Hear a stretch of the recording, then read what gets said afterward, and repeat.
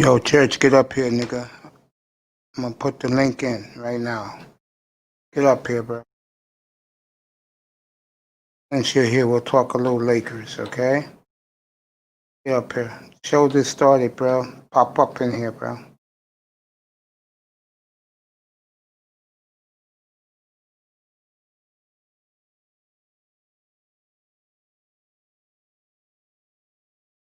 Yo, Moss, what's up, bro? Good evening, man. Thank you for coming back, bro. When me and my nephew start thinking about what type of merch, I could tell you one merch we're gonna have for sure. It's gonna be fitted hats, bro. You definitely gonna get one. Put the one in the chat room. You want the hurricane colors? Put the one in the chat room, bro. Get ready for Saturday night. Florida State's coming to town, bro. Looking forward to that. You know I hate Florida State, bro. You come up on the chat room, boss. Say what's up to me, man. Waiting for Church to pop up. Yeah, bro. Have some fun up here. One of the comments I get from guys in the manosphere is, yo, I like the way you handle your chat room. I mean, you handle your platform. I say, yeah, man, it's like guys rock. But I don't let guys scream and curse each other out and do bullshit like that. I mean, last night was fascinating, bro. Yeah, Okies all day. Church is still working. All right, bro. I'll just rock it for you then. Not a problem. Let's see. Tonight sucks, man. I mean, the Heat's get ready to start against Celtics. Hockey's 2-0 Tampa early in that game, about 8 minutes left in the first period. Kucherov has scored twice there. And baseball right now doesn't interest me, but next week we'll back up the baseball because the playoffs is next weekend in baseball, believe it or not. They're gonna have 8 teams in the league, which has never been done before, and I think it's a bad move by Major League Baseball. I think you should let teams earn the playoffs. And then the talk of the NFL right now, and it's unfortunate for Russell Wilson that it's gonna get Ty Church upset. Yeah, I know next weekend, buddy. You better get your Phillies in there.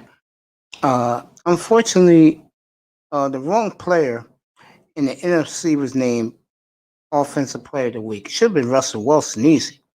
Oh no, they had to give it to Dak Prescott. You know, they will do whatever. War Master, pop up in here, bro. They will do whatever it takes to give Dallas anything. And, I picked Dallas for Super Bowl champions. I did. I'm not going to back off. But I'll tell you one thing, Ty Church. You better win Sunday in Seattle. This is it, bro. Because whoever loses this game, you're going to be going to Green Bay, looks like, in the second round, bro. My boy Roy Master, what's up, my brother? Love you, bro. Pop up in here. Church, put a 1 in the chat room. You coming in here after work, bro? Put a 1 in the chat room. I'll probably be here till like 2 o'clock in the morning. Depends, bro. Between 1 and 2, I'll be here tonight, bro. All right. I'll give it to you, bro. All right. I'll give it to you. I know you're still in your damn glory. Okay, good. You coming here after work. Good. All right, well, Master, I'll be here, bro. I just started, bro. Just started at 5:30 your time. I mean, 5:35 your time, bro. I just started getting warmed up, bro. This is nothing. Moss, if you're still in here, bro, pull a 1 if you like the Hurricanes running back. Bro. I mean, the Hurricanes quarterback, bro. Put a 1 in the chat room. Yo, Church, how are you still glowing after that win, bro? Are you still glowing after that Cowboys' great win on Sunday? It was a hell of a comeback. I was watching most of that game, and Dallas. What's up, Lou? Pop up, bro. Well, I saw most of that game, bro, and wow. I'll tell you something right now, and I really believe they're gonna lose this Sunday. I'm talking about the Falcons. The Falcons are done, bro. The Falcons are done. I mean, it's time to blow that ship up. And if I'm a team that really needs a quarterback, and you got the weapons, I will go get Matt Ryan. Like if I'm a team like the Chicago Bears, I'll make the deal this Sunday. Shit, make it after the game, bro. Because once you go in free, it's a wrap. I'll give him Trubisky, and hell, I'll give him both Trubisky and Nick Foles. I can always get me a backup off the street. Get up here, Lou. Say hello to me, man. War Master be in a couple of minutes. Ty Church will be here after his work period. What a hell of a win for Dallas, boy. I tell you. Hey, he ain't going to your team. Don't worry about it. No, he goes to the Bears. Let them deal with it, Church. Let them deal with Matt. I love Matty Ice, but I don't know what to say, bro. I really don't know what to say, but you don't have to worry about him. Here's your question. I'm going to say it one more time.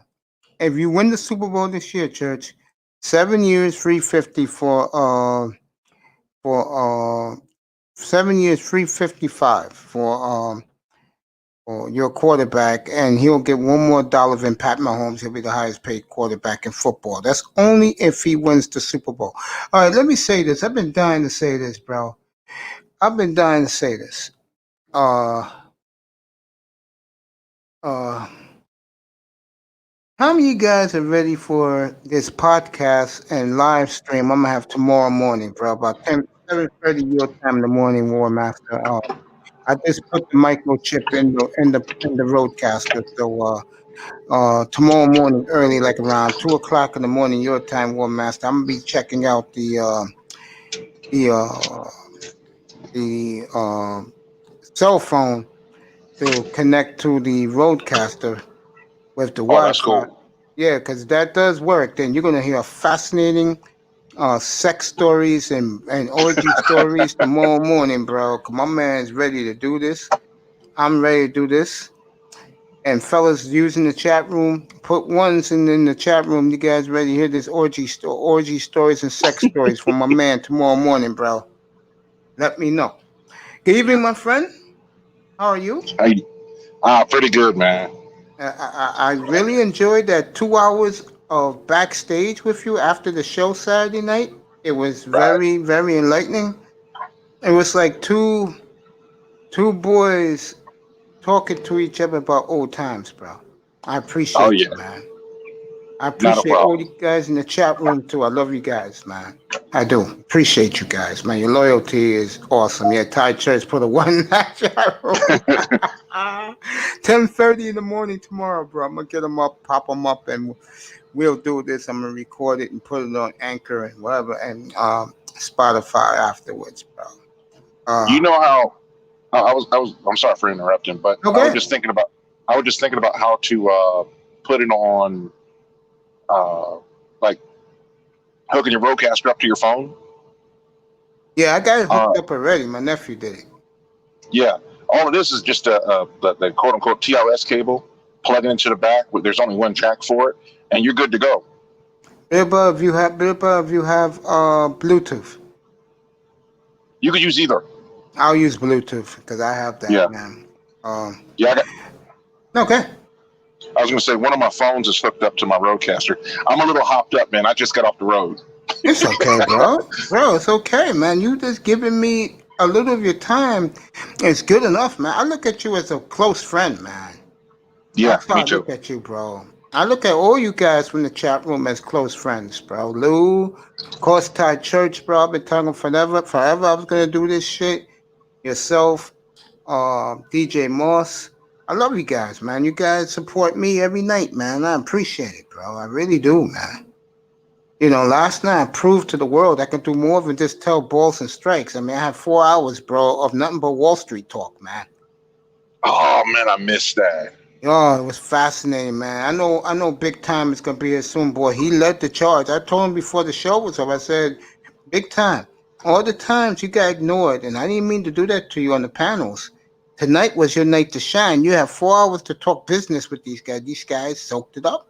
So hey, you know, good for Yeah, him. Good that's for everybody here last night. I mean, but it moved Tackman. I'll tell you that right now. Tackman sent me a beautiful email this morning, man, thanking mm, me for doing that and also, you know, showing my versatility as a human being, which I do have. And it's like I said, I let you guys shine I just sit back in my gaming chair and relax and let you guys talk, bro. And then when I hear bullshit, I cut the bullshit out. I mean, I love LaShawn Jefferson, but goddamn, he talks too goddamn much. But I love him. Yeah, He adds value to the show. Go ahead, man. Go ahead, rock, bro. yeah, it kind of threw me off a little bit when we were there last night. I tell you this though, it's like I got to go back to what Saint Kevin has been saying for years. Black men don't normally work with each other, and we No, damn sure don't network. no. Facts. I knew that before I came into the manosphere, bro. I live here in New York, bro. I see Oh this shit yeah, every day, all day. No attitudes and all this bullshit, and it comes back to something I say, and I really don't like talking about, but I'm gonna talk mm. about it. Comes back to the panties, bro. These black men simp for these black women's panties, bro. You see it in the manosphere right now. Or that They they sweat these women, man. They want a piece of these women. Now look, I understand why. I mean, this is my opinion. The two finest women on earth are black women and Latino women. The only thing that separates them is Latino women are the only women on earth that has natural hair, bro. It's like God has blessed the women with gifts. You you know, got to check out Thai women. yeah, man. Asian women are very nurturing. White Wait, wait, women wait, are. wait, wait, wait. Thai women. Almost distinct from most women. You know, Thai, Lao, Viet, Cambodian. There's a lot of mixing going on there. You know, for Oh, all the okay. Yeah, yeah. I people hear you, moving bro. around. I hear you. People I say mean, Asian, they think Chinese or Japanese or Korean. no, I think all the Asians, Philippine, Thai, or everything you're saying, I put them all in the mix, like the Latinos. I put them all in the mix. Mexican, Colombian, Venezuelan, Right, Dominican, Puerto Rican. I put them all in the same boat, just like us. Caribbean, American, African. right. You know, I put the women all in one page, bro. I don't discriminate, man. Oh, I'll say it like this. You know how people talk about different ethnic groups and there are attributes that they may have, and you like, damn, you Yeah, know, she got that skin that look right. You know what I'm saying? yeah, you're right. She got the body to go with it. Yeah, And black women. I was told, oh yeah, and I'm like, some of them, man, whoo, Yeah, you black get a women. mix going together Yeah, black because women got black the folks are mixed from a lot of stuff. black women got the bodies. Latino woman has the total package of any woman on earth, bro. People don't realize Hmm. that. I'll Yeah, say 98% of them all have natural hair. They can yeah. compete body wise with a black woman if you get the right one. You Hmm. know, white women have the intellect. God bless them with the intellect. You know, Mm. and the Asian women, in my opinion, are very nurturing. That's why white men go crazy over them, bro. Yeah, yeah. I tell you like this. I've been reading. I remember I stumbled onto this article. I can't remember where it was, but Mm-hmm. I'm just reading down. This guy was talking about going through Asia, and he says he was talking to his. He moved to over. He lived all over Asia, Yeah, and he says, "Why is it you Westerners find the ugliest Asian women in this country and you marry them?" those are I mean, facts. me, I've never been there, so I can't really Neither say have nothing. I. Well, from what I see, when I look at white men, I look at black men. Those Asian women, a lot of them be with is average women, bro. No True, offense, true. Yeah, you know. And I I've hear seen on some. the okay, I'm sorry. I was going to say I've seen some stunners. yeah. I mean, and then I see on the other side, from what I hear from guys in the manosphere, some of the baddest black chicks is with the ugliest white boys, bro. I would say, how shall I say it? Some women like who they like. Some men like who they like. I'll say Sometimes, it like this. bro. But I think a I'm one of lot them of dudes. yeah, go ahead. Now, go ahead. I was going to say, I'm one of them dudes that's like, hey, man, you can like who you like. I mean, I'm going to say, hey, is she fine or she not? And I usually keep my opinion of dudes that I know about their women or the women they like to pick to Yeah, me myself. too. But some dudes, like, they can get bad ones. And I look. go ahead, go ahead. No, I'm just gonna say that here in New York, I'm gonna say 90% of all black women date out, and Really? yeah, and how can I put this? a lot of them like to throw it in your face. No, seriously. I mean, I had so many black women throw in my face they were for white boy. Or Latino dude. And I said, that's your privilege, bro. I go about my life. You Yep. know, but I have a lot of women that don't like me where I live because they think I'm stuck up, conceited. I've heard the bullshit, who hurts you? Because I don't pay women no attention. Yeah. And me and what's my man Red Supreme was talking Mhm. about this a couple of weeks ago. I said, and I went on his line, I called him up and I said, the worst thing black women do not like about a black man is when he pays them no attention. And Because every time they see this man, yours truly, he's by himself and he's with no bitches. right. That turns black women off, bro. When you don't pay no attention to them, when you're not one of these guys but call them queen and worship their ass, bro, they can't stand that shit, bro. That's true, bro. They can't. Yeah. Uh, They hate the guys also who worships them too. I tend to run into them type of women. Like when you go into a company, Yeah, it doesn't matter what ethnicity's on the other side of the window. yeah, They treat you with respect. Black women, the majority of the ones I run into, it's like you doing something wrong to them. yeah. There's places I go, man. I don't talk to them. I don't say shit. I come in Neither there and do give I. my pickup number, and I bounce. I don't Yep, say. I that's ain't what I got do. nothing to say to them. That's what I do, bro. And I I'm mean, not like, oh, if there's just a black woman there, I'm gonna treat her like shit. No, I'm not. No, no, no, no. nah, I don't do that. It's like if I got dealings with you before, and you pissed off at the world, I don't care. You're the type of person that lets that stuff come out and you dump your shit on everybody else. I know one time, bro. I was at the mall in the suburbs, and I'm just buying my business, got my bags. I'm about to get the bounce, and a black woman come up to me and start talking to me. And I didn't. I just kept looking at her, and she said, "Why are you looking at me for?" And I said, "Honey, I'm not white. I'm not Latino. I'm not. Middle Eastern." And the look she gave me, bro, was like. And then she paused and she kept looking at me while I was, gonna pick up another bag of shit and buy my fragrance. And then she came up to me. She said, "Why you feel like you do?" I said, "Cause what I see. Mm. That's why." And she Mhm. says, and she told me that's a damn shame. Cause one thing about black women that a lot of brothers don't realize, especially ones who are made something of themselves, Mhm. when you catch them by themselves, and mostly you do that at a mall, believe it or not, Yep.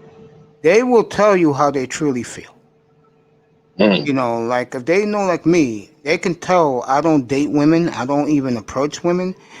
They look at me, a lot of women have called me a waste. And I appreciate that. At least they're honest, bro. Yeah.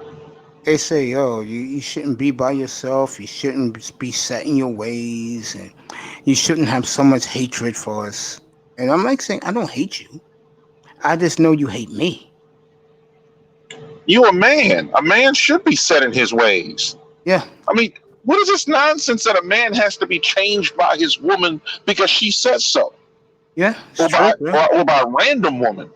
Another I'm thing, like, no, hmm. go ahead. Yeah, I'm gonna say I something to was, you. Go ahead.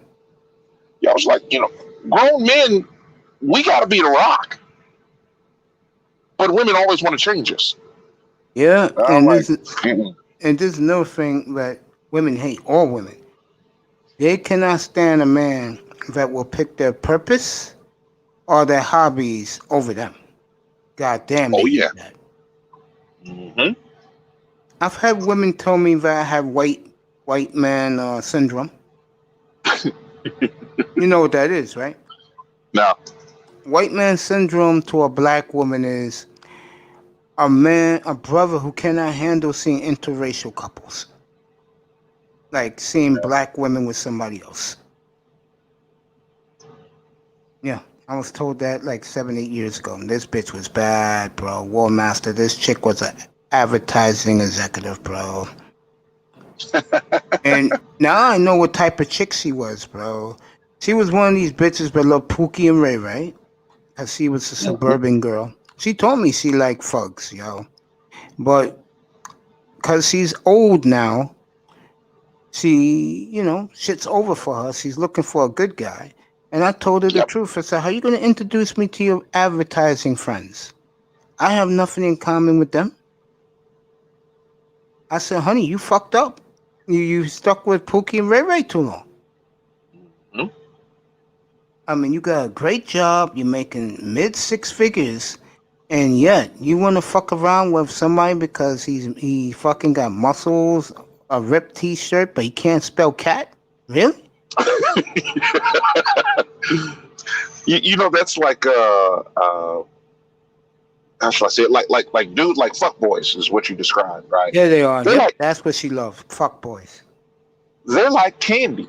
And Mm-hmm. I'm gonna be honest, I'm gonna say this. I know a lot of dudes ain't gonna like it, but it's a lot of dudes pick their women just like they pick their women like women pick their men. Yeah. And I can Look, man, no, go ahead. I'll say it like this: I will take a well-mannered and stable 6 than a chaotically minded 10 all day. You know, it's funny. I was just saying about her. Yeah. She's the type of chick where she was the type because she made so much money. She would buy these fug suits and bullshit. Let these niggas drive her car. She was one of those hoes. Mm. And what she felt bad about me was she said I had so much anger towards women. Mm. And I was listening a little bit of Sister George tonight, bro. I wish I could have got up on that panel, bro. I would have fucking ripped, bro. I mean, you know, yeah, go ahead. I was gonna say when they say that you're angry, it's a Yeah. shame word. It's a shame word to break you down, to be like, oh, you need to listen to what I gotta say. And I'm like, the whole who hurt me type nonsense. I'm like, well, wait a minute. I'm a grown ass man with an opinion you don't like. Well, Yeah. sucks being you. That's another thing about them that really saddens me. They think so low of black men. They really believe we cannot hold a conversation. And then when these bitches here, this is where the women scope you out. Mm. This is how they do it. They stand around, they mull around, and then when they see you talking to other guys, it piques their interest. Can he hold a conversation? Can he talk? But when she says hello to you and you just glare at her and keep walking, bro. That's what I do with black women, bro. I don't want to know them, bro. I had bitches at my job, at my old job, bro. They would come up to me and say, "Yo, how come you talking to the Spanish chick and not us?" I said, "Because I told them the truth. I said, I know how you black women are." And then they come up with, they pull you to the side. And they go, not all black women are like that. I'm like, really? Wait a minute. What did Obsidian say? Not all black women are like that, but if enough black women are like that, they're all like that. Mm-hmm. Yeah. If it don't apply, let it fly, ladies. Most is anything over 50%.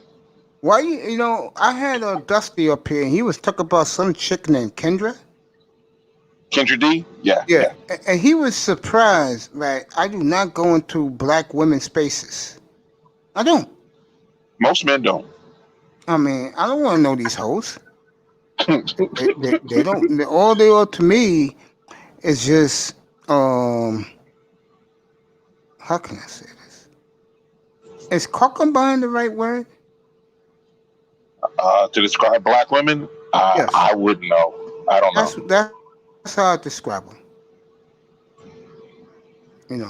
My mother's disappointed in me, bro, because I never got married. I don't date. I don't socialize. With women, especially black women. I told my mother it's nothing there. They play themselves too much, and that's another thing they don't realize. They have the old "I don't give a fuck" attitude that they don't realize they play themselves too much. Yep. What the fuck you doing twerking in the middle of the street? What the fuck you doing twerking for the white man at the workplace? Well, as if other men don't see that, and they say, okay, Bingo. she's not Bingo. wifey material. She's somewhere else. I'm not gonna be. Hoes, bro. I My thought think is, as black I women. think. I'm sorry. Go ahead. I was Go gonna ahead, say bro. a lot of black women have this idea: I can do whatever I want, and black man, you better do what I say. Mm-hmm. Even if they got a whole husband at home. Now, I don't know Sister George, and I barely traded any, like you say something silly in the chat, which she tends to do from time to time, sometimes trolling, sometimes serious, and she never responds to me. I think she did once. And, I always find it odd. I mean, of course, I know people see my name, and they're like, oh, he likes to fight. I'm like, well, it's true, but it's not what my name is. You know what I'm saying? It's a Star Wars reference, but that's something else. Yeah. And my whole thing is, hey, look, Yeah, go ahead, bro. I don't curse out anybody. I rarely, if ever, use curse words in the chat. I definitely don't put them in comment sections. I don't curse at all. I just make my points clear. Right. I mean, if I'm calling these women bitches, I put the bitches word, but I put stars in the ES. Yeah. But I'm just not how can I say this? I hate to say this about myself, but I'm real. And I'm glad guys told me that yesterday morning. I did 3 shows yesterday. And one of the shows was being a man's man. Let me take this. Hold on. Just stay there 1 sec. I'm getting this out of here. Hold on.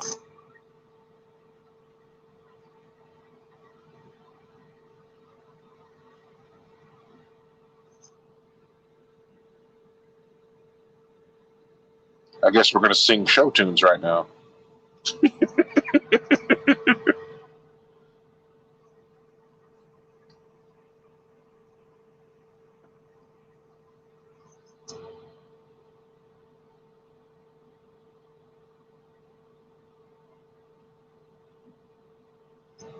I wish I had my microphone right now. I have my Rodecaster. I'd be saying something cool on there. Put a little sound effect in it while Mace is off doing whatever Mace is doing. Start talking shit about DJ Kuda. That would be kind of funny. Oh.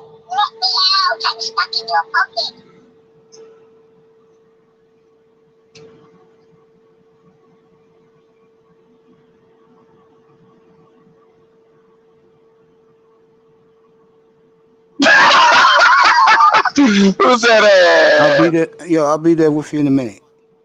Yeah, okay. I'm just laughing at. I think it says Commandant Lou. It says only curses when people force him to talk about crapple. I can't help Kuda. He got crapple on the brain. I made a little video to show him what a real computer looks like, and he ain't said nothing about it. I don't think he knows about it. So I'm gonna go ahead and I'm gonna get home in about a month, and I'm gonna rebuild it because it's all in pieces right now. But I'm gonna rebuild it, make it all prettified, and show Kuda what a real computer looks like. All manly, raw. Okay, I better stop. I'm going to hell for that one. I'm back, bro. Like you were saying about these bitches, what you were saying about these bitches, bro. Lou, get up here, bro. Here. Go ahead, bro. You was talking. I was just laughing about talking about Kuda. But anyway, about women in general. Yeah. My thought is, I'll treat a woman with the respect she earns. Facts. I mean, if what you gonna bring to the table is a wop, keep walking. Let me tell you something. And I was saying this a minute ago before I was rudely interrupted. How can I say this? I didn't know back then, because I'm not gonna lie to you. The only time in my life I've ever dated women was when I lost my weight in spring of 2011, bro, to about the summer of 2012. Think about that. Only a year and a half of my life I've been with women in my life. So the one standard I have is 3 things. You look good for me. You cook me a meal when you come to my house, or I go to your house, and you're on time. None of these bitches I was with was willing to do that. Now I see why years later. Now that since I've been in the manosphere, and If these bitches couldn't do that for me, but goddamn, she'll do it for fucking Julio, uh, uh, Haji, Brad, Chad, Uncle Colin, and cousin Ethan. Them bitches would do it, and Lee Land. Then fuck these hoes, bro. And that's the way I look at them, bro. And now my mom, we don't have the best relationship at all. And I'm the youngest of three sons, and my two older brothers have long passed, okay? Mm. And she's mad at me because I'm never going to bring her a granddaughter. That's too bad. You got to look at your brethren. Don't look at me. Yeah. I mean, tell these hoes to act like women for once, and maybe I will try. I will try. But this was going to tell you before the fucking phone rang. I checked Oh, out, okay. bro. I checked out, bro. Most black men have. I mean, I checked out from women, period. I don't give a fuck you're white, blue, green, yellow. I checked out, bro. I don't got no time, and I be telling guys this, especially in their 20s. Find fucking hobbies to do. It will make you happy. I mean, I Well, hate to say this, but mm. I prefer inanimate objects like this roadcaster than the finest woman on earth, bro. That's serious, bro. Yeah, to be honest, a lot of women can be aggravation. I got a number of rules for women. If she gonna be my lady and not just some woman that may warm my bed from time to time, feed me, fuck me, only me. Run my household. Whether you live in another household, now you got two households to run. Be a submissive and feminine companion. Respect yourself, me, and the decisions I make for the both of us. When women don't want to do that, I mean, what can you do with them? When I lost my weight, I was in the hospital. I got sick, Mm, and I'm still going through it right now with my hemodialysis 3 times a week, bro. right.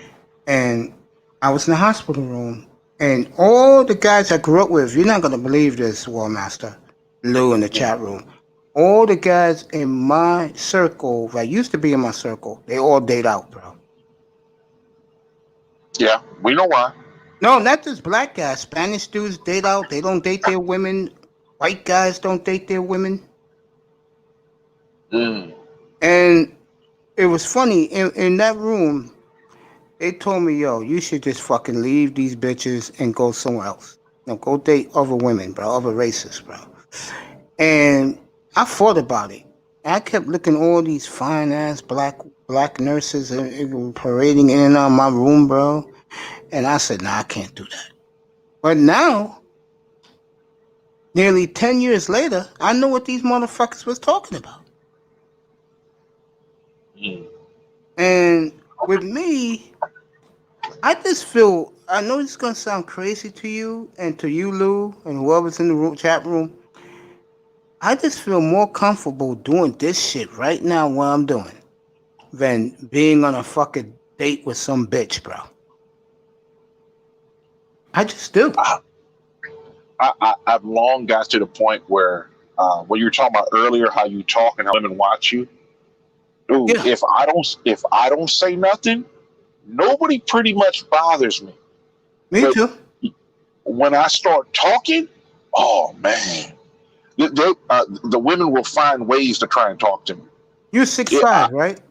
oh yeah, 6'5", 250. Yeah, see, with you should have had fucking harems of these hoes around you 24/7. They love a guy like you, bro. Oh yeah, I did. Yeah, my nephew, 6'5.5". He's like Yeah. 225, and the women love him. He don't have a Oh yeah. problem with these black chicks throwing their ass at him. Not at all. hmm when you what, how shall I say this? When you look like a fuck boy, and trust me, I did. I was a gym rat, dude. I used to hit the gym 5-6 days a week There you go. until I hit. I was ripped until I was in my mid-30s. There you go. And it was like I would. My whole thing was I would never have sex with any woman at the gym. No, Mm-hmm. it was a few would have threw it at me. And I used to go to I went to like maybe 4 gyms, Mhm. like throughout the whole time. Yeah. And it was like 24 hour was cool. I used to go to Bally's. I was at Bally's for a few years, and it was like I'd be going through 3 and 4 gyms. And I had no idea the whole time I was working out, I was one of the big guys in the gym.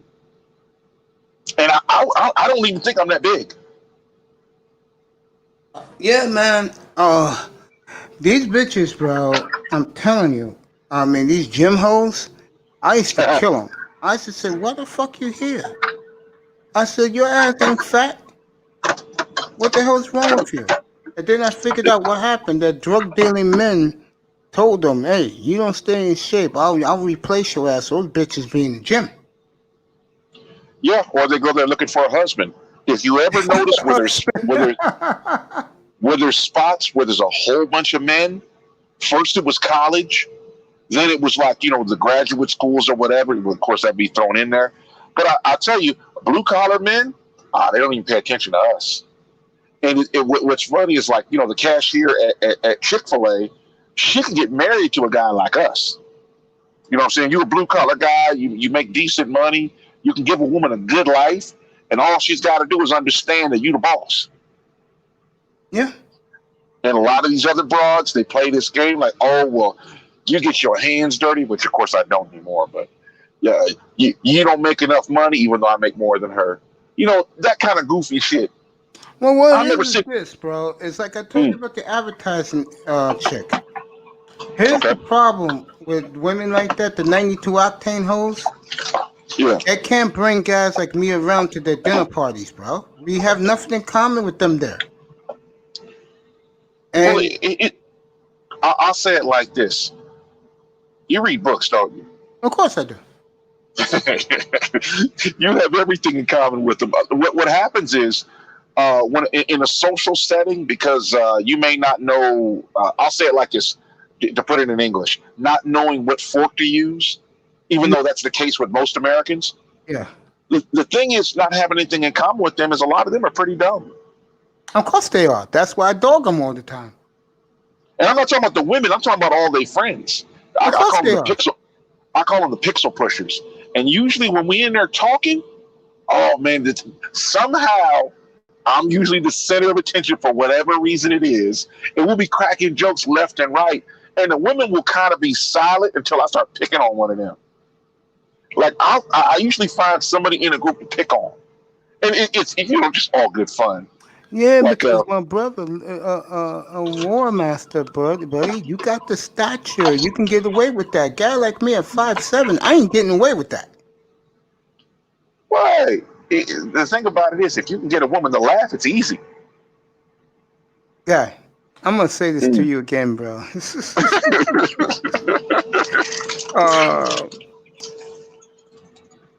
And I give the women in my community right here a lot of credit. I'll tell you a story one day. It was like 7 years ago. It was a fucking snowstorm outside, man. It was snow on the ground. And I went to the dry cleaners, but I had to look like I always wear a scowl on my face.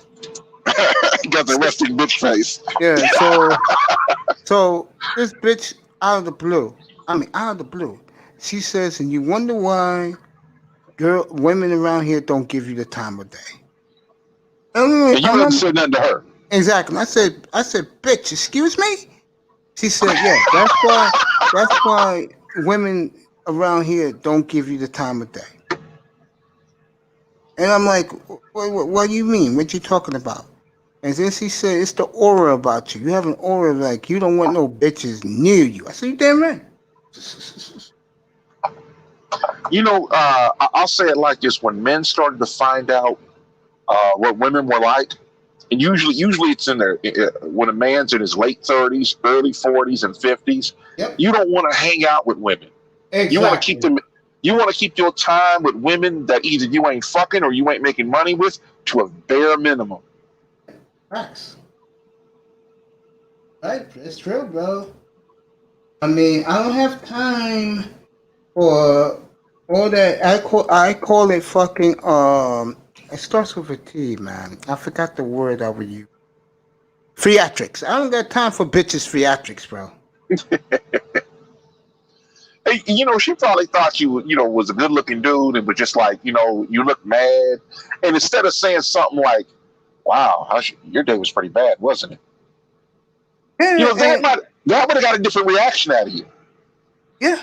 But, she came out of her mouth and she thought I was going to be yelling and screaming like typical niggas do, bro. And instead, I took the high road. I said, look, sweetie, you don't know me. I don't know you. I don't want to know you. And definitely, you don't want to know my black ass. So let's just call it a day. And I went through black things, bro. Right. Hey, Commandant Lou said, I'm 5 foot nothing. I don't care, but I enjoy a beautiful woman. Lou, you can have these beautiful bitches, bro. My You, fucking you know, my roadcaster looks better than them, bro. Go ahead, master. I remember I was over in Reno, Nevada. I was at a mall. I was over Yeah, at the Greek, it's a Greek shop, right? And I'm assuming it's family owned. yeah, It's a franchise. I don't care what anybody say, but they in there, I wanted a euro. And I went up there, right? yeah. And this woman, she looked like a light skinned, what was her name? Jennifer Lopez. Okay. I mean, small waist, nice Mm-hmm. hips, thick thighs, round ass. She had a B cup rack, and she had her shirt pulled as tight as she could around her waist. Yeah. And she looks at me and says, I'm fat. And I didn't respond to her. I didn't actually say anything. I had a woman at the time, so a lot of women like that, just ignore them. I'm like, okay, you fishing, it's cool, no problem. She wanted a compliment from me. And I'm thinking to myself, now, there's some women, because like on the road, I tend to ignore women. I'm gonna Yeah. be honest. I'm like that. I mean, I don't be like. I shouldn't say not ignore women. I avoid them. That's right. That's You know, what I do, boy. I used to put that in the chat room, and fucking the women picked up on it. The guys didn't. The women picked up on it in the chat rooms, right? So I avoid all black women, bro. Too trifling, too fucking masculine, fucking definitely fucking poisonous and evil, bro. I leave those bitches alone, bro. I got a slight disagreement. What? I don't think women are masculine. I think they suppress their femininity. I don't know, It's not, man. they know how to be feminine. They just don't want to do it. And they work really hard to be a bitch. And then we call that masculine to put Dude, down men. dude, I see these black women act so fucking feminine around men of other races here in New York City, bro. It's not funny, bro. Just to stick it to me and any other nigga, bro. And I just say, you know what? Fuck you, bitch. You go sell out. Don't come back. Damn. I don't give a I'm. fuck about you, bitch. Just go. Go I got. over there. I got nothing to say about the Northeast because I don't really hang out there. And when I do go out there, I'm out there for a minute. And then, basically I'm high and by. I'm out there for a minute because there ain't no place to park. And the truck stops, and there's like 5 of them. I swear there are. There's probably like a dozen. I They're tell you, so far. They're so far from the rest of. There's like one rest stop that's close to a mall, but other than that, every truck stop is as far as possible from where everybody else congregates. I've had bitches when I give guys advice, especially young guys about women. I had Mhm. bitches say, "Why don't you take your own advice for once?" And I'm like, saying, "What are you talking about?" She said, "I hear you be telling these young niggas that why don't you take your own advice, be a real man, and get yourself a woman." And I just look at the bitch and say, "Mind your business, bro. I got nothing to say to you. I go chase the white boy that you women worship." I'll tell you something else black women do not like. They do not like when you tell them in their face that they worship the man. They hate that shit, bro, because they know it's true. I was on a bus and I had a woman tell me, "You sound like you date white women." And I just sit there, just looked at her. I was like, "Wait a minute. I know I'm not ghetto. I do have a little bit of an accent. I can't really place it, but people keep saying it's a Southern accent, even though I didn't go to that South until I was 30. You, But you whatever. sound like you sound like you from Southern California, bro. Continue. Yeah, I know. Yeah, that's what they were saying when I first got on. I had a woman. She seen my license plate, the truck I used to drive. It Yeah. was from Oklahoma. She like, "You from the South?" And no, I'm not from the South. You got a soft Southern accent. It's a black woman, and it was kind of funny because I don't talk to anybody on my street. Yeah, neither do I. I mean, there was one chick, but yeah, I was dating her sister, and I was like, "Oh, we can't do that. I ain't that type of dude. I don't do family members. That's just wrong on so many Neither do levels." I. I don't even talk to my family members. Good, bro. Not my family, but I was dating her sister. And Um, back in the old days when I was wild. yeah. But I'm I'm gonna say it like this: it's like black men have to be forced into categories. Oh Oh, of well, you course. like white women or you don't like white women. I Mhm. don't get that thing. My thought is, I like beautiful women who have a pleasant personality, and I don't care where they're from. You know what it is? The good black men that they ignore and twerk for the white man in the office place. Those guys they see right in front of their eyes. They don't want them. Mm. I mean, And they got standards. yes, and Lou just gave us, but we're on fire right now. Yeah, thank you, Lou. It's like I said, bro. If I would have known what I know now years ago, I would never sweat these bitches at all, bro.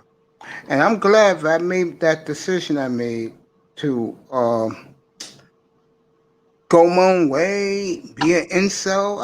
And Dusty gave me the highest compliment yesterday. He said Mm. it takes a lot for a man to, when it comes to women, admit that they taken out. And I taken out. There's no shame in my game. I got other interests in life than bitches and hoes, bro. Mm. I mean, some guys just can't live without these hoes, bro. And the sad part is, these bitches hate us, bro. That's the scary part for these brothers. They seem to ignore it. Fuck out of here. I'm like, it's like I said. Always ask these bitches when you kicking it to them, if that's what you're gonna do, what's your body count? That's the first fucking question you ask these bitches, man. They won't actually tell you the truth. You So can tell when they're lying. You know how? When they get mm. upset right away, that bitch been ran through, bro. Well, I usually ask them, "What happened to your last boyfriend?" Oh, they'll tell you about him, Oh yeah, of and then course. I'll be like, "Okay, fine. So what happened to the one before that, or the one before that?" And you start saying, "Oh, your body count's kind of high." You know what makes me laugh? Mm. You know how they say women don't, especially black women, they don't like guys who don't fuck or don't get involved in relationships. Yeah, those are the motherfuckers between me, you, and the hole in the wall. For the most part, can give you what they will give those hoes what they need, what they want. But the problem with these bitches again is these bitches like Obsidian says they like the swinging tree, bro. I don't understand that reference. They love dick, bro. Oh, Who was it? It was Ramil Amir 2 days ago when in his room he said that black women can tell who has good dick and who don't. That's true. But do you want to fuck with a bitch like that though? no, No, that's like because when you I asked, know that bitch is a professional sucking and getting her but back blown out bitch, bro. wait, I got to quote Terrence Pop, Sergeant Yeah. Pop. He says, "Banana gobbler." Mm-hmm. True. Yeah. Yeah. I'm, True. I'm sitting here trying to get me some root beer and shit. And Some root I, beer. I, ain't man, I like that. What is that? That cream soda, the IBC cream soda. Yeah. Oh man, it's like crack sometimes. I'm gonna leave that I know I alone, should be bro. drinking soda this late, but you know, I'm gonna leave that alone, bro. Not me, man. right? I mean, I'm more of the. I mean, I drink my soda now, but I'm one of these guys that I just lay low, man. I mean, right now I'm in my house. No one's here, bro. The whole house is pitch dark, bro. Only thing I Right, got on is the TV. The Braves game is on, bro. Uh, right. I can get you the Heat score. I mean, this is what I like, bro. This is the setting I like. I'm gonna say this right. Yeah. Most people don't realize why working so hard, and Mm-hmm. I'll say this: I have slowed down a little bit as far as Mm-hmm. trying to go visit my mom a little bit more. Yeah. She's in her 70s, man. Yeah, I'm my like I'm a mom's truck 82, driver. bro. Yeah, and it's like I can't really be there all the time. So it's like um, I'm like this. I don't have an apartment right now. and I'll go visit her as much as I can. But man, when I'm on the road, I think it was the last time I left. It was a couple months ago. I missed my computer and my microphone. You know what I'm Hell's saying? yeah, bro. When I first put this shit together, my nephew put it together for me, and I Hmm. started learning this shit on my own. I'm like, okay, you know. And Kuda was right, bro. Again, salute to DJ Kuda, man. Speaking of Kuda, Yeah. you was in that room today, boy. Did you see that cutie he had with him? Oh yeah, I just caught a glimpse of her. I'm like, dude, get her number. Wait. I saw her two ways. I'm Yeah. sitting there looking at her like, dude, she don't even have to know your government name. Get her on the show. Give more exposure to your channel. Facts. He just meet people on the street. They See, don't know him. here's the problem with the manosphere. And I do agree with Sister George earlier tonight. When bitches try to be their own people, niggas shoot that down, boy. I don't understand how that happened. Like, what she's saying is, Coming down loose and where the white women at? no, you heard some of that when I was in there tonight. What she's basically saying is, when uh sisters try to like prove like express themselves, niggas shoot it down. Sorry, I'm reading the No, you can chat. laugh, bro. I know you're reading No, no, Lou. no, no. I wasn't laughing at you. I was laughing at what Lou Yeah, Lou. said. Yeah, that's all he was saying. Yeah, I bought that movie and I still haven't watched it. They Okay. ain't gonna make movies like that anymore, ever. But you No, were no, saying that about was the Sister George? hey Lou, that was the '70s, bro. Blazing Saddles, Gene Wilder and Richard Pryor. They ain't gonna make movies like that no more. Where the white women at, Lou? You like those white chicks, bro? You like the snow bunnies, bro? And to Hot me, chicks. Mm. white women, if you have money, that's the only reason why they're gonna go with a nigga or any dude. I'll tell you right now, this is my joke about white women. You got a lot of money, like six figures, shit, your shit will be wiped out by 5 o'clock in the afternoon, bro. I'll say it like this: it's like you have a bunch of women, and I'm not gonna say culturally because I hate that term, Yes. but amongst some women, they're like, we need to find a man with the money. Of course, the bag. Because this ain't like the 50s and the 60s. The women are like, hey, look, that man over there got the money. Let me see if I can slide over to him and get a better life. Why you think bitches still talk to me, bro? Oh yeah. I don't get up on panels. I could easily tell these dumb motherfuckers how bitches is gonna look at you and approach you. You in the mall, you got 3 to 5 bags on you, shopping bags. Bitches are gonna approach you because what do that tell them? You got money. Mm. When you're walking around the mall with this a pair of sneakers, women are not interested in you. Why you think the white guys get a pass? The Asian guys get a pass from these women and Arabs because black women are ingrained because they went to college with these niggas. They have money no matter what. And if the motherfucker's broke, she's gonna give him a chance before a nigga that's making $350,000 a year. Who is that chick? Janae, that's her name? Oh Light yeah. skinned chick? This Like a bitch Teletubby. said this bitch said a couple of weeks ago, bro, no joke. She would rather go with a broke white guy who drives Domino's for a living than give Robert Smith, the richest black man in the world, a chance. There's something. I've always known there was something wrong with her, but uh, That tells you wow. how in code the sisterhood and how strong they are, bro. That's facts, bro. I've been knew that shit for years. Right. Yeah, I've been knew that shit about them, bro. How in code they are, bro. I'm just, I've never known a group of women who hated their own men. You You know know what I'm why they saying? do? I'm gonna Mm. tell you the truth. And these guys never talk about it. Deep inside, those bitches don't want to throw themselves at the white dude, bro. But Mm. because black men don't fight for them, They hate that, bro. They won't talk about that publicly, but privately, those bitches, that's why they kill us like they do. I think women should, well, black women have this thing about competing, Yes. especially when it comes to black men. They just are Yes. kind of like, well, just, y'all persona non grata. Who don't give a damn about y'all?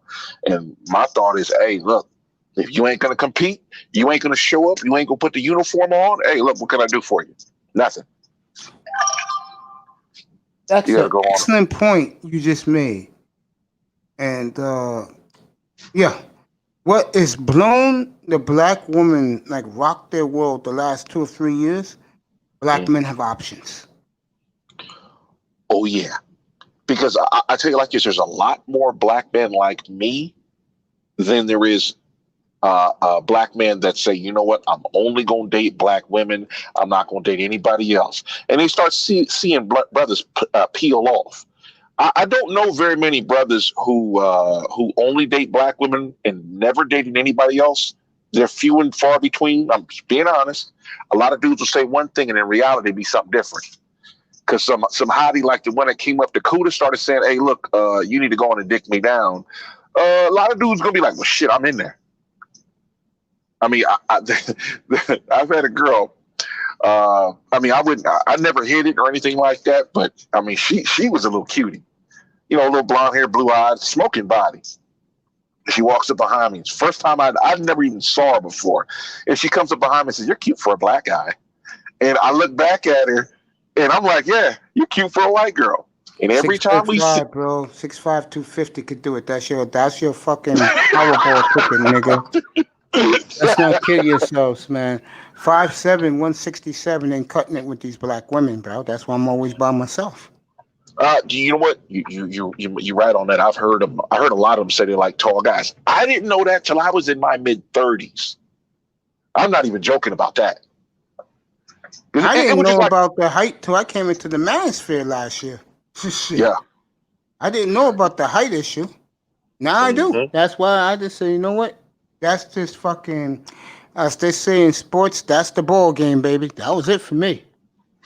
I remember I was sitting on my homeboy's couch over at his girl's house, right? Yeah. And his girl fine as fuck. I mean, oh my God. Anyway, I'm sitting there chilling, right? I don't be fantasizing about his girlfriend. I'm just like, she's really pretty. And I'm not one of them dudes that undress my boys' girls with their clothes on. I can't do it. That's sacrilegious. I'm sitting there chilling on the couch, and she had two of her friends come in. One was a big nasty girl, and one of them was a black chick. She was overweight. Oh God. Yeah. She wasn't like rotund, but she was maybe a 5. And she just starts going in on me. She was like, "Do you work? Do you go to college? There you go. Do you do anything for yourself?" I didn't say a word to her. I just shook my head at her. I'm like, "Baby girl, you've already moved yourself into I wouldn't fuck you with somebody else's dick." I mean, that's a category she put herself to. I didn't even come at her. I just turned around, just looked at her, and she just went in on me. And I just looked at her like, "Who are you? My mama don't talk to me like you." There's this chick I was feeling, bro. And I'm going to see her again in 2 weeks because I go to the doctor's office, get my foot checked. Right. And I'm going to answer what Lou said about me in the chat room. And the last time I spoke to her, I said, I exchanged pleasantries. I tell her how beautiful she is. Fine-ass Caribbean bitch. First thing come her mouth. You work? I'm like, oh, boy. They want to know about your income. And you don't make it so bad. A lot of black women do that to black men, and they have no idea how offensive that is. Yes, because they feel that they're superior. Other ethnicities of women kind of beat around the bush a little bit. So, what do you do for a living? Yeah. And that's another way. Okay. Oh, you're a truck driver. Okay, so you make, whatever. Or you're a doctor. Oh, you got to make a lot of money. Or if you're a specialist, as in the medical field. Or if, you're like, if you say something she don't know, it's usually like, oh, really? What's that? And she's just trying to gauge you at where you at in the hierarchy of men. Because, I had an old lady call me a tall drink of water. God damn, that shit was hilarious. Little white lady, she about maybe about 5'2", maybe 5 feet. Yeah, man, that's one of the times, man, you can't say nothing. All you can do is laugh. But they'll be like, you look like a fuck boy, Yeah, but you out there killing it. I want to doing get what back I'm to doing. that. I want to get back to that stinking fat bitch in a second. Lou says, "Nah, Mace, you make your own world." Yeah, I did. I did, Lou. I did make my world, and I'm living it right now, bro. And I'm having a lot of fun doing it. Talking to you and War Master, bro. That's my world, bro. Bitches ain't my world. Bitches are just a fucking pain in the ass. Anyway, you get that stinking fat bitch, bro. Who the fuck is that fucking stinking asshole to say that to you, bro? The I fuck don't know wrong because with her fat ass? I never said a word to her. She didn't know anything about me, but she didn't ask my name. I was just like, God damn. I mean, they might have been talking about me because, that is kind of the thing with women. They like to talk about, a guy's friend, and he doesn't have any women, quote unquote, that they know about. Yeah, that's me in my community. They never see me for women in my. I have guys who I grew up with, man. The guys I was talking about earlier, and none of them has ever seen me for women, bro. All the years I've been on Earth. Oh man, I'll say it like this: one of my sister's boyfriends, he said, man, I told him about some girls. He said, man, I can't keep up with you, dude. I've seen you with 4 women already, and I'm like, so you're like, okay, I got you. Because trying to describe one of them to him, dude, I don't know, man. Fucking Lou, you goddamn right. But enjoy some nice women. Respect to you, bro. Yeah, I love you, bro. But hey, you can't love Lou who doesn't love you. Exactly. Okay? And Go I find remember I greener told a black pastures. woman. I remember I told a black woman that, and she was taken aback by it. She didn't get an attitude with me. She said, "You're right. You can't love who doesn't love you." And then she said, "I feel sorry for you." And I said, "Why?" And she said, "Because you're such a nice dude. Everybody likes you. Guys come up to you, give you a hug all the time. I see you, but every time you see women, you walk away." I said, "Do you wonder why, miss? You know how poisonous you bitches are." That's exactly what I told her. And most then, women know most women know next to nothing about men. They no, they think don't. they know a lot. Especially black women. Kevin Samuels is exactly right. Black women do not know black men. They think they True. do, but they don't. And that's Yep. scary that you don't know your own race of men. And they try to lump us into categories. Yes, they do. I'm like, I remember I went out to El Centro and there was these chicks out there. My partner, he was dating one of them, and they came to the hotel, that we were staying in, and we was playing Xbox. And you play video games? And I had to look at him like, are you serious? Okay. Like your fucking Bitches. fuck boy don't play Madden Kings, bitch. Yeah, I know. Well, that was the whole thing. They didn't like video games because that's kind of what they do. You know what's funny about that? These are the same hoes who will buy these niggas food, buy these niggas wherever they want. Yet they wonder why guys like me frown on them and ignore them. I'm sorry. In the 90s, El Centro, we're talking women just walking around in the middle of the day or at night. The women to male ratio in the 18 to the 30 age group was like 5-1. Man, it was Latinas out there. Whoo! Well, let me ask you that question. Ask you that question. That's a good question to ask you. How do the black women out there feel about the Latinas and the Asians? No, I don't talk to them. Okay. The thing about it is, you have black women who are American and view themselves as an American, especially the Valley Girls. I love the Valley Girls. And then you got black women who think there's some sort of country called Blackania, even though we're all here in America. I'm just like, Sorry, I guess I'm looking at the chat. It's killing me. The thing about it is, you have black women that just hate everybody, and that they think they can treat anybody like shit. And since black men have such low standards here in America, that they feel that they can do whatever the fuck they want to do, and everybody's supposed to eat shit. That's sad, bro. Oh yeah, it is. And so those are usually ghetto chicks that have that attitude. So I'm like, get out of my face. There are some that, that act like, the Black Valley girls, but they have an attitude problem. They think that, I don't give a fuck about you. I'm going to treat you like shit too. And I'm like, I'm going to okay. tell you what's going to happen in the beginning of the next decade. This stat's going to come out, and it's going to be very alarming to black women. 75%, I guarantee it'll be 75% of all black men 18 to 65 will be single, no kids, and half of them will have left the country and don't come back. Yeah, you don't see me nodding my head, but yeah, I'm with you on that.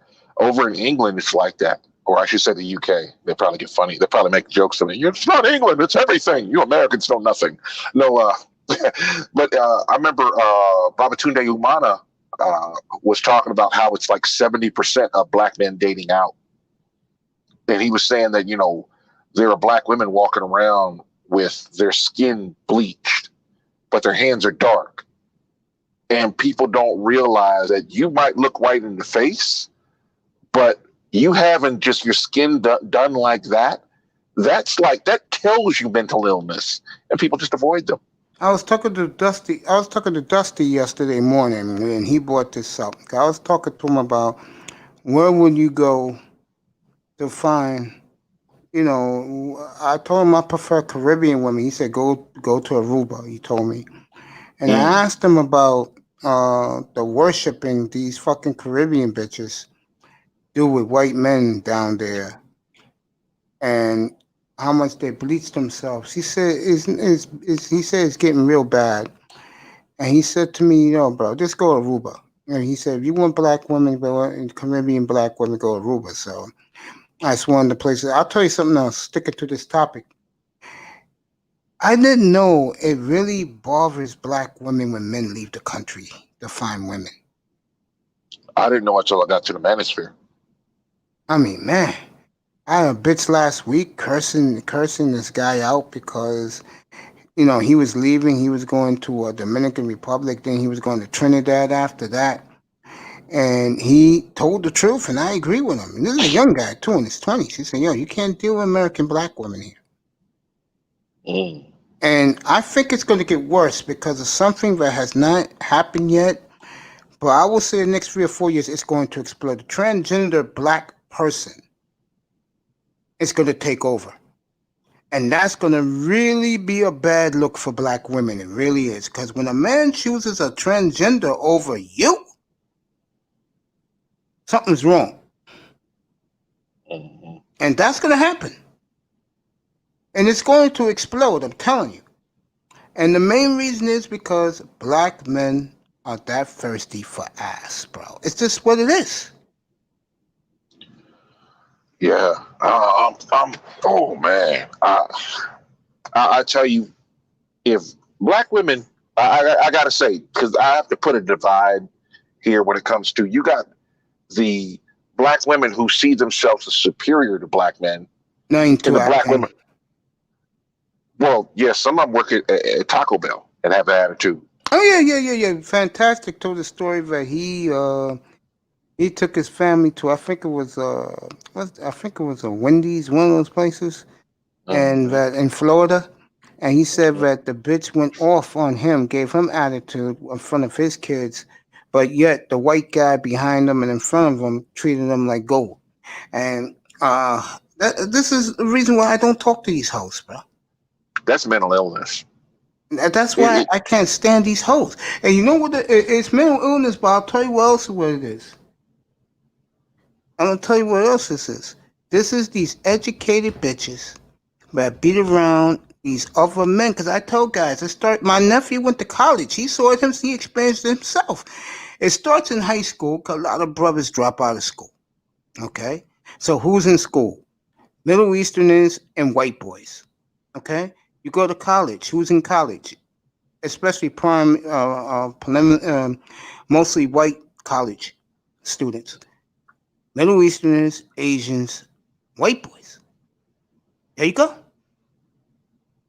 That's why they look around them. Workplace, white boys, Middle Easterners, Asians. Well, a lot of time, women, especially black women, are diversity hires.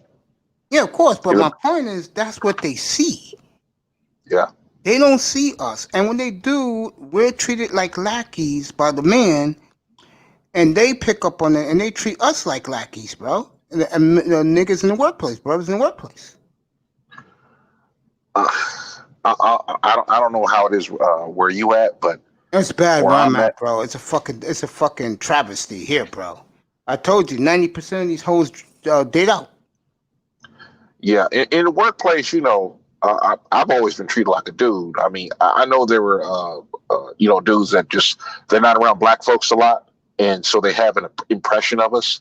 Yeah. And I mean, I've sat next to, matter of fact, a girl I used to date. I went out to Iowa. I always tell the joke that I'm like the fifth person in Iowa because the other four worked at Wendy's. Yeah.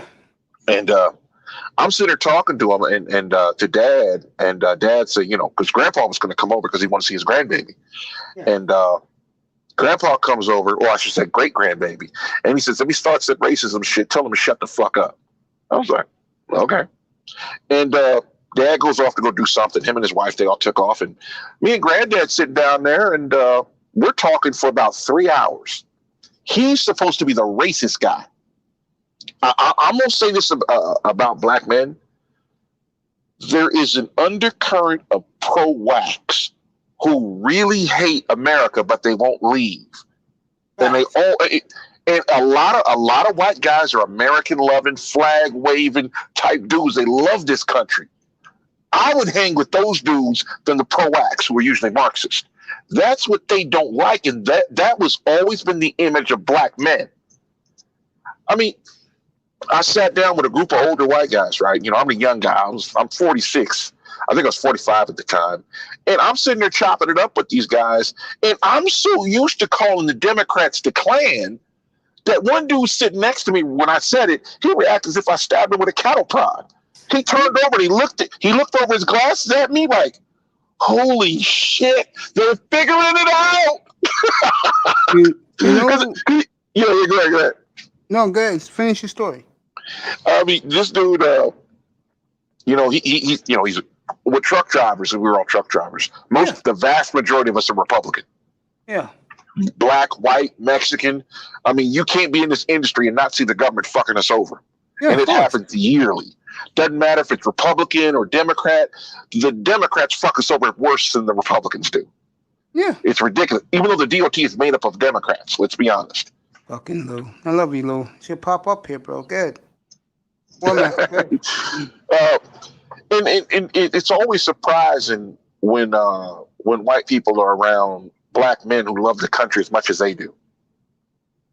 It's one of those things, man. It's just like there are not enough of us who speak in public.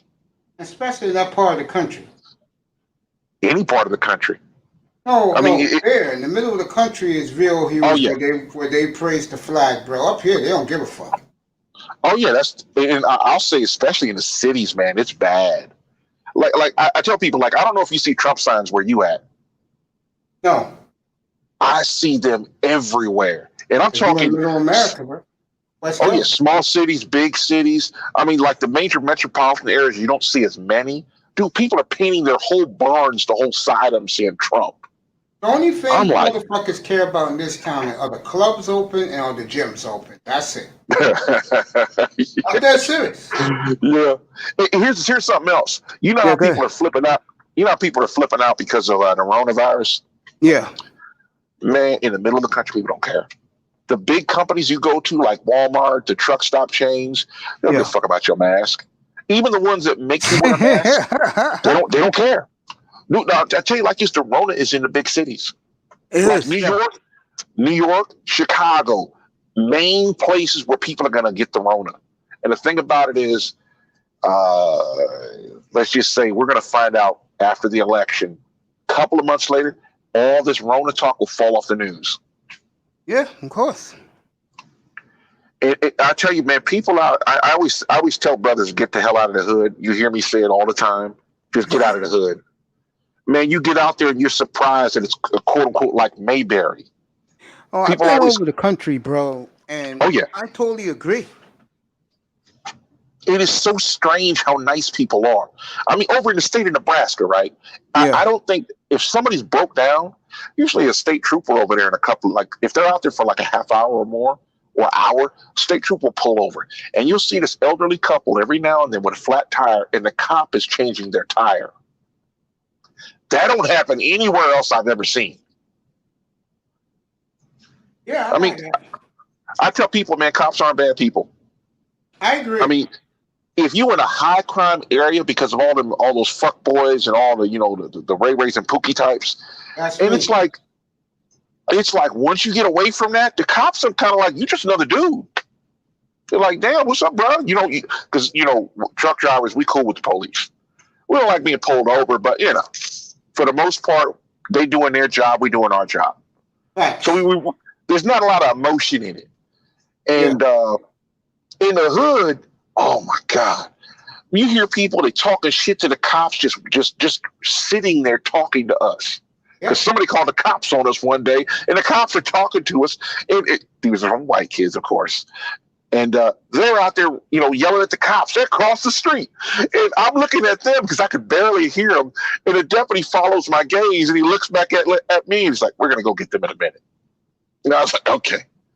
I'll say it like this. What happens on television spreads like wildfire over the world. Of course. And it's like, you got a lot of black folks, man. It's just, they just don't seem to notice this. I'm like, if you want to live in a big city, that's fine. But me personally, I don't like big cities. 5 years. I mean, because people are leaving the big cities. Hell's yeah. I'm sitting there like, man, get you a plot of land. Shit is cheap. White people love the big cities, bro. I don't know. I'd say black folks do, because unless you're in the South, black folks are all in the major cities. You rarely, if ever, see somebody who look like me in the small cities. Yeah, but here's the problem. Like in my city, the Bronx, bro, it's already been gentrified, bro. Brooklyn's been totally gentrified, bro. They moved back in because of the transportation's good here in the city, get you anywhere you need to go in the city, and the nightlife for them is good. I'm like, I don't actually have fun anymore. I never had fun in my life, bro. Continue. I mean, I used to have a car, right? 87 Honda Prelude, dude. I would come into parking lots and just set car alarms off all over the parking lot, and security would be on their bikes trying to chase me down. Like, what are you gonna do, dude? I just drive out. But let me ask you this: how are the black women in San Diego? Do they date out mostly? Well, it's been a while. I mean, 16 years. I really ain't been there. Oh, okay. But you see, I don't know, man. I don't really notice it, if that makes any sense, because I don't care about somebody's skin color. It just doesn't mean anything to me. Well, I look at these women the way they talk. If black women talk like white women or talk like Valley girls, to me, they sold out. I have nothing to waste my time with those hoes. I just keep it moving. I don't even listen to them talk. I just call them a bunch of Birdman women and just keep it moving. Well, some women like that. Some of the Black Valley girls date strictly black men. Yeah, I'll leave that alone. Well, I'm just saying, it does happen. There are black men, who don't date ghetto chicks, but they want black women. Good luck with that, because the women you do want, bro, they don't want you. Yeah. They want Brad and Chad, bro. I don't get mad at somebody's preference. I'm like, hey, you do what you want to do. But again, to me, a lot of it is because they hate us, so they stick it to us as black men. Yeah. I mean, yeah, some women are like that. I don't know, man. When somebody says something to me, then I may have a problem. But it is surprising sometimes when you talk to black women, like the one I met on the bus, and she's like, Like you white know, women, yeah, I thought that was I was surprised. because you I fit can't the be. profile they want, but they never see you with nobody. It's like me here. The women here in my community, they know I don't fuck with women, so they leave me alone. They just call me a waste, that I'm pathetic, and that I'm a waste of time, because they say that I've had a couple tell me that I'm a handsome dude, but you're my. Another thing they hate about black men is we're antisocial, but they're antisocial too. But they know when a nigga is antisocial by the way you look at them. Like me, I always tell you, I walk around with a scowl on my face. Mm. Uh, outside of the Northeast, outside of the major cities, everybody has a smile. I'm right now looking for some property, which I should have been doing. I've been bullshitting for the longest. I mean, a very long time. Been bullshitting, but I'm getting serious about that because I'd say right now is a real good time to buy. I totally I mean, agree. I'm watching property values drop. I mean, not property values drop, but the asking price drop. I'm sitting there like, people are saying, "Hey, you give 20% down, we'll carry the rest." And I'm Where like, do to you want 20, to live? Arizona, Okay. not in the valley, up in the mountains. Fuck the Okay. valley. Or I'm not towards sitting down. Vegas. Uh, Or Flagstaff, towards Grand Canyon. in between Flagstaff and the Grand Canyon, somewhere in that range.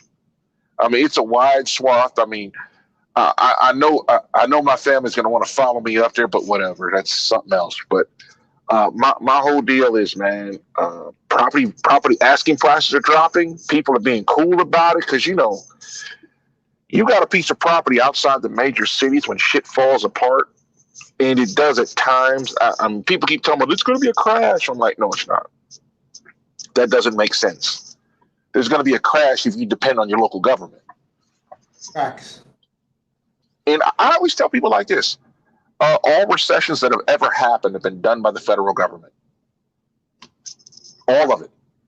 Every last one of them. They keep calling it the housing crisis, and I'm like, no, we have a government crisis. Um, the whole thing starts where you start giving people loans that they can lie on, and they're committing perjury, but hey, they're going to do what they're going to do, and you keep devaluing the dollar at the same time, raising the price of fuel up, raising taxes, and then all of a sudden there's a perfect storm that happens, and all of a sudden you have a crash, and they blamed it on the quote unquote housing crisis, and I'm like, how the hell are we going to have a housing crisis when it's the government that forces, businesses and companies to loan to loan to people who won't pay it back, aka redlining. Yeah. The whole Community Redevelopment Act was supposed to stop redlining because black folks had bad credit. They didn't have the funds to pay it back.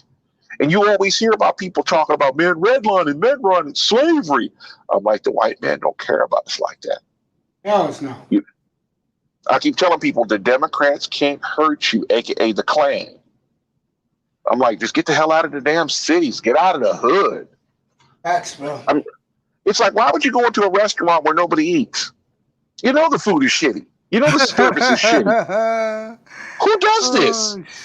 Or go to an empty club. Why are you going to an empty club? Obviously, they don't have what it is that people want, so they're going somewhere else. Facts, bro. And you got black folks that are like, no, man, the white man's after us, man, so we're just going to stay here and keep voting for Democrats, and the white man's going to be on us. I mean, I keep asking the same question all the time. I says, how's that working out? 50 years, 60 years voting for the same party. Facts. I mean, what are you going to do? I hate repeating. Yeah, go ahead. No, I agree with you, bro. I mean, you can't tell these people nothing, especially the women. You can't tell these black women anything. They're going to go with the code and do what they have to do. Yeah, the sisterhood. That's right. They're very strong, and they are truly united. My thought is, I'm going to get and the in what sad thing is, there is no brotherhood. That's the sad thing. Amongst black men, yeah. Oh, what Kevin Samuels talking about now?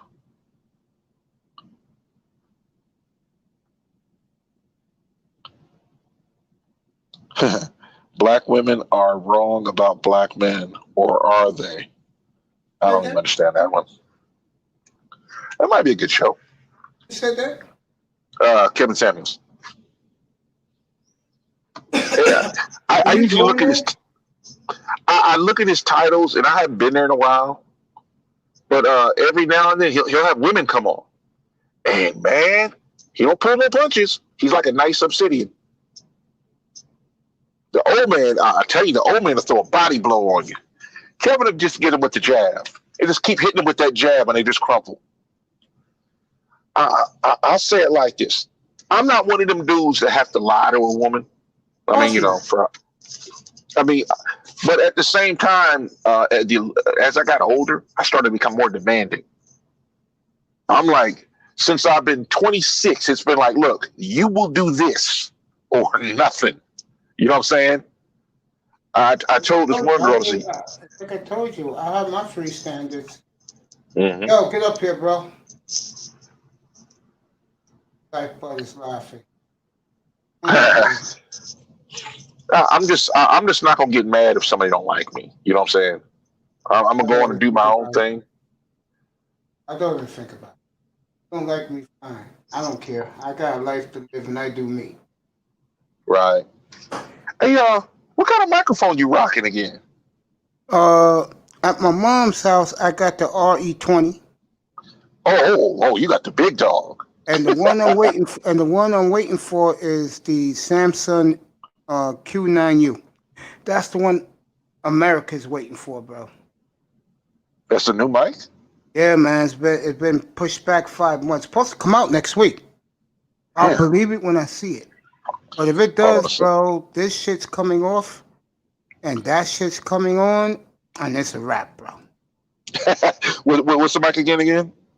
The Samsung Q9U.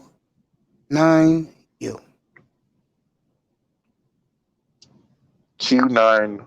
U like an underwear. U. Okay. Oh, they don't even have it on Amazon. Go into somewhere like Sweetwater. They'll have it. Yeah, check that out. You know, I don't know what it is about Samsung. I keep buying their shit. Cypher, what's up, man? Good evening. Come on up. Link is in the chat.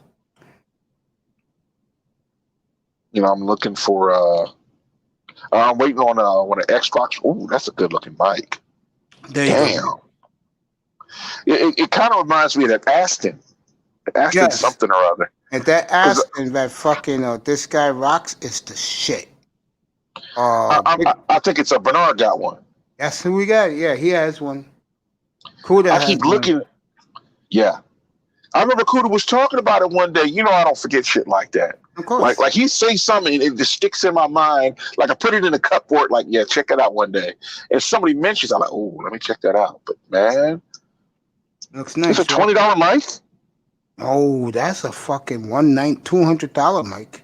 Okay, because they said like I say it comes out when it does. Let's say it comes out October the 7th, which they claim it is. That's in 2 weeks. They said it's gonna go up to $400 a couple of weeks after. Oh yeah.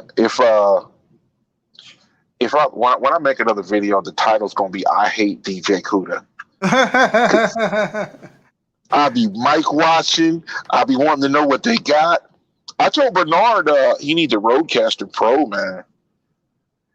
Because like people be sending him in donations, and the people thought I was talking about a microphone, and I said, no, it's not a microphone. And I started telling them some of the things it does, and I'm like, the whole idea. I'm in a room, and 5 feet behind me, there's a 12,000 BTU air conditioner running on high, and you can barely hear it.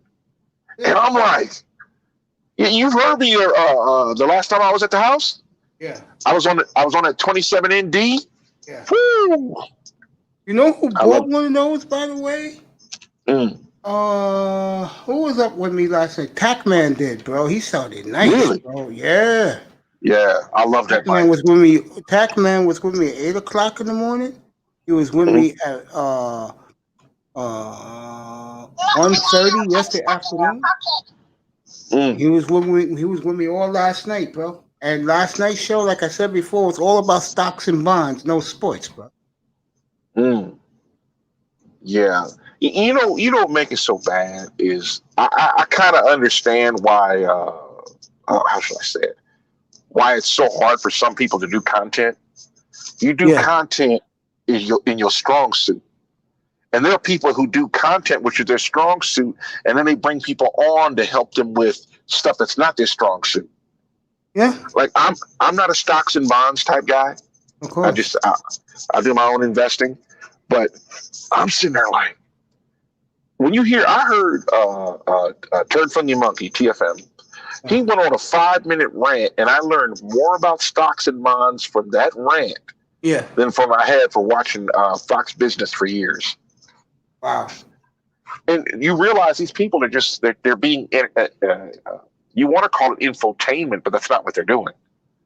I mean, don't get me wrong. I don't think they're bad people. It's just I remember Swift Transportation. The stock took a nosedive, Yeah. and they were like they had. I tell you, you could tell they had this joke that they wrote down 6 hours before, and they were like, "Yep, it's not so swift anymore." I was just like, Oh okay, shit. there's something wrong with these people. I'm like, don't get me wrong. That's like my favorite channel, Fox Business. I love watching what companies are doing. Uh, I love watching, just how companies are making moves. Like Microsoft just bought Bethesda Studios, and another one I can't remember. It's like Zing something or other. Yeah. And the game media, they're losing their shit. I'm gonna tell you, Sony's losing money. Maybe that's why the PlayStation 5 is so cheap. Oh yeah, that thing should have cost more. Xbox is doing what Xbox does. The Xbox One, yeah, I like it. I have two of them, but that Xbox 360 was a game changer right there. People don't really talk about it, you Really? know, because I mean, you think about it, you got the Xbox 360 and the PS3. The Xbox 360 was cheaper than the PS3, I remember for that. them to Yeah. start, and it made a profit. Before Sony could make a profit. And I'm like, Sony's a huge company, but damn, your stock price is going to take a hit.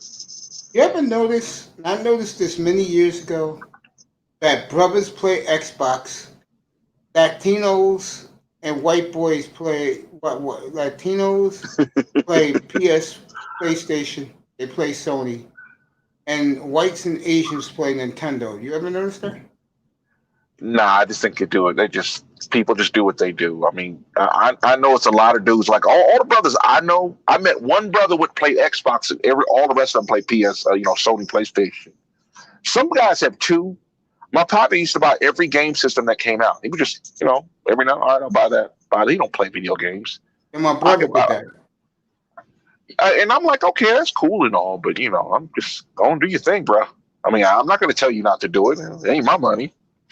And I'm just like, hey, you know what? I love video games, and it's like this last generation, the PS4 and the Xbox One. I wish I bought an Xbox One X. I'm in Best Buy. They had 50 of them up there, and I Yeah, should have just bought one and walked out. that's it. I have this thing, man. If it's under $350, I don't care about it. I'll just buy it and I'll forget I bought it.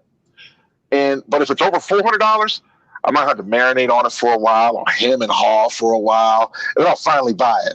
And when I went to go back and buy it, they were gone. I'm like, I didn't know like the warehouses were running out of stock. When this the coronavirus came through, and I'm just like, no Xbox One. It's the only Xbox I don't have. I'm not going to buy a used one. I had the original. I don't have it no more. Oh, I got the OG Xbox. I got the Halo version. Yeah, that's the My one truck, I got. I my got the truck first killed the one. other. Yeah, I usually have the Halo version every year, but they stopped doing the Halo version for the Xbox One because they didn't have a Halo game. And I got the OG Xbox. I have the 360. I still have two of them. One's a Halo version. I used to love Halo, I and hear you. I got the Xbox One, and I got two versions of. I got the Call of Duty Xbox One. You and Luke can chop it up. I'm gonna go get me an ice cold drink, Brad. Go ahead, fellas. I'll be right back. Oh, he's in there? Yeah, I guess I am. Hello, War Master. Yeah, how you doing, man? Yeah, I have the same disrespect for the crapple that you do. Yeah. You know, when DJ Kuda was talking all the stuff about the game and this and that, and get a gaming laptop and everything, I went straight. I went straight Windows. I hate Microsoft almost as much as I hate Apple. But you know what does the job? It worked it really good. It's I can deal with that kind of stuff. And by the way, you're hearing me through the NT USB Rode mic. And again, shout outs to DJ Kuda. Yeah, that's why I sound mad crisp right now. Yeah, part of me hates Kuda. My wallet really hates him. Well, because he keeps using Apple, and like, why? I mean, there's so many better things, I always tell people Crapple is a great operating system per se. I don't know. I never used it, but they have crappy hardware. Why buy? I mean, like I was sitting there trying to tell my sister. I said, "What you pay for the little piece of crap that you got to walk back to the Crapple store and have them fix it." I mean, I would just take the part and throw it away. I don't give a shit. I mean, if I lose my computer, quote unquote, I mean, you're talking what? I go get another copy of Windows, reformat my hard drive, and if that doesn't work, I could throw the hard drive away and get another one. Yeah, but this is my view. The mentality of people who buy Apple or Crapple, and that. Yeah. I mean, because that's what it should really be called. They just want shit to work. They don't want to dig into it. They don't want to get into the settings. They don't want to modify anything at all. And you always remember like my little sister. She was like, I just want it to work. Can't you just fix this for me? And I'm like, fuck is wrong with you? And it's like, oh, okay. My little sister, it's like, okay. It's like, yeah, no problem. I'm gonna hook this up. It's gonna work. It's gonna be great. No problem. But that's truly the mentality of the Apple user. I'm sure a lot of them would disagree with that, but that's just what I see in my experience, and that's why I don't like Samsung because they put a lot of controls in there. I'm very much on the pure Android side, but because that's where you can actually control what you're doing. You can make the changes. You can change the environment and the settings and all that good stuff. But the Apple's like, I will tell my grandma, yes, you want an Apple.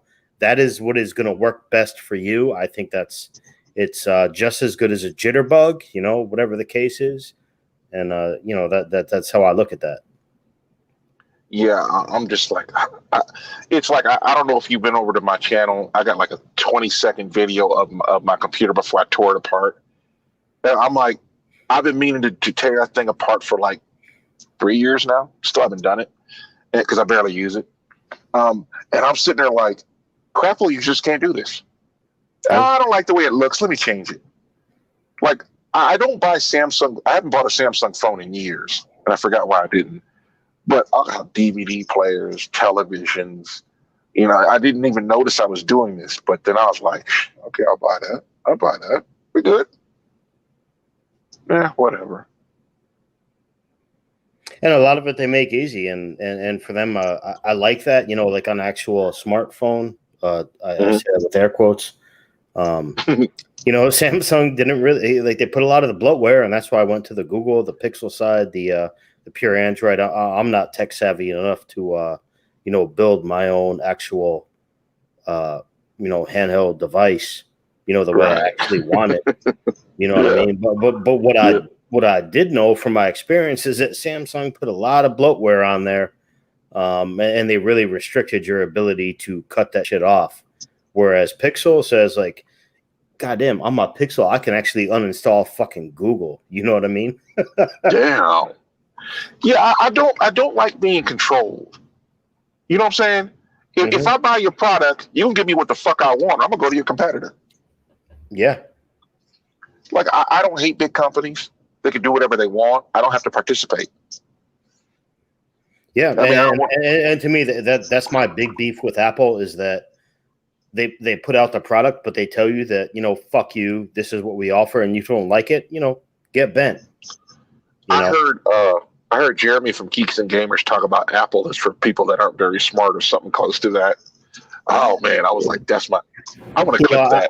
I love to fuck with my ego with shit like that, but at the same time, I get it. Like I'm gonna tell my grandma, like, hey, go ahead, like if you like that Apple, like I think that's best for you. You know what I mean? Because it offers you things that work. Yeah, I'm like this. I don't really change much on my computer. I just get in, I use it. Fuck it. Because I'm only going to use it for 5-6 days at a time. Then I'm gonna break it on down and then get back on the road. Because I'm not taking my PC with me. Fuck that. Mm. Like trucks. I mean, oh my god, you think cars are built like shit? Trucks are worse. I mean, they're so bad. I mean, I remember when about 10 years ago, about 12 years ago, every time I touched my truck, I would get an electric shock. I'm like, what in the absolute fuck? And I thought it was just me, but then I had this girl I was dating. She got the same shit. I'm like, okay, these people. I don't know what's wrong. These people are just retarded. I'm just like, I don't know. I don't know what to say. People ask me, you want a new truck? No, give me an old one. I'll be fine. And you're talking like OTR, like heavy trucking, or just like regular like pickup style. Oh, okay. No. So the real trucks don't have spark plugs. I said it before. It's like, I told Fastin, it's like, I drive a Ford. You know what I mean? Like, y'all do your thing. It's okay. Yeah. I respect that. Yeah, Fasting is hilarious, man. That's my dude. He says he has troll skills, and that is he is not pretending on that part. He has some of the best troll skills out there, and that's why I subscribe to his channel. I'm very disappointed he hasn't done his little Bible study in a minute. You know what I mean? I have to go to Aizen Sama, respect to him, so I'll check him out. I see you boys are having a good old time in here. Yeah, man. Where you been, mate? Me, I went and get some water, bro. My house is big, bro. I got to go all the way to the front, man. Yeah, I need to do what you're doing, man. I need to move to the BX and get me a nice ass crib like you got. I got my nephew coming here to spend the weekend. We're gonna put this soundproof on this shit Saturday morning, bro. Wait till you see it Saturday night. Man, you sound pretty good though for not having no soundproofing. I appreciate that. I single, no kids. No women in my life, no noise. Well, what I'm saying is like you're using the RE20 with the Rodecaster, and the Rodecaster cuts out a lot of that sound. I got a surprise for you. I'm using a $24 mic right now. What? I told you, I left my mom is mad at me, so she's not letting me in her house to get my RE20. Damn. That would fuck with me. I'm gonna be honest, man, because I keep looking at that gold mic and that black mic, and I'm like, the gold one is the gold standard, but the black one I just like them both. Which one's that? The gold one's a 27ND, and the black one is a RE320. Yeah, I got the no. This guy got the RE320. Sal's HQ got it. Oh, okay. Wait, does Sal's come up on the panels? Not really, but he was in here last night. Okay. He told me he ordered. He finally listened to me and ordered his HP. Let me tell you about Sal's. Sal's got fucking money, fellas. Big time, get up here. Sal's got money, bro. Sal's shit, when he's ready to explode, he's going to fucking explode, bro. I can say this right now. I'm going to say Sal's is putting in at least $7,000 in his equipment, bro. That's no lie. Sal's is getting the best of everything, bro. I might be pulling like 4 or 5, something like that. I'm with you, bro. I'm in your range, bro. I stopped looking after a while. You start saying, "Did you really just spend?" Oh, fuck it! I'm not. I felt so distraught when I bought the 27ND.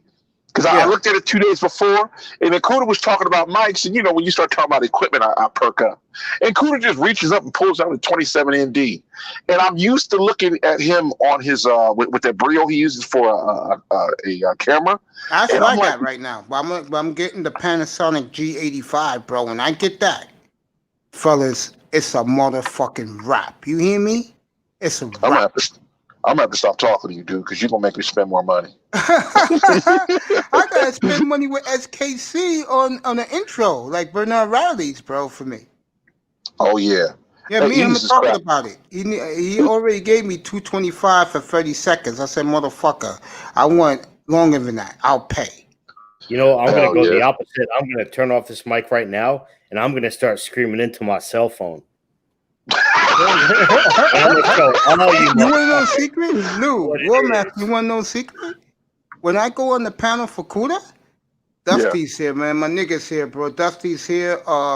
You guys can talk Wall Street tonight because Big Time is here too. He's gonna be up in a couple of seconds. When I go on Cuda, I use a fucking earpiece on my phone laying in my bed in the dark, bro. I don't be using my equipment for Cuda, bro. You don't need to admit that in public. That's okay. My main man. My main man. My main man, welcome up here, bro. You got a break right now? Yeah, I wanted to ask you, man, what's El Centro? El Centro's a city. Nowhere. It ain't nothing. It ain't shit. It's in Imperial County in Southern California. It's east of San Diego. It's a landlocked Navy base. Big Time, come up here, bro. Just put in the link. Yeah, I ain't fucking with over there. Hell nah. Hey, Commandant. Commandant Zoo, dude. Lou, you was in the service? Yeah, I was. I was in the Marines, and we spent a little time out there, and went to El Centro, and that's why I said El Centro. Nowhere. I will tell you, man. It's like El Centro is one of them spots, man. Like you could drive through it in 5 minutes or less on the interstate. Yeah. But it's you can look north and south, and you could see like absolute desert, and then you could see like these like green verde lands, and it's just like beautiful. It's like alfalfa fields or whatever the fuck it was, and but it's in the desert. You cross over the mountains, you hit that, and there's that for like 5 minutes, and then it's like nothing, desert again. Desert. Hey, I tell you, I was rolling out there. I think we're going to I think we're going to Arizona to go see a girl, right? Yeah, and we're in the mountains, right? Mm-hmm. And we're driving along, and it was 60 degrees when we came down through the mountain. I had the heat on a little bit. No, it was about 60, 70. Dude, and then a gust of heat hit us up the road. We're still in the mountains. Man, it's like somebody slapped us across the face, and we both looked at each other like, what the hell was that? We rode along for a little bit. Dog, we hit the valley floor. Oh, it went from 60 to 100 degrees at 11 o'clock at night. That's how it is over there.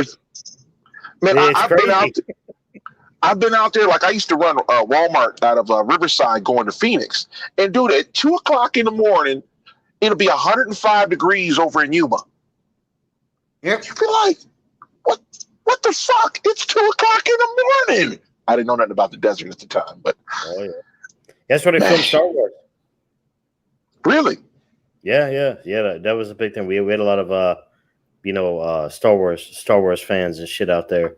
Go out there and you got like the dunes and stuff, and Castell like their motorbikes and their 4-wheelers and everything, and definitely, bro. Whenever you want to pop back in, just pop back in. I love you, bro. Thanks for coming, bro. You know I love you, bro. Here for like half a second. Yeah, I mean, beyond the women, I wouldn't hang out there. I mean, I have been there in years. Beyond the women. I mean, it used to be some hot chicks out there. I mean, I don't know, maybe they changed the water or something, because the hot chicks went to LA. I mean, I don't know what happened. I don't be out there, bro. I remember the finest chick that I'd seen when I was out there, and she was bad. She made Jennifer Lopez look like an ugly bitch. And she asked me for $20. Did you give it to her? Hell no. What's wrong with you? There you go. Oh, that bitch, you better hit your wagon somewhere, ho. Yeah, I'm just like, I don't even know you. Damn, you wouldn't even offer me no pussy. You were just like, hey, can I get $20? The fuck? Remember when we were kids People used to beg for a quarter. Now these motherfuckers are begging for $20. I mean, dumbass, look around you. This is not fucking Beverly Hills, motherfucker. This is the hood. Who got fucking $20 to spare in these times, nigga? Or in her case, bitch. If I keep hanging out with y'all, I'm gonna be broke. Let me say this about Sal's real quick, bro. Sal's is really gonna fucking explode, man. The question is what the fuck he's gonna be talking about, because the one thing I was told by many guys in the chat room, if you have a good looking studio, your mic works, and you have nice visual, you're gonna blow it up. Yeah.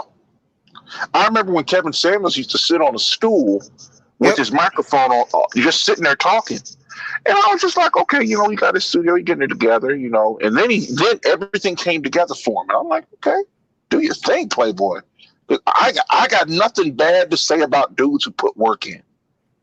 Well, wait till you see months after Saturday morning, bro. You're gonna be like, oh shit. It might take me. We're talking maybe a year or two down the line before I'll go in like that, because I know me, and I'm like, because I'm a woodworker, you know, as a hobby.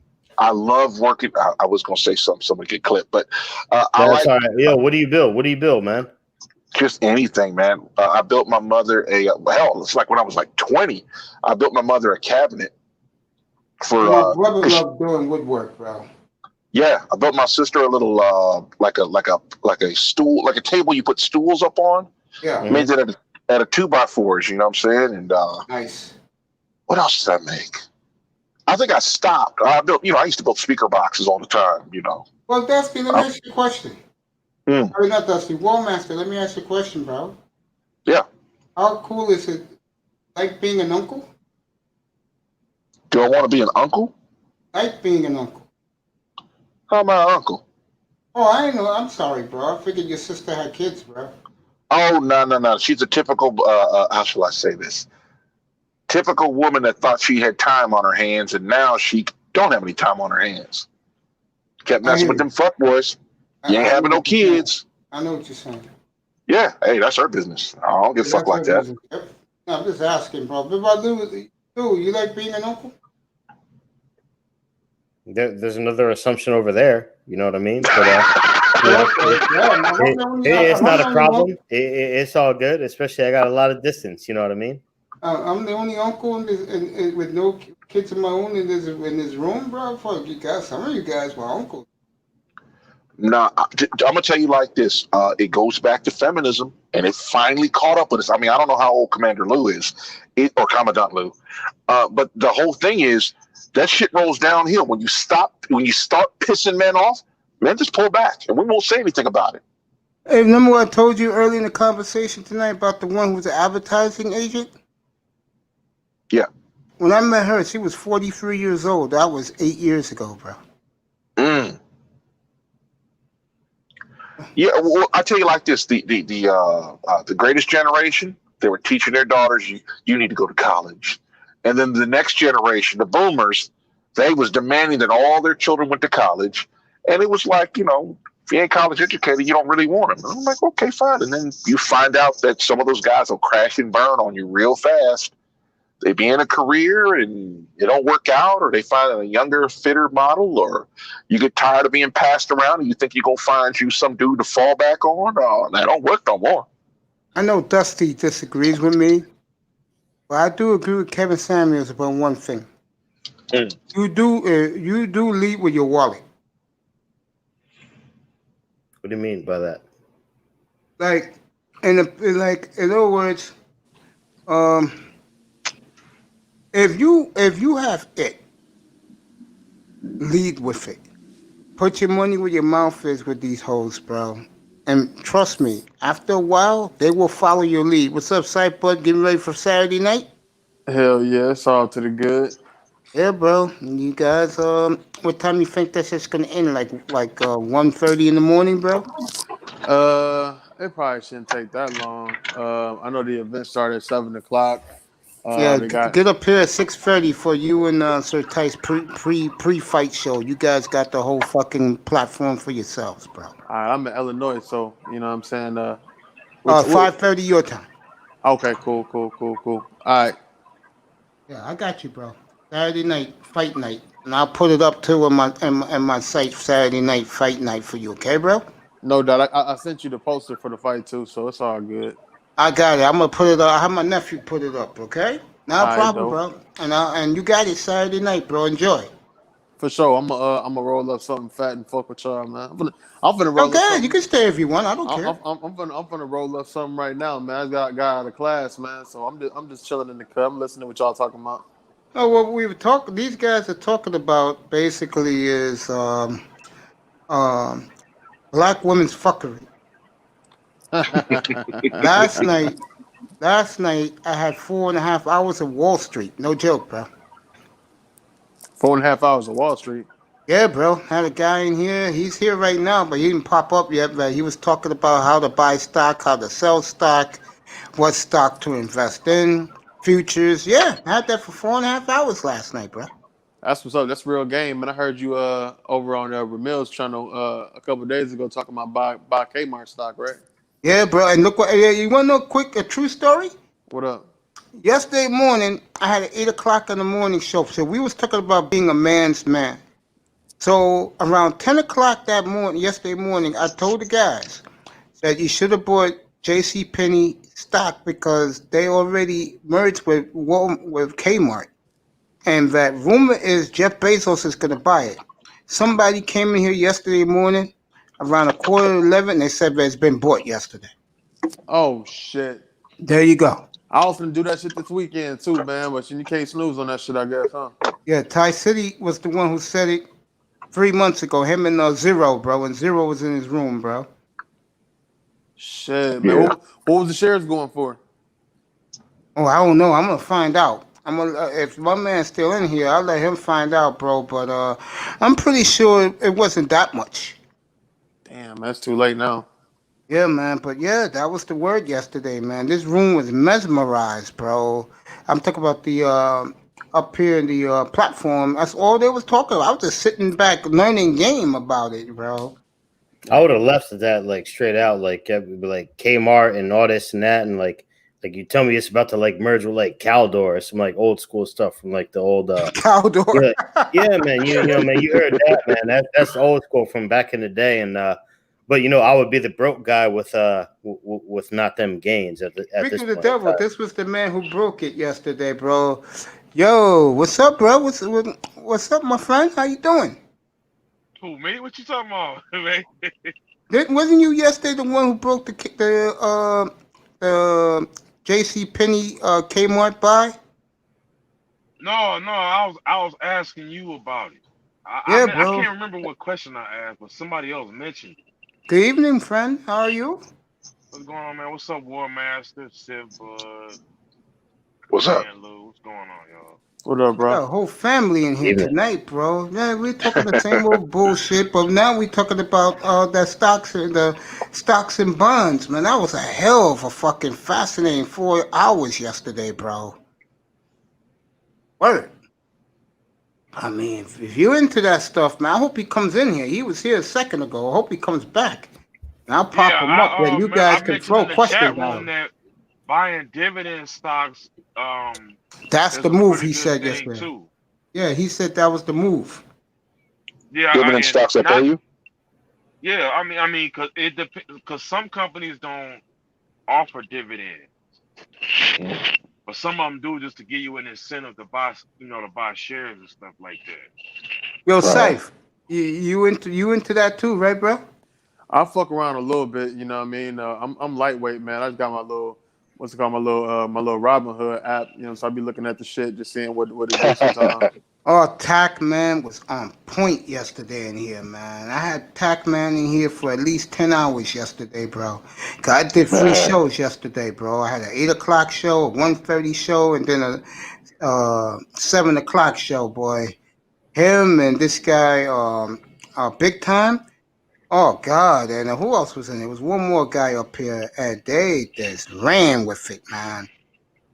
It was like 4 hours of this nothing but business talk, bro. And I thought he gave a money honey to go to, bro. Ask somebody. Let me check it out while you guys are shopping up. I'll tell you who it is. Fine Hey, looking Simba, Asian chick. let me be ignorant. Yo, what's up with that Robinhood app? How's that They work? like it, but they like another one. I forgot what it's called. They said the Robin Hood is good though. I mean, it's really just like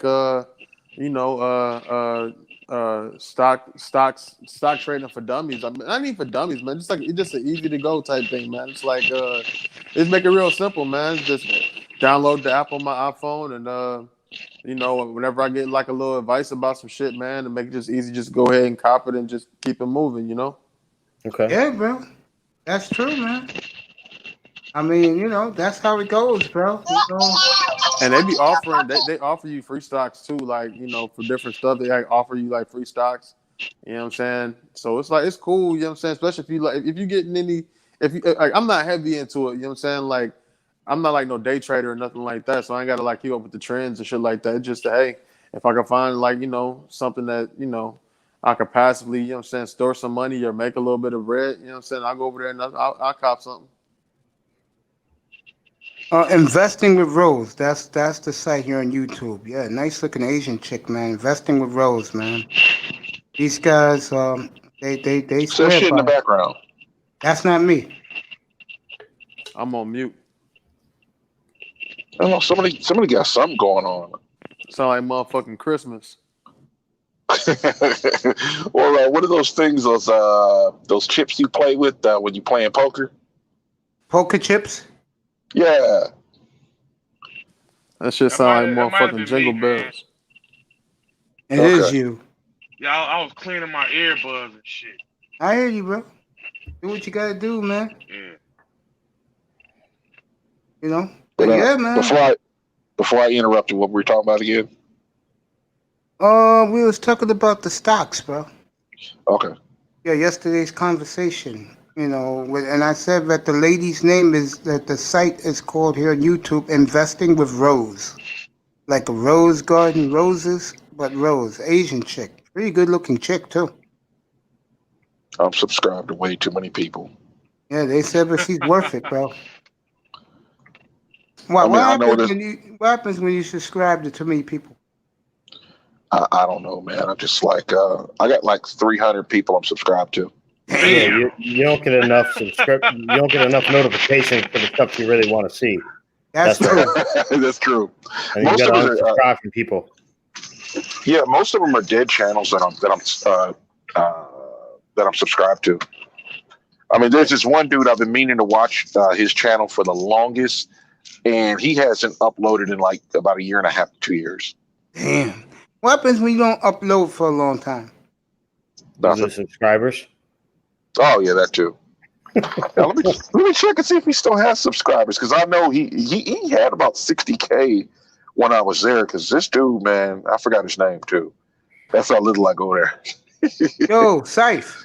Yo. Now that you're here, you got a little audience, bro. Why don't you plug the fight Saturday night? You're gonna be up here with Sir Tice doing the fights here Saturday night. Why don't you let the guys know what's going on with the fight card? Go ahead, bro. It's all yours.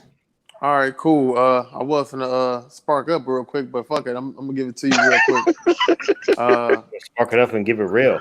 Hell yeah, that's what I do. But no, man, it's a heavy, not heavy. It's a middleweight bout with Jamal Charlo and a junior middleweight bout with Jamel Charlo. These are two twin brothers out of Houston, Texas. You know what I'm saying? They both got belts. You know what I mean? And it's gonna be a good fight, man. Jamal Charlo will be fighting Sergey Dermachenko out of Russia. You know what I'm saying? He just came out of a fight with Gennady Golovkin, Triple G, and it's a real close fight. Some people actually believe that Sergey actually won the fight, and I'm one of them people. I think that he actually beat Triple G's ass, but Triple G is the name, so they gave the nod to Triple G in that fight. So Sergey Dermachenko is gonna go ahead and make another run for a belt with Jamal Charlo, and these two black dudes too. You know what I'm saying? Two twin brothers, man. It's a real good story. between them two. You know what I'm saying? They both out of Texas. They identical twins. They won their belts around the same time, and you know they've been making their name in boxing in the boxing scene lately. You know what I'm saying? So it's a good thing. It's on Showtime. It'll be on Showtime pay-per-view. So yeah, and then you got Jamel Charlo who's fighting at 154. He's gonna be fighting against Dominican belt holder. His name's Jason Rosario. He a real motherfucking head buster. You know what I'm saying? Real heavy-handed dude. It's gonna be a night of good fights. You know what I'm saying? It's a double header. You know what I'm saying? For the price of one, it's legit. It's something people should check out. How much is the pay-per-view? I believe it's like $70. Okay. Yeah. Yeah, But if you went to the Pirate, then I'm pretty sure it's a way you could go online and get you know what I'm saying, get it for free.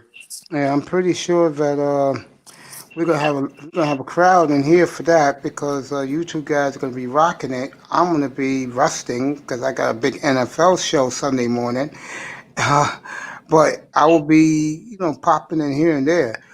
My question is this to you, okay? What's up? And I wanted to ask you this the last time you was up. I wish your partner was up here too, but I'll deal with you, of course. I don't have a problem dealing with you, my brother. The state of boxing. You're a diehard. I respect that. I respect you for it. Do you see it trending, or you see it still in status quo? In your opinion, trending up or status quo? Given the fact that COVID put things on hold for a lot of the middle of 2020, all the fights now, it's like the pipeline just opened up. So you can have back to back like world-class fights going on. You know what I'm saying? Hell yeah, it's fucking dope. And there's another big card in a couple of weeks, right? Hell yeah, man. It's actually the undisputed lightweight championship is going down on ESPN for free. You know what I'm saying? That's like, man, if you're not a boxing fan at all, man, just tune in to motherfucking ESPN. I think it's October the 3rd. That's Friday night. Yeah, I believe so. It's is it? All right. Saturday night. Saturday night. It should be Saturday. Vasily Lomachenko versus Teofimo Lopez. You know what I'm saying? That's gonna be a fucking crazy fight, man. It's like these guys are extremely athletic. Vasily Lomachenko is a very highly decorated champion. You know what I'm saying? He got belts in 3 different weight classes. If you see him fight, yeah, he a three weight division champion, and this cat he's Vasily Lomachenko is like 32 years old, I believe, and he's going against this young bull. You know what I'm saying? This dude from Honduras. Well, he's actually from New York, but he's of Honduran descent, and so the Hispanics is gonna be rapping for him and shit. And he's like 23 years old, and he's kind of big for the weight division. He's actually gonna go up to 140 after this, win or lose. It's gonna be a good fight, man. These cats got really good reflexes. Both of them very agile. Both of them very strong punchers. You're gonna see motherfucker fighting like this is shit you want to see, man. Like real shit. Because Vasily Lomachenko, I would say, is probably like a once in a lifetime type of fighter. He's like I don't want to go so far and say like Roy Jones, because I can't give him that much fucking credit. But I mean, I would say like the same way back in the day you've seen like Pernell Whitaker, and you see these once in a lifetime type fighters. You be like, okay, that's him. Even if you turn the lights out and just have that motherfucker fighting in a silhouette, you know exactly who you're looking at. Well, let me ask you this: what's the undercard for that fight next Saturday night? That's a good ass question. Being the fact you gotta plug it, bro. Yeah. I actually, I'm not even really sure. But I mean, you got a double header with the two. It's a double main event, so it's like it don't even really matter who the undercard is, because really one of the brothers is the undercard, and you got a couple other casts going on there. No, I'm talking about for next Saturday night, not this one. For next Saturday. Yeah, you said next Saturday is ESPN. Is that only in 1 week? Yeah. Oh shit. You got back-to-back weeks of big fights, man, and you're gonna have the platform next Saturday night too. I could have swore I had like 2 weeks in a row. Like I said, I got out of class, man. I've been busy as fuck. But yeah, man, that shit going down, man. I don't know. Jack, man, get your ass up here. I don't Yeah, know bro, who the you're gonna undercard have it is. 2 weeks in a row, bro. I'll give you the platform. You and Sir Tice. I don't have a problem with that, bro. You know, football Sunday for me, bro. I dig it, man. And the fucking YouTube gonna be lit as fuck, man, because the boxing fans on YouTube is fucking crazy, man. You Well, motherfuckers thought the motherfucking Manosphere was lit. Like boxing on YouTube is fucking crazy. they can come here the next 2 weeks and enjoy. And when's the next big heavyweight fight? You know? Next big heavyweight fight. All right, you got Tyson. No, Tyson Fury ain't gonna fight this year. It possibly Tyson Fury and Deontay Wilder will fight again, maybe in December, but that's still iffy. But Anthony Joshua will be fighting this year against this Russian named Pulev. And Is then that pay-per-view too? nah, it'll be on DAZN. DAZN is a sports app. You can catch it in America on that shit. Yeah. If you want the platform for that too, you can have it, bro. Yeah, I'm gonna fuck with you. I'm gonna let you know exactly, man. I'm still working on my boxing channel, man. So I'm gonna learn how to edit and whatnot. So by the time I come back with you guys on Saturday, I'll definitely have my shit set up. I have some videos set up. I just send the link, you know what I'm saying, over to that channel. 6:30, my friend. Enjoy. I mean, 5:30, my friend. Enjoy. I'll see you Saturday evening. Sound good. You got it, man. Have a good night. Oh, I ain't going nowhere, man. I'm chilling, man. Stay, bro. I'm not rushing you. Stay. Can I ask him a question? Ask him anything you want. Yo, Sif, man, who's your top 5 favorite boxers of all time? Not necessarily best, but your top 5 favorite boxers all time. That's good, man. Shit. I'm gonna just throw some names out there in no particular order. But I'll say Sugar Ray Robinson is definitely in there. Roy Jones Jr. Sugar Ray Leonard. Bernard Hopkins and Jersey Joe Walcott. Wow. Jersey Joe Walcott. I heard of him. Joe Ali, huh? Shit, man. Come on. Ali too easy. I ain't want to just put Ali out there like that. Yeah, I get it. I get that, yeah. You know what I'm saying? No, wait, now you said Sugar Ray Robinson or Sugar Ray Leonard? I'll put both of them up in there. He put both of them. But if I had to put one over the other, I'll say Sugar Ray Robinson. I love seeing them. I love seeing that man fight. Hey, fellas, Tackman's here. Good evening, my friend. Very nice, kind words you said to me late last night. I got it this morning, and I was on dialysis, so I couldn't text you back to thank you, but I'm thanking you now. I appreciate you too, man. If your ass rock with me from Cooter's room to my room, and I gave you guys a couple hours to catch up on some sleep, and you came back in there in the afternoon and the nighttime, motherfucker, you deserve this. Fellas, you want to talk about stocks and bonds? Here he is. Tackman's in the room, bro. Good evening, my friend. What's going on? Well, I'm not familiar with the bonds, so I mean, I would like to get to know more along with the cryptocurrency. So that's my next thing. Yeah, I gotta. Yo, Tackman. Yes, sir. What do you think about buying corporate bonds? And do you know anything about that? Fortunately, I'm not familiar with the bonds at this time. I'm thinking about getting into some corporate bonds, but I gotta figure out how to do that. It's when it comes to bonds. I have this one YouTuber called Financial Literacy 101. He's very familiar with the bonds, and there was another guy, I think. What's his name? I think Wall Street Trapper has good information too. I told him about information with Rose. I told him about her.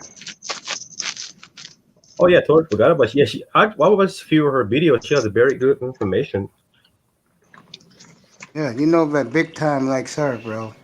He was telling you guys last night. He was in the room. I wish he would have popped up.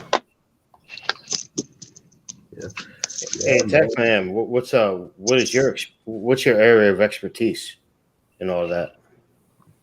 Oh no, what is it? Like what's your area? Like what do you focus on? What's your specific area? Oh, where I'm staying? No. He wants to know, like, what do you invest in? What's your criteria? What do you know? What do you put your money into? Oh, okay.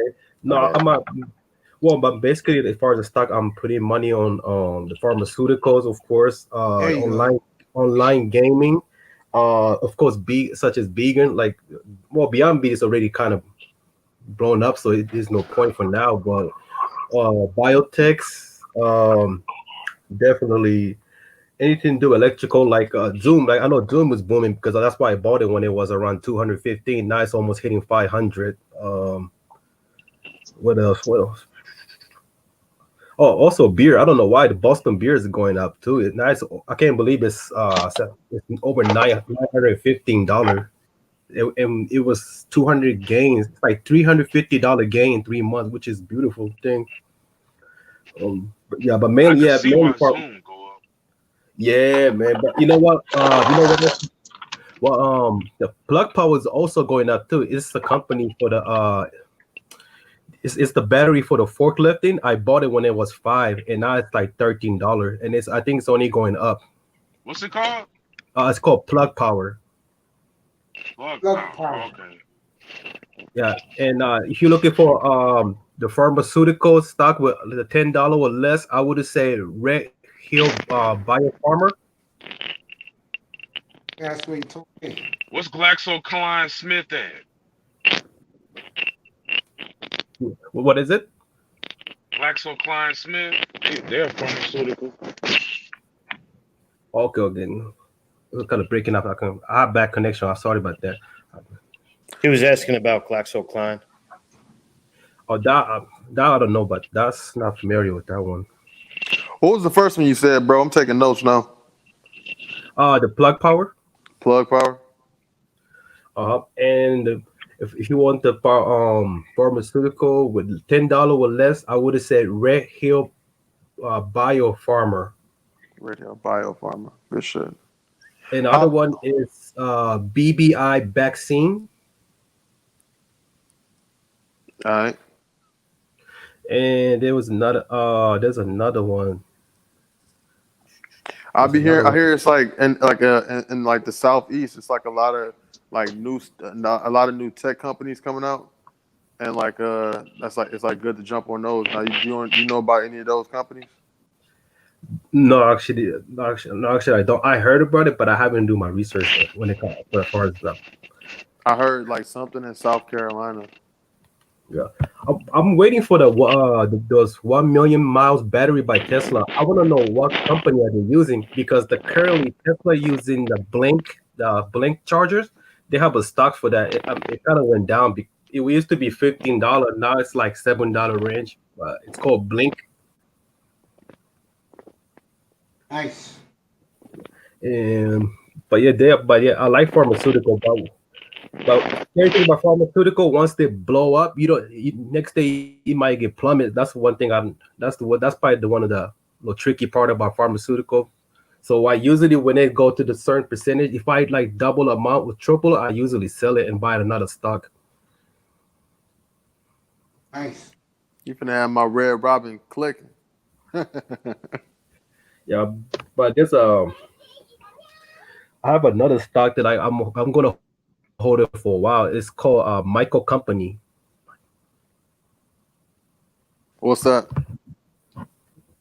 Let's see. I bought it a few months ago because I was recommended my friend of mine. So I mean, I got it under $5, but it's like $10.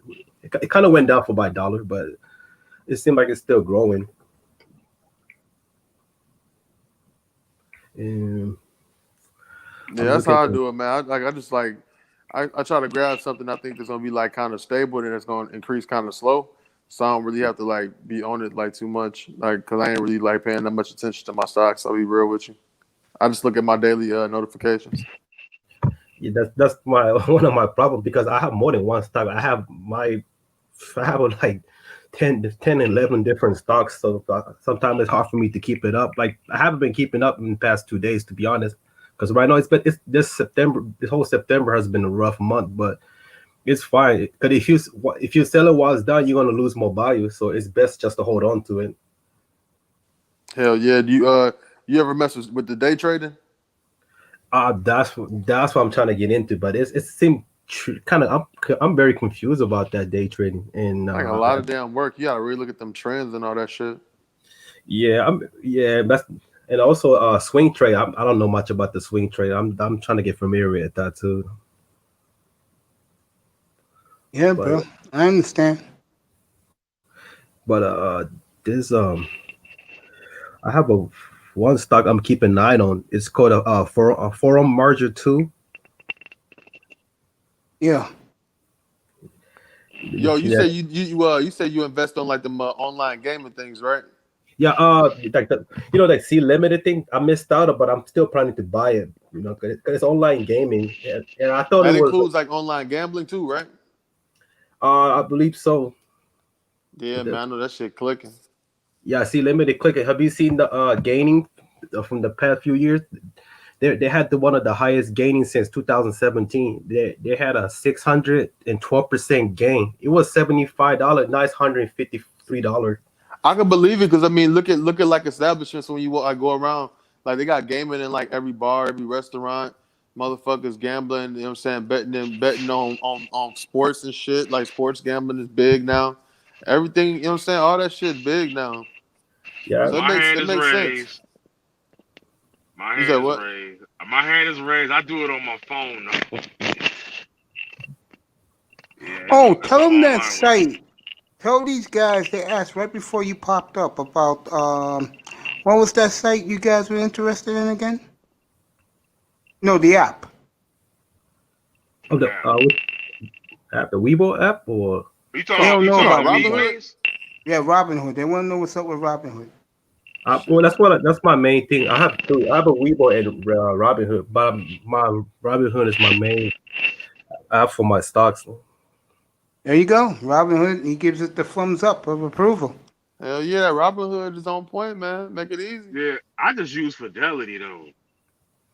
Oh, that's Yeah, legit. I heard about Fidelity. Yeah, I heard it's pretty good, but like I said, I don't have enough resource and information to get my hands on. But Yeah, I like Fidelity. I think if you got a certain amount, and if you trade a certain amount, they'll waive a fee. You know what I mean? Because every time you buy or trade, it's like a fee.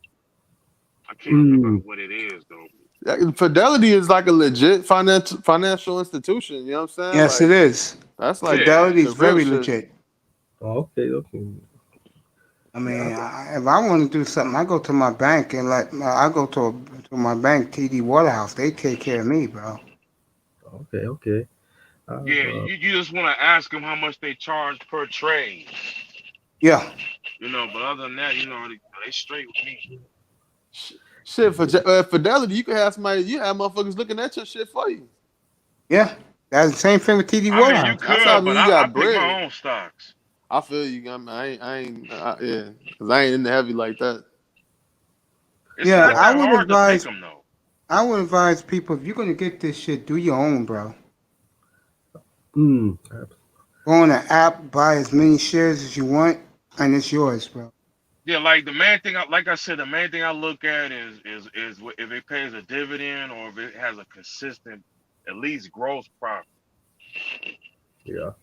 And on Red Robin, it's like it give you the little breakdowns of what you're getting into. That shit was real slick though. That was a good idea. You know what I'm saying? Red Robin is a real good app. I gotta download that shit and start playing some more shit, bro. Yeah, and I find that there's another stock. I'm trying to jump in by next Monday when I get my money right. It's the ARK stock. It's ARKK. Yeah, you gave that last night. Yeah. It's a well developed company, and it associated with 9 prominent other company. Not the small rinky dinky company. It's a huge company, and one of them is actually Tesla. Wow. So really? definitely. So definitely. What's the name? Like, what's the fucking like? How do I search it? Like, what's the ARKK. Okay, and that's all you got. Like, good shit. Capital letters. Yeah, definitely. It's like I think it's not finally kind of under $90. But if you're looking for like dividends and like a consistent growth and for a long term, I would just that price is it is a bit high, but I'm not saying buy like 1,000 of those. But I mean, if you have disposable income where you can at least buy 5 of those, it will at least get you some gains. And how much is going for per share? It's under 90. That's decent. That sound good. Yeah, it was going up, but it was close to 100, but it's down now. So I'm trying to hopefully wait, and when they get to like 85, hopefully, so I can at least snatch a couple of those up and let it grow and get the dividends and get some good decent profits out of it. Get your ass up here, boy. Get your ass Hey, up here, Mason, big time. Mason not playing. Mason's like a slave owner. He said, "Get your ass up here." What's your name? Oh man, hey, he's fucking sweet next. Get your ass up here, boy. But yo, Tech man, man, we need to, Oh, because I'm serious about this. We need to look at some of the, getting into corporate bonds too, man. oh yeah, most DJ, definitely. Tac Man, Yes, sir. big time. Who I'm trying to get up here said, did you see SPI Energy today? SPI. Oh, he must be talking about hybrid then. Yeah, he asked you, did you see what happened with that today? SPI. I don't know. Yeah, did I saw it? I don't think I saw Big time, get up here, bro. You're the man of the hour. This is the him and Tac Man can ask you, get asked all the questions you want. Yo, War Master, Yeah. you into this shit or no? Oh man, I'm just soaking up game right here. Okay, Lou, I know Lou is into it. Yeah, I'm getting the guy who held this panel last night hostage.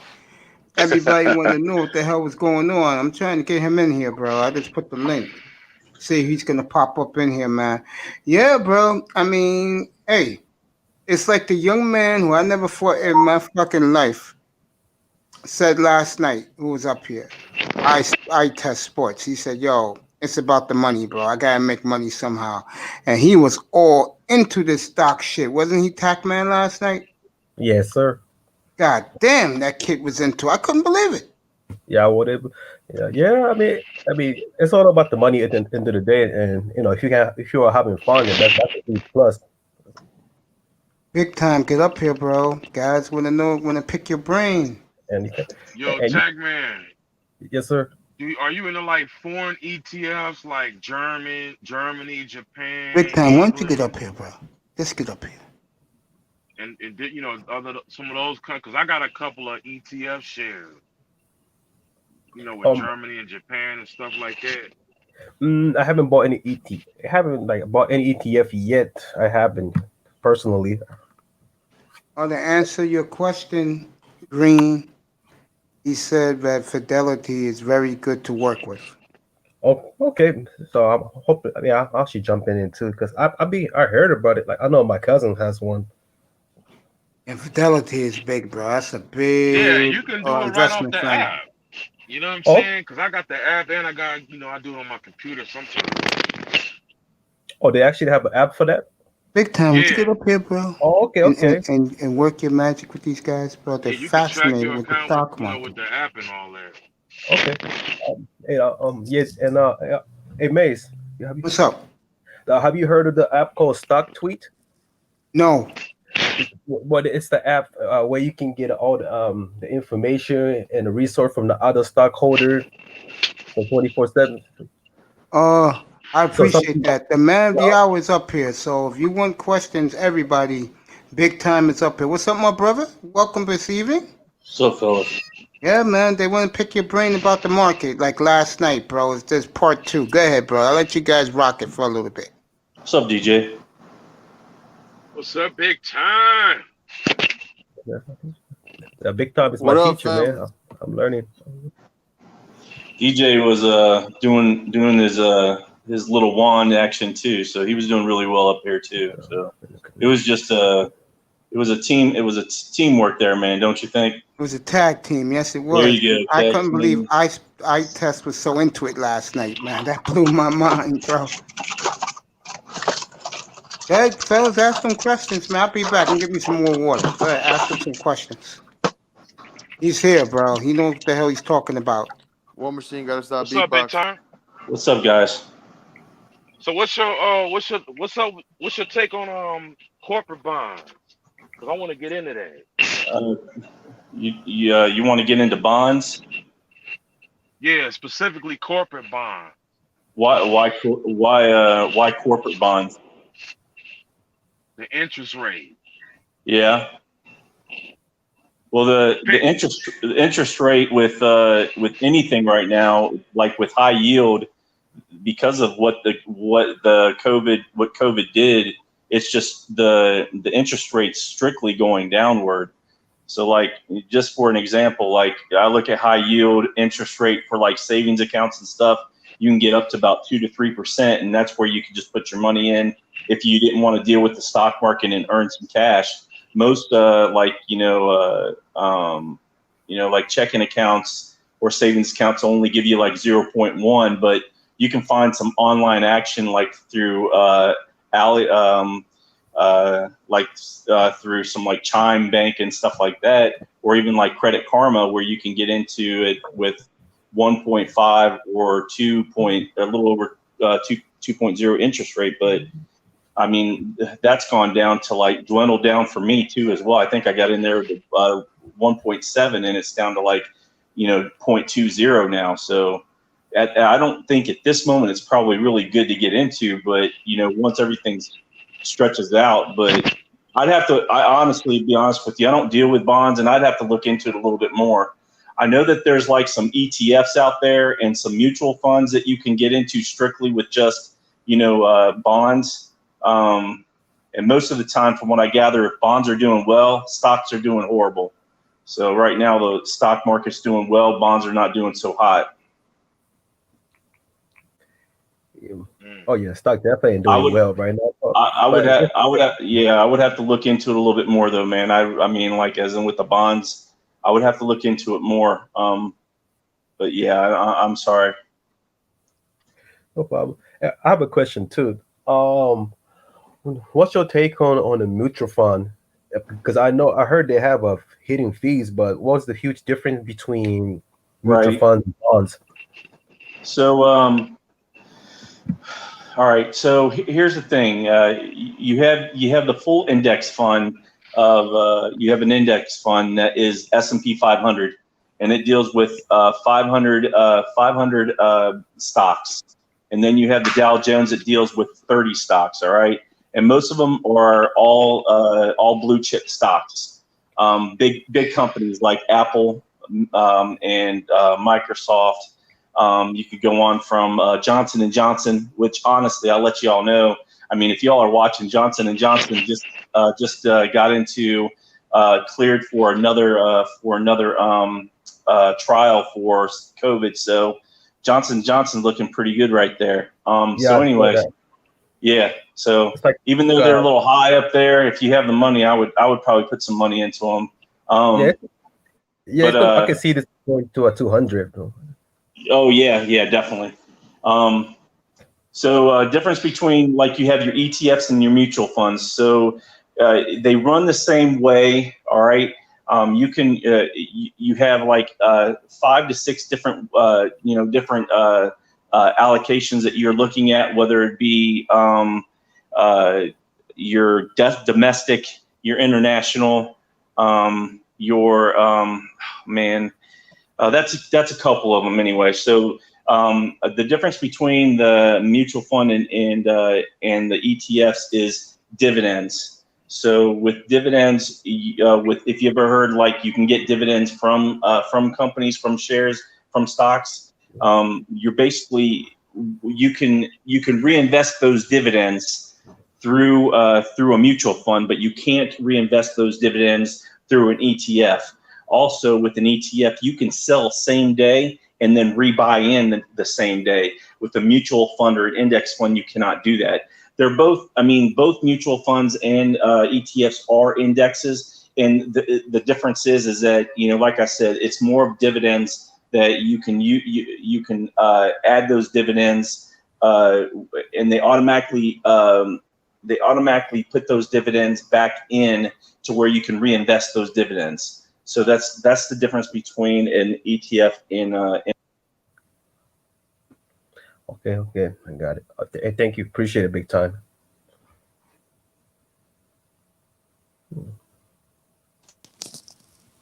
Yeah, well, I fell out, but I was like screen saving like all that information, man. Good shit.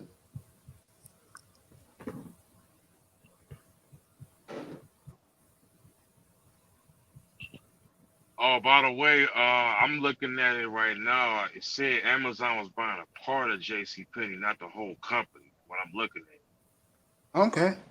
they're buying one of the JCPenney warehouses in Wauwatosa, Wisconsin.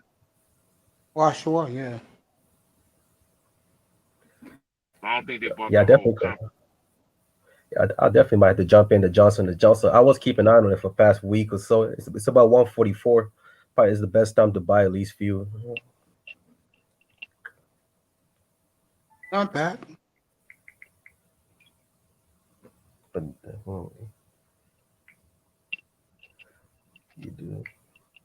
Yeah, either Johnson & Johnson or Arc. I need to get hands up. I need to get hands on both of them somehow. And also at the Linde, LINDE stock.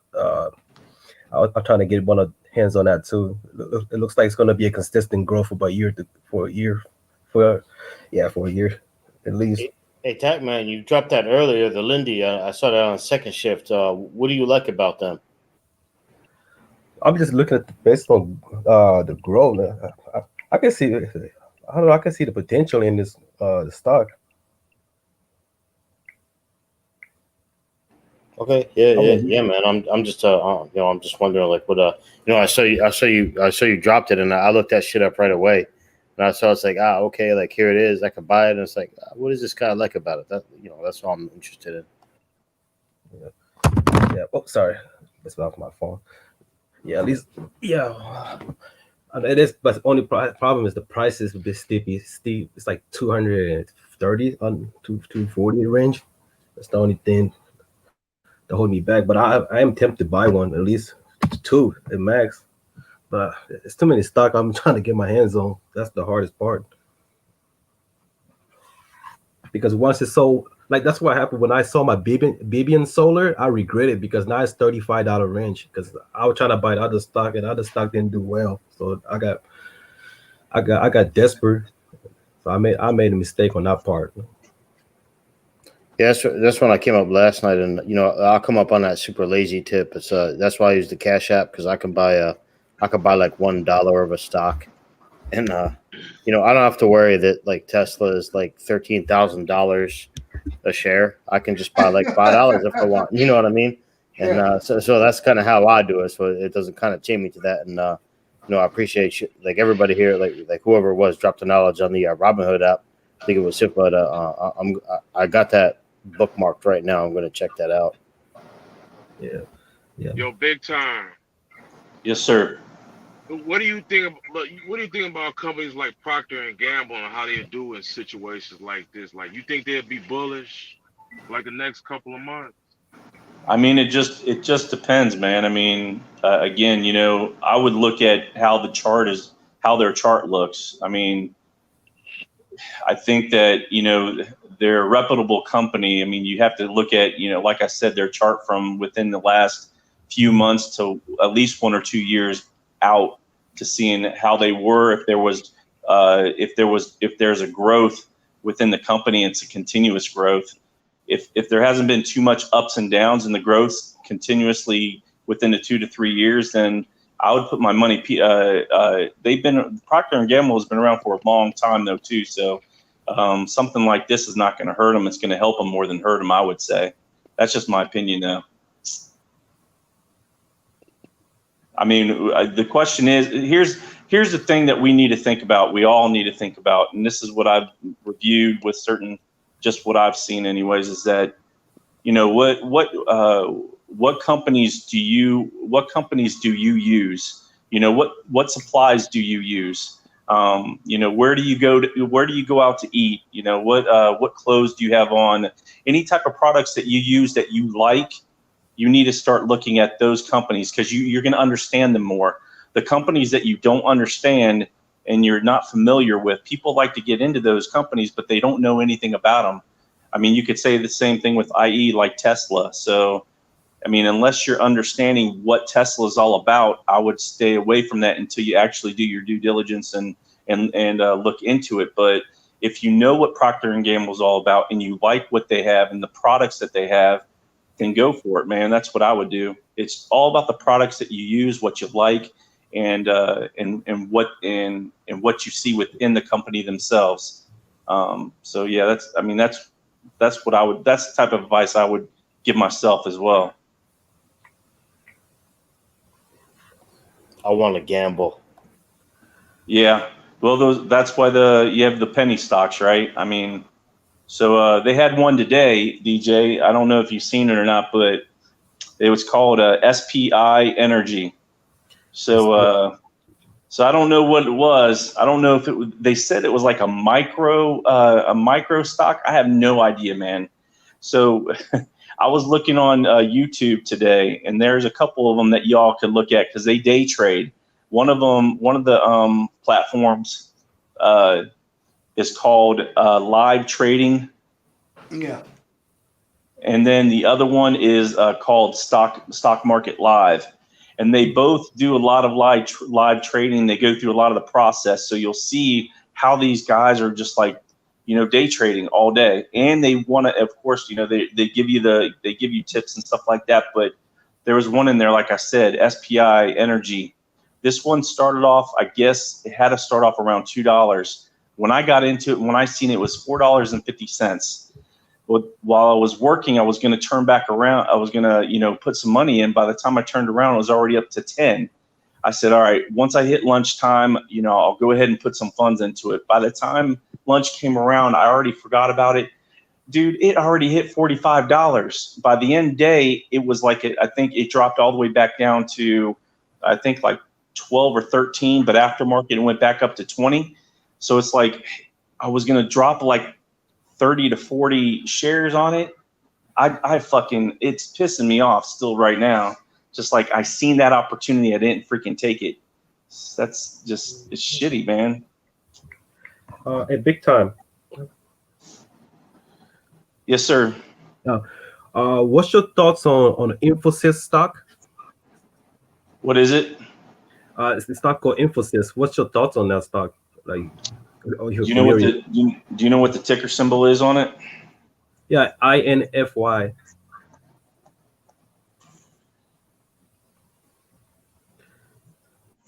Yeah, it's a well-established. What attracted you to the stock? What, since you've been looking at? Do you actually have you bought into it? No, I haven't. I haven't bought this. I haven't bought into it. I was watching this stock for past 2 weeks. Yeah.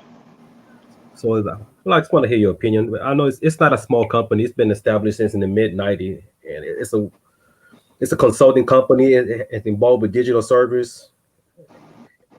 It also includes energy utilities. So it's not a small company, and I saw the gain from the past 3 months, about 50% gain, and that's a pretty good gain. Yeah, it looks like it's a cloud and.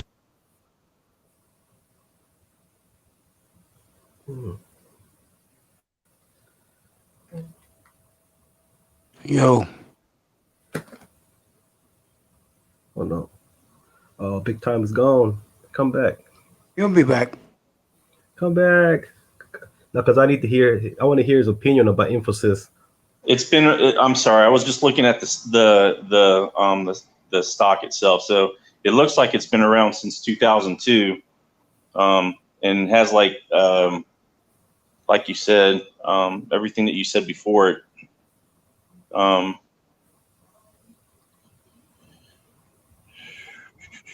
just looking at the chart is all.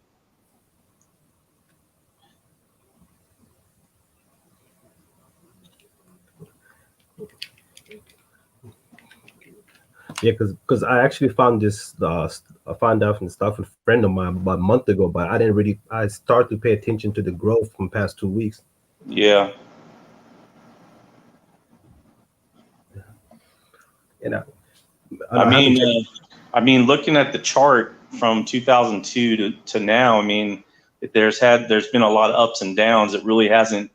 I don't think it's hit anywhere above like $14. So, I mean, unless somehow it starts, unless it falls and then you pick up some pieces, it's hard to say where it's going to go. If it hasn't hit any higher than 14 and 16 years or, 18 years, it's kind of a hard stock to put money on if it hasn't if it hasn't grown since then. You know what I'm saying? Like if it hasn't put in any, if 14 is the highest that it's gone, then I'm not really looking at the stock. I just don't. There's no growth there. But for right now, I don't know. I would have to read some comments on it too within Webull to see if there's anything, if there's anything going on there. I don't know if there's if they're connecting with another company or not. So I don't know, man. They're up and down a lot though.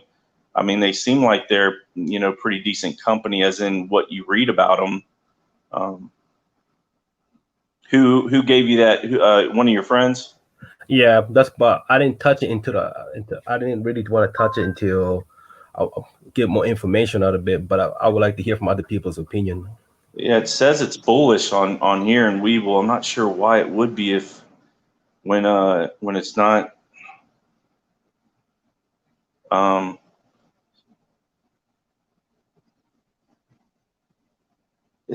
don't know. There's some mixed reviews on the comments, like a lot of hype, but the hype is BS. There must be something going on with the company, possibly, that the reason why it's being traded.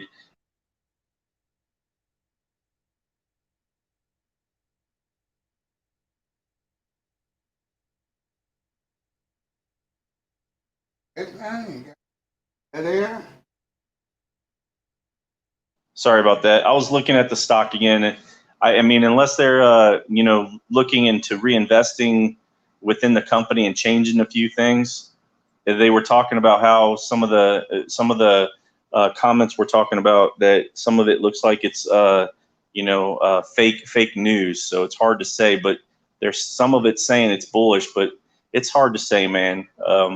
Something like with that type of company, when you look at the chart, it doesn't make any sense. Mr. Miami, where you been the last couple of nights, bro? I know 3-1 Miami now, so look like a Laker Heat final. It's gonna be Heat versus Lakers on final. Jimmy Bucket, Game 7. All right, Lou Fuck says the that Celtics, man. Lou says he's out and he's gonna be listening on YouTube. Mr. Miami, good evening. Where you been the last couple of days, nigga? So, are you ready for tomorrow's game, Mace? Yeah, let me get to that right now. We'll get back to the stock and bonds. There hasn't been sports in here in 48 hours, bro. Well, Master, would you pop off your mic, buddy? Let me know What's that up, you're man? still alive, man. My man asked me about tomorrow's game, fellas. I know no one cares about it other than me, Big Time, and Mr. Miami. Dolphins in Jacksonville. There's a couple of games this weekend I'm going to go over on Friday and definitely Sunday morning, right? If teams lose, they're done. Like in Atlanta, if they lose the Bears, you could start the house cleaning right now. And if I'm the Bears, I'll be talking to the Falcons about getting Matt Ryan from them. Let's give the Falcons back Trubisky and whatever. I don't care, but Jacksonville, Miami, I think if the Dolphins lose tomorrow, which I think they will, this is very winnable for them. But if they lose tomorrow, their season's over. We'll see Tua next Sunday. I can possibly see Philadelphia go 0-3. To be honest, I could see that. There's a few teams I can see go 0-3. I can see Atlanta goes 0-3. I can see Philadelphia go 0-3. But as far as 3-0 start, I can see Baltimore go 3-0. I can see some game Monday night. I can see Arizona going to 3-0 first time. That's a walk. That's the first time. I think so. Because remember last year that it was a tie game when Detroit came to the Arizona. It was 27-27.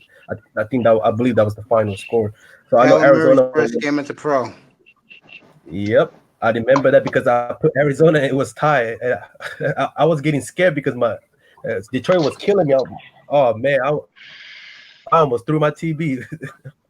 Matt Patricia, you lose that game, buddy. Start looking for a new job. Oh, he's going back to Patriots. A lot of the time, he don't take people back.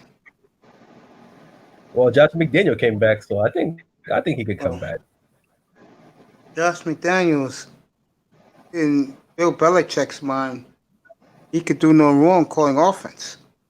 You know, he's a Belichick clone. I just need Atlanta to fire Dan Quinn so he can come back to Seattle because I don't like Kent Norton as a defensive coordinator. So his scheme is too old fashioned for me. I need a Dan Quinn, the quick blitz, the heavy single high safety. We need to get back to the old school Seattle defense. Yeah, and those were the good old days, wasn't it? Back in 2012, 2013, right? Boy, yeah, everything was good except for the Super Bowl 48. That still hurts me, though. Pete Carroll. Yeah, fucking Pete Carroll, man. Ruined my fucking day. I didn't watch TV for a whole fucking week. Tell me about it. Damn. I was on Sports Talk Radio. I was killing Seattle for what they did, bro. Man, By the way, the Heat won, so they're free to get free games to one. Yep, and the Mr. Lakers Miami, are 5. Mr. Miami, celebrate your win. Do you think? Yeah, he believes in his Dolphins tomorrow night, big time. What you think? Should be a good game. You know, I just hope that we can work through the issues that we've had the last few weeks and bring it together. So that's all I'm asking for. Defensively, I think the offensive line, I think we talked about, offensive line has done a lot better than I thought it would have, and that's pretty much one of the bright spots to it. But defensively, we still have a lot of work to do. But hopefully, against the Jacksonville team, that's running a 4-3, and you can basically throw against that pretty easily. We'll see what happens. I will say this right now, and everybody keeps sleeping on him. Garner Minshew is having a very nice season so far. Man, I know it's gonna be good, but you know his only knock was he doesn't have arm strength, but he's always been accuracy. I had the accuracy since his days in Washington State. I know because Washington State made me money thanks to him and Mike Leach's the high power offense. You know he. You like when they put up those 70-some scores up in Washington State, huh? When he was there. Yeah, but now Mississippi State's gonna do the same thing because now Mike Leach is the head coach of it, and he broke KJ Costello from Stanford. Now that's offense gonna be pretty nice. It's gonna be high. It's gonna be an over guarantee on the first few weeks. Wallmaster? Yeah. What you think, bro? You don't care about these games Sunday? You know how I am about professional sports. I feel some kind of way about them SOBs, but So you like college? You like college, bro? I haven't really got into college because I was a huge pro fan for a minute, man. It was like NFL, NBA. I wasn't really in the NHL, man, but all that kneeling shit fucked me off, dude, to the point where I don't watch no sports. I don't look at them online. I don't do none of that shit sometimes, man.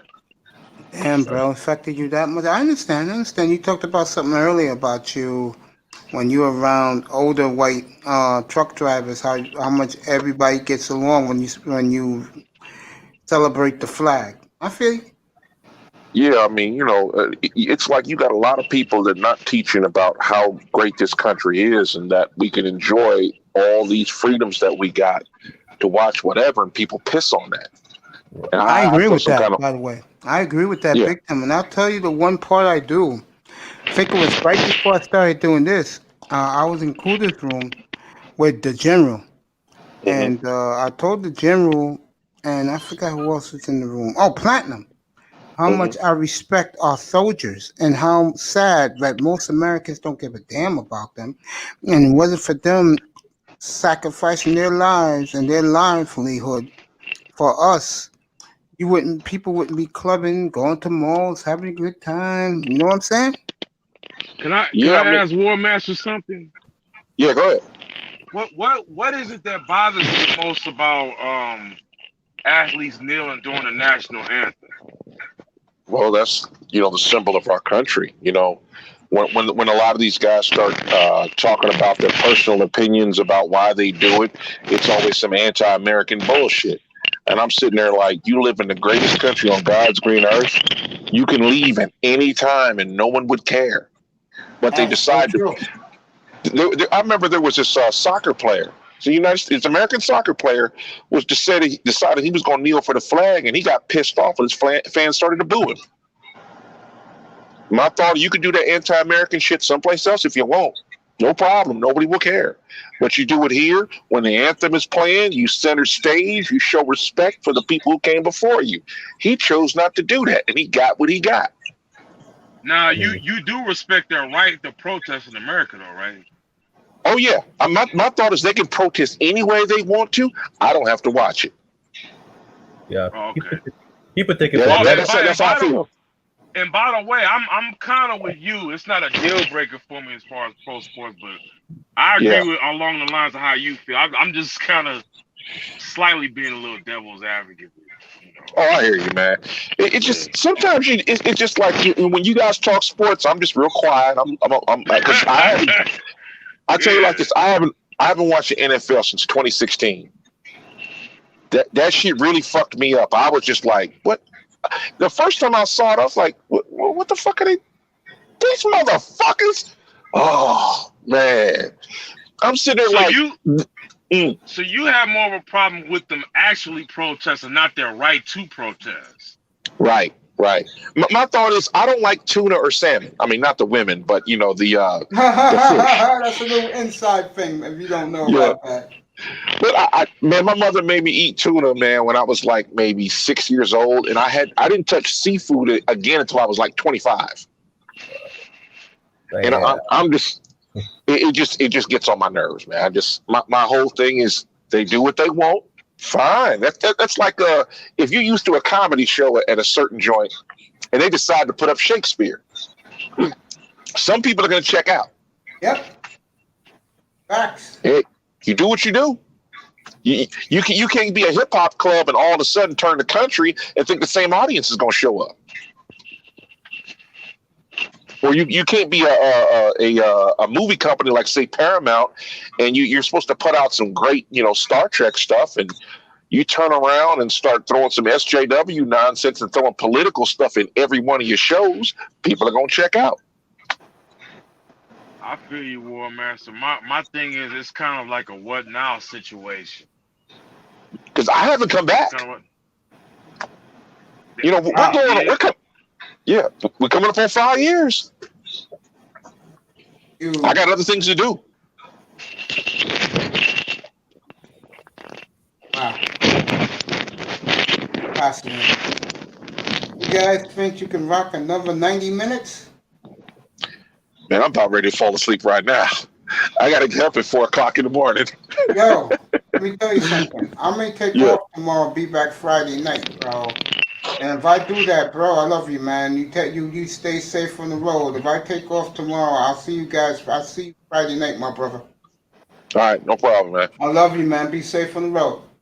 Same here, man. Y'all have a good night. Man. Good night, my buddy. One of the best people I ever talked to, bro. I interviewed him Saturday for late night for 2 hours. It was phenomenal. All we talked about was our lives. Here's the other stock, young man. Get up here, bro. iTest, get up here, bro. Here's the link. Pop up. You guys can rock the stocks again because this young man was really into it last night. Yeah, go ahead, iTest. Go ahead, Big Time. Y'all hear that Gail Sayers passed away today? Yeah, I heard that this morning, man. I heard about that, bro. Yeah, I heard about it. Shame, man.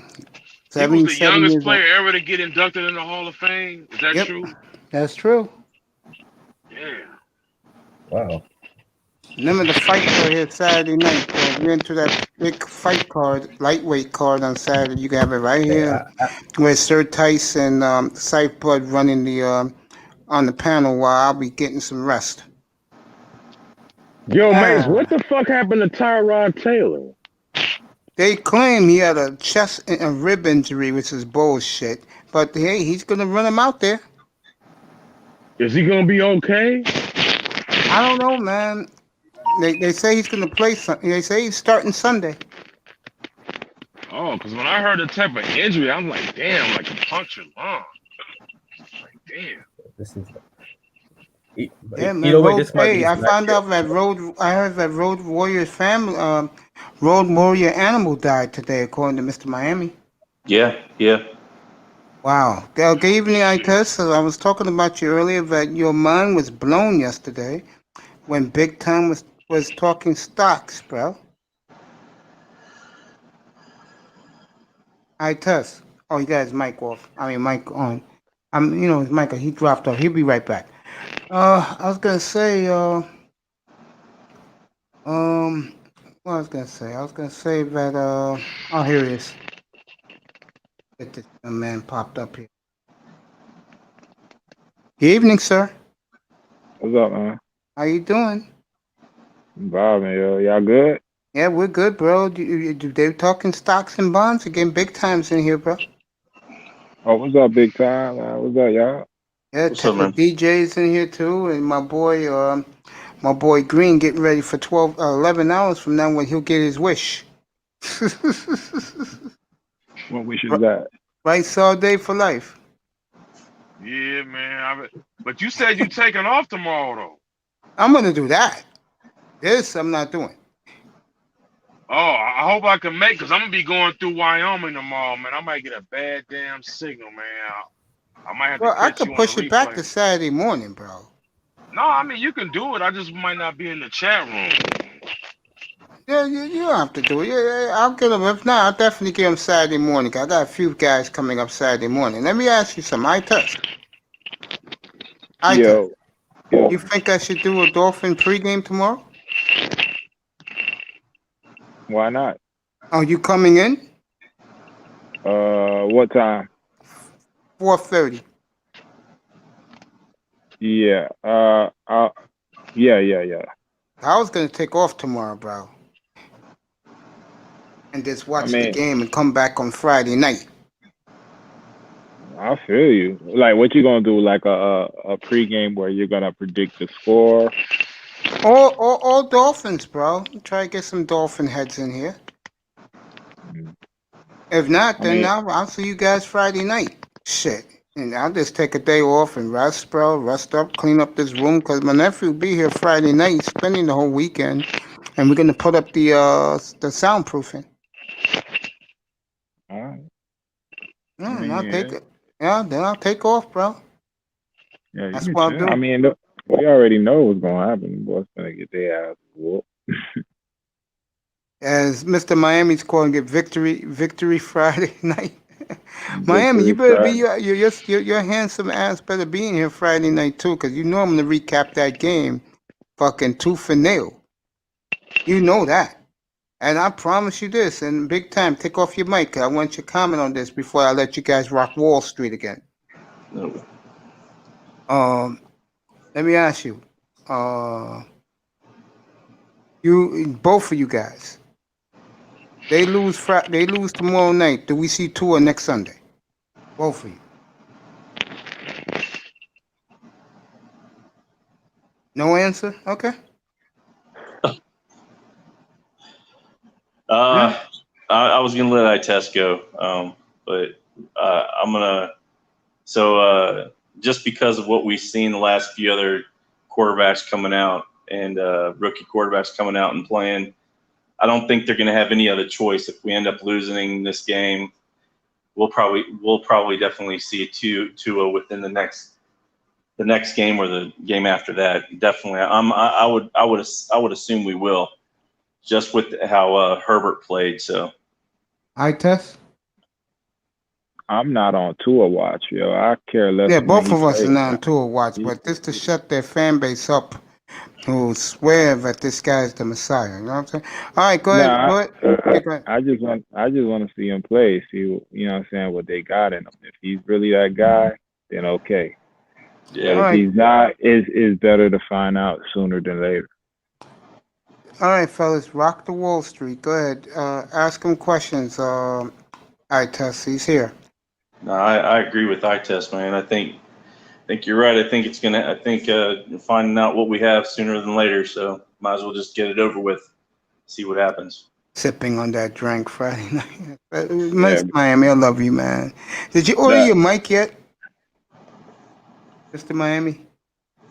Miami Dolphins got get win tomorrow night. Get Stephen A. Smith off their ass. I gotta listen. Bro, I'm not on a mic. I'm on a Bluetooth headphone. Not you, bro. I'm talking to Mr. Miami about the mic. You're up here. Oh. He's not. No, but I'm saying like You sound good being on the Bluetooth. Yeah. You do. I didn't even know. I thought you was on the mic. All right, go ahead, guys. Let's start rocking these Wall Street questions. Go ahead. Now, before I do that, let me ask y'all, like, who are y'all dark horses? Because I said, like, the Raiders, Arizona. Who else I think a dark horse? My dark horse is the Steelers. But they're not seen as an underdog. Like, they're seen to do something this year. Not really. Everybody got Baltimore and Kansas City in the AFC. Yeah, but the Steelers going to be there to make noise. You feel me? I'm talking about a team that you ain't see coming out. Like I when the season started, I said, man, the Raiders might do something, and they 2-0. Yeah, and they might go 3-0. I don't be surprised if they beat Patriots in the Foxborough. I'm telling you, they might go 3-0. John Gruden, he just needed a year or two to get his feet wet, like to get back in the groove. But you don't go against John Gruden because remember the Patriot dynasty started on John Gruden's watch, like that bullshit. Yeah, that bullshit Tuck rule, dog. So.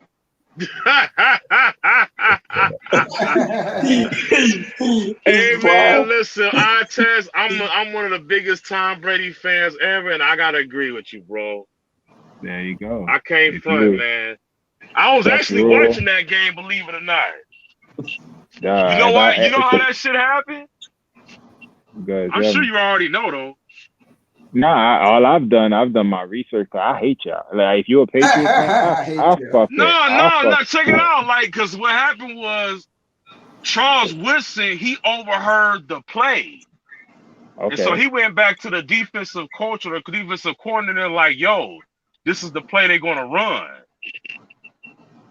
And somehow they knew what the play was. All right.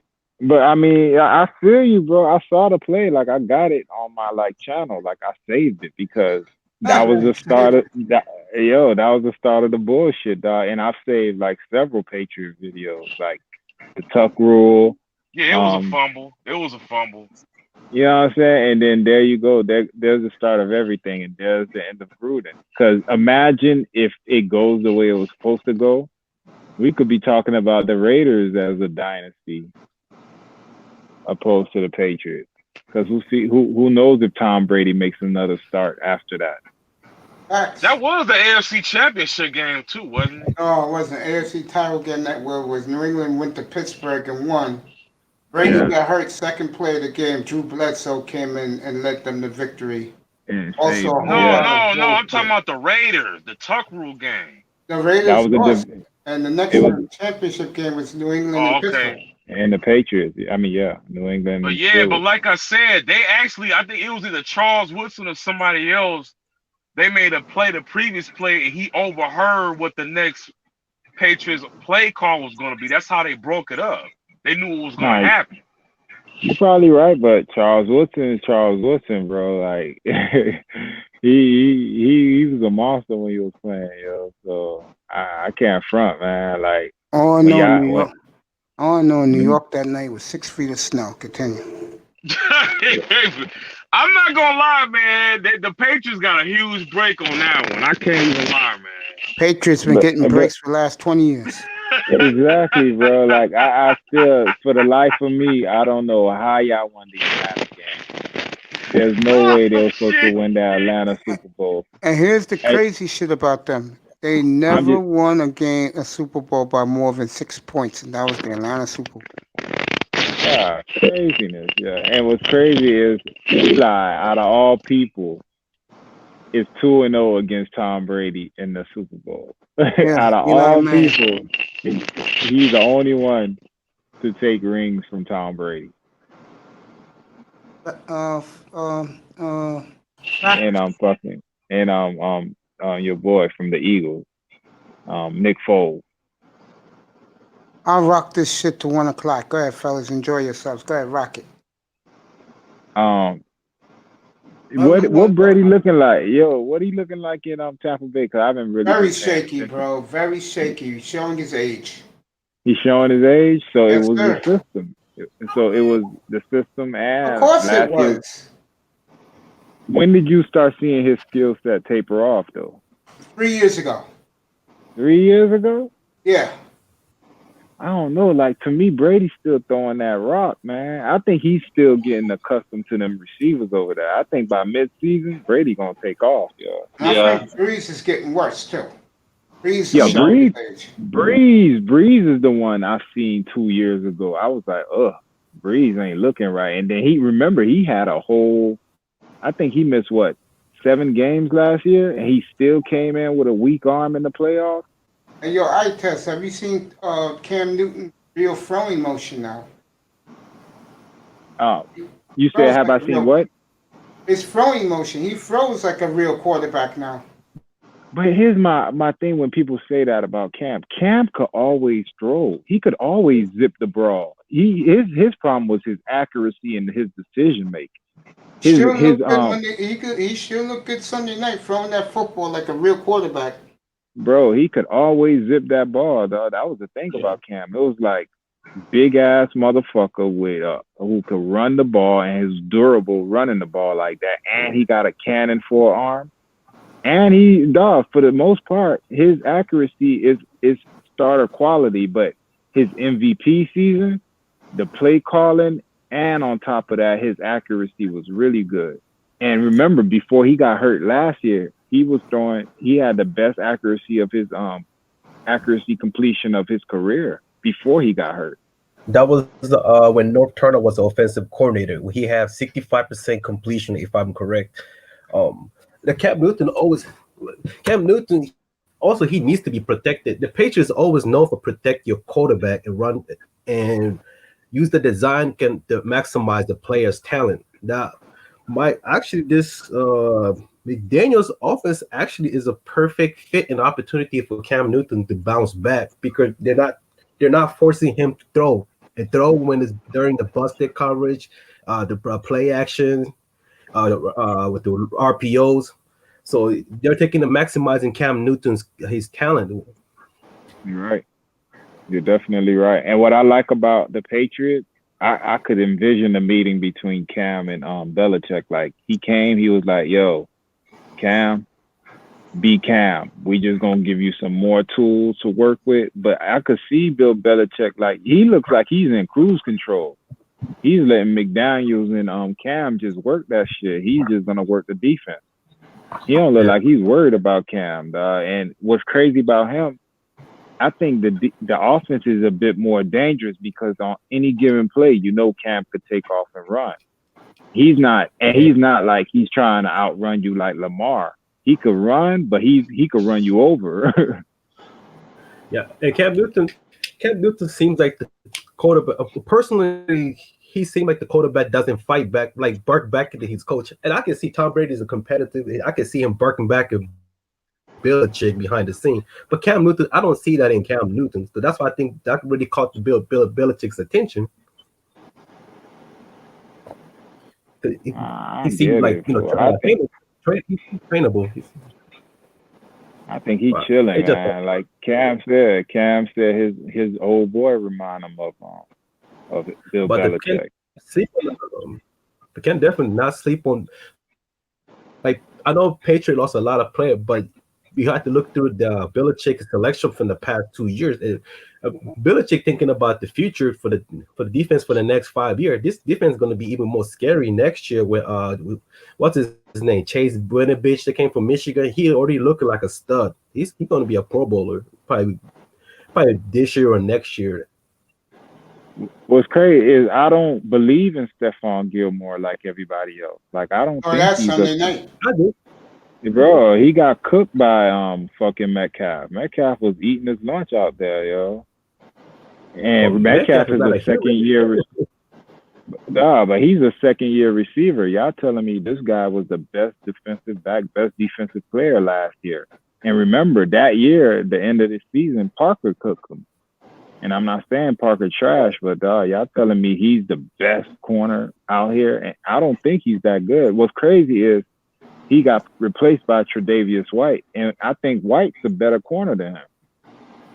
I think I like both quarterbacks, but what I like about Tre'Davious is that his field vision is amazing, and also his tackling ability, and also he doesn't often get fake. Because there's a cornerback that is extremely talented, but he get caught up in the fake. That was Marcus Peter, because Marcus Peter, he likes to bite a lot, but he's when he's on, like, you know, you get the low completion percentage against him, but when he bites, that's when he get burned for 50-70 yard easy touchdown. Yo, Marcus Peters is the best corner in the league to me right now, because as much like you just said, like he baits, yo, you'll get him and he'll get you back. You'll get him probably for a TD and he'll get a pick six on you. And if you look at the stats, like I actually did this because I'm one of those skill position people. Like I like to know who's the best at the skill position. And then when I was looking at the numbers, I looked at, like, you know, the corners that are available now and when they came in, you know, their age, everything. Out of all the corners, let me see, Patrick Peterson and Richard Sherman, Aqib Talib. I don't know if Aqib Talib retired, but it was him. It was Aqib Talib, Patrick Peterson, Chris Harris. Richard Sherman, Chris Harris. You know, people of that ilk, like, but they're veterans. And the list I'm talking about is an interception list. It's like the interception index. Well, Paul Krause, he has like 81. And then it goes down the list. And when you look at it, like all the top corners, Dion's on that list, Eric Allen, Charles Woodson, Rod Woodson, Derek Green, any top flight corner over the history of the league is on that list. And when you look at it, it starts at 31. Like, to crack the list, you have to have at least 31 interceptions. And you know who's on that list of current players? Fucking the people I told you. And Richard Sherman? and no, I already said Richard Sherman, but remember, he's a 10-year vet. Fucking your boy Marcus Peters is on that list already, and he's only been in the league for 5 years. So then when I looked at his yearly interception ratio, bro, he cracks. Yo, every year he has 6 or 7, and he's the only corner on that list with at least 7 pick sixes. He's the only one. Richard Sherman don't have that. Patrick Peterson don't have that. Man, he's a year ahead of Jalen Ramsey, right? He came in a year ahead of Jalen Ramsey, and Jalen Ramsey's stats are nowhere near Patrick Ram. I mean, damn, I can't remember his fucking name. The guy in Baltimore. I was just saying his name. Marcus Peters. Yeah, Marcus Peters is a beast, bro, and nobody give him his respect. But because he's a bad character. That's why. Bro, everywhere he goes, when he was with KC, he led the league in picks, yo, as a rookie. And then when he got rid of him. Okay, and then he went to the Rams, and they went to the Super Bowl. And they got rid of him. And then he went to Baltimore, and they had the #1 pass defense in the league last year. And they got the best 2 corners in the league right now with him and Hump.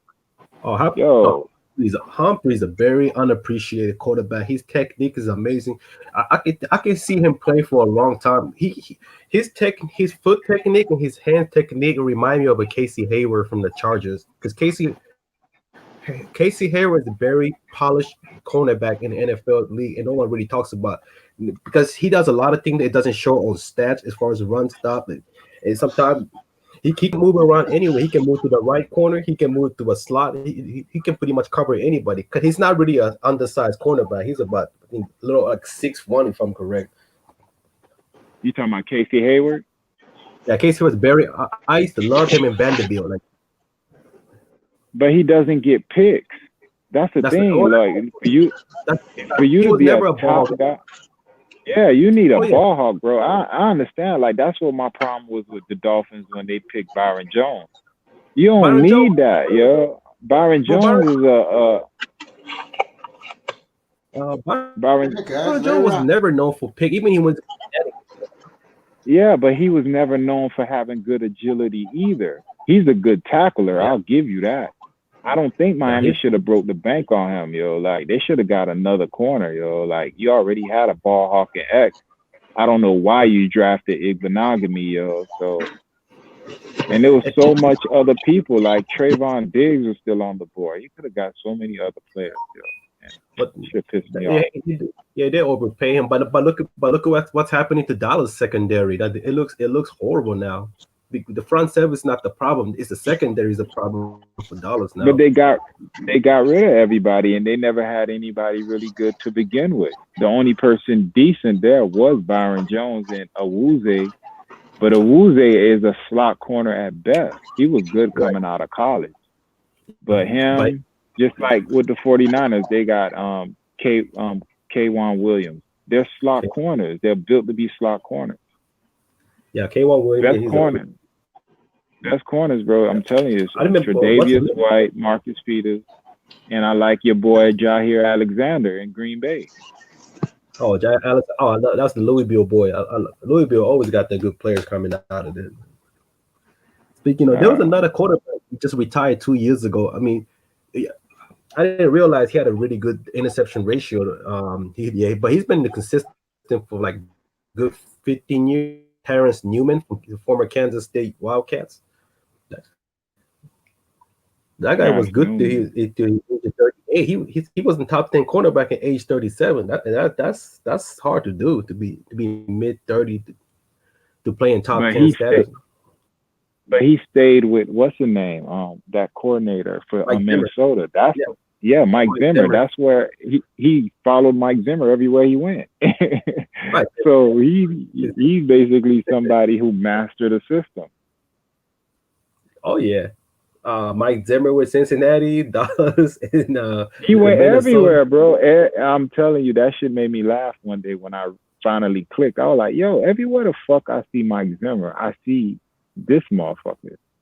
Everywhere. But he get the job done, so he coach loved him, you know.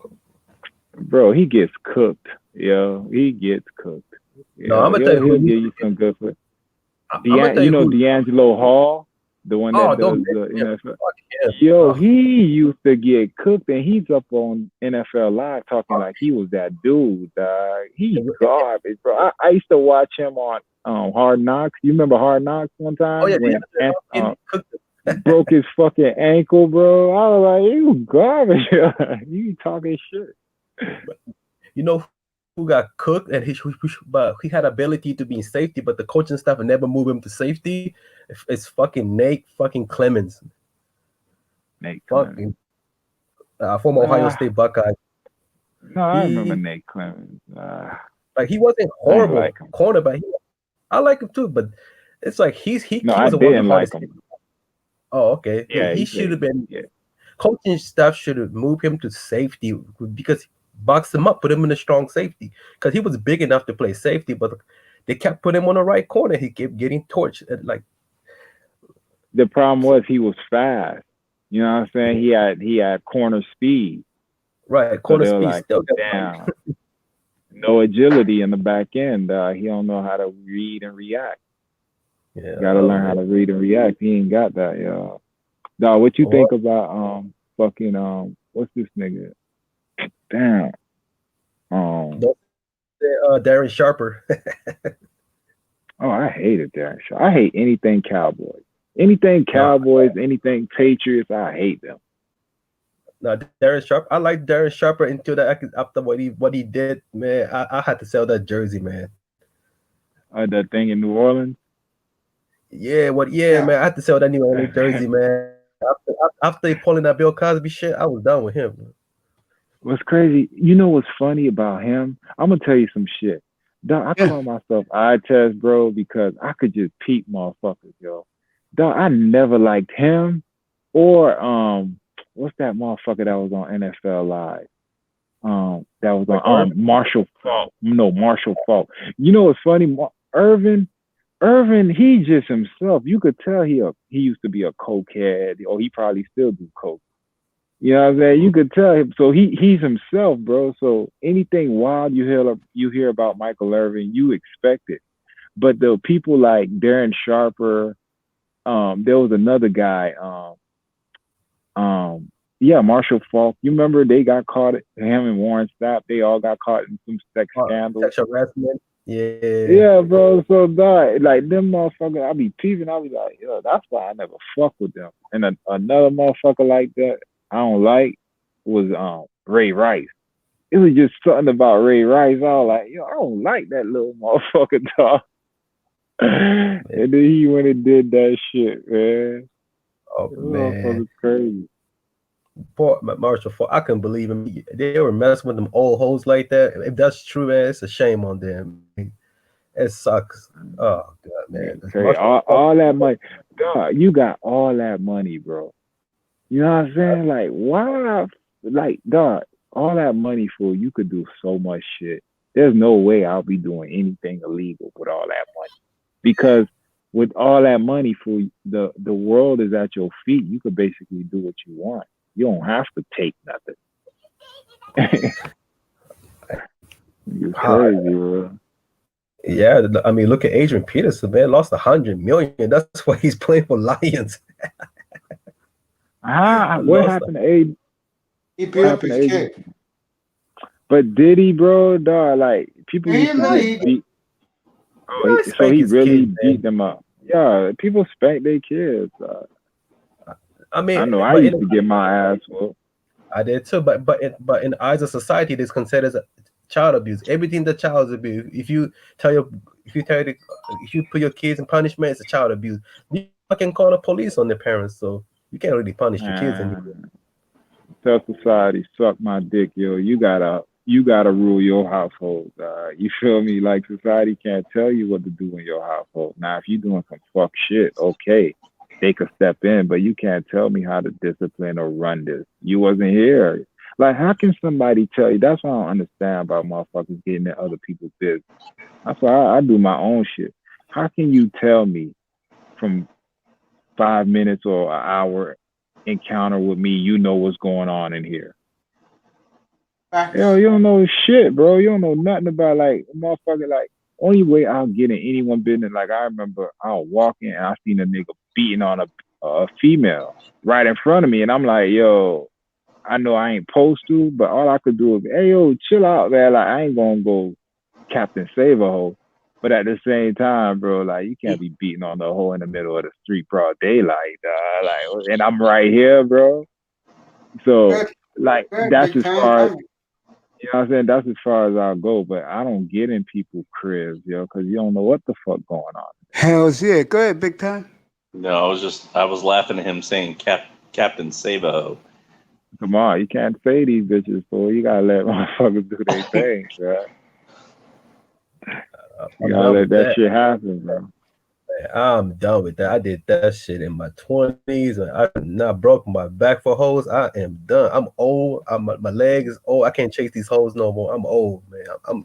I'm staying on my wheelchair, man. I'm chilling. He said they broke your back. You know I love you. What type of girls were you messing with? DJ? I was blind, man. Man. Trust me, I got like a Bible. My sim tells the Bible, man. I got a lot of stories.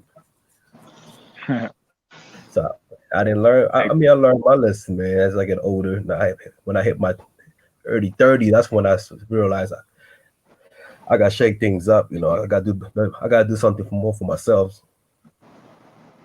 Do y'all subscribe in working for people or having your own company? Own company.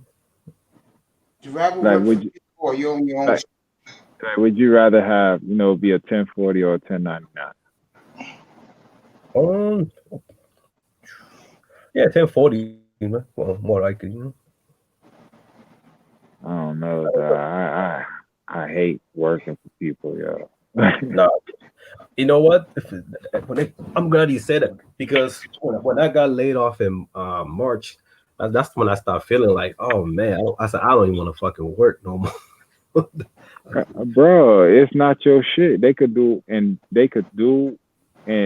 control your life, bro. They tell you when to get up, when to go home. They tell you how much they're gonna pay you, what they're gonna take out your taxes. You know what I'm saying? They tell you your attitude have to be just right to be in the be in cohesion with the environment. You can't have you can't fuck that, bro. No, I agree with that, by the way. I agree. Yeah. I cannot be a puppet.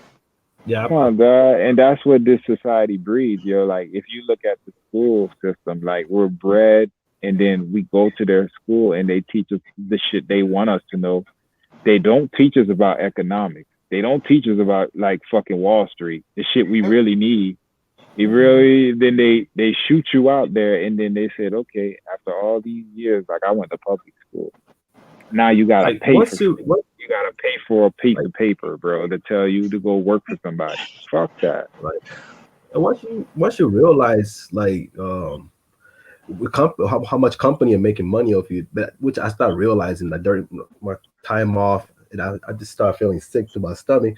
But another thing was it made me mad because I can't argue with the upper management. That was my problem because they said some slick, some subliminal shit, and I can't say it. I mean, I said some fucked up shit to them outside of work, but I got Yeah. See, I'm different, bro. It was okay.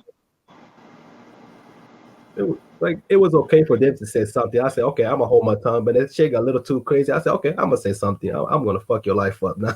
then they got triggered. So, but I said, hey, it happened outside of work. I said, hey, what can I say? I'm combative, bro. I always react, yo. Like, I don't have time for fuckery, yo. I'm here to work. Y'all fuck around, I'm gonna fuck around, and then I'm out. That's how we play with motherfuckers, yo. That's why I gotta do my own shit. That's why every job I did, I stacked up as much money as I could because I knew it wasn't gonna last. That's what I did. Luckily, saved up for the past 5 years because there's nothing really that I want because everything has been paid off. Cars paid off. You know, I'm currently renting my aunt's house so that she gave me a cheap rent. So thank God. God bless her and her kindness.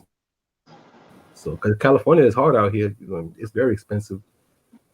You in Cali? What You part at of least Cali? make about 80,000 after tax. I'm in Southern California.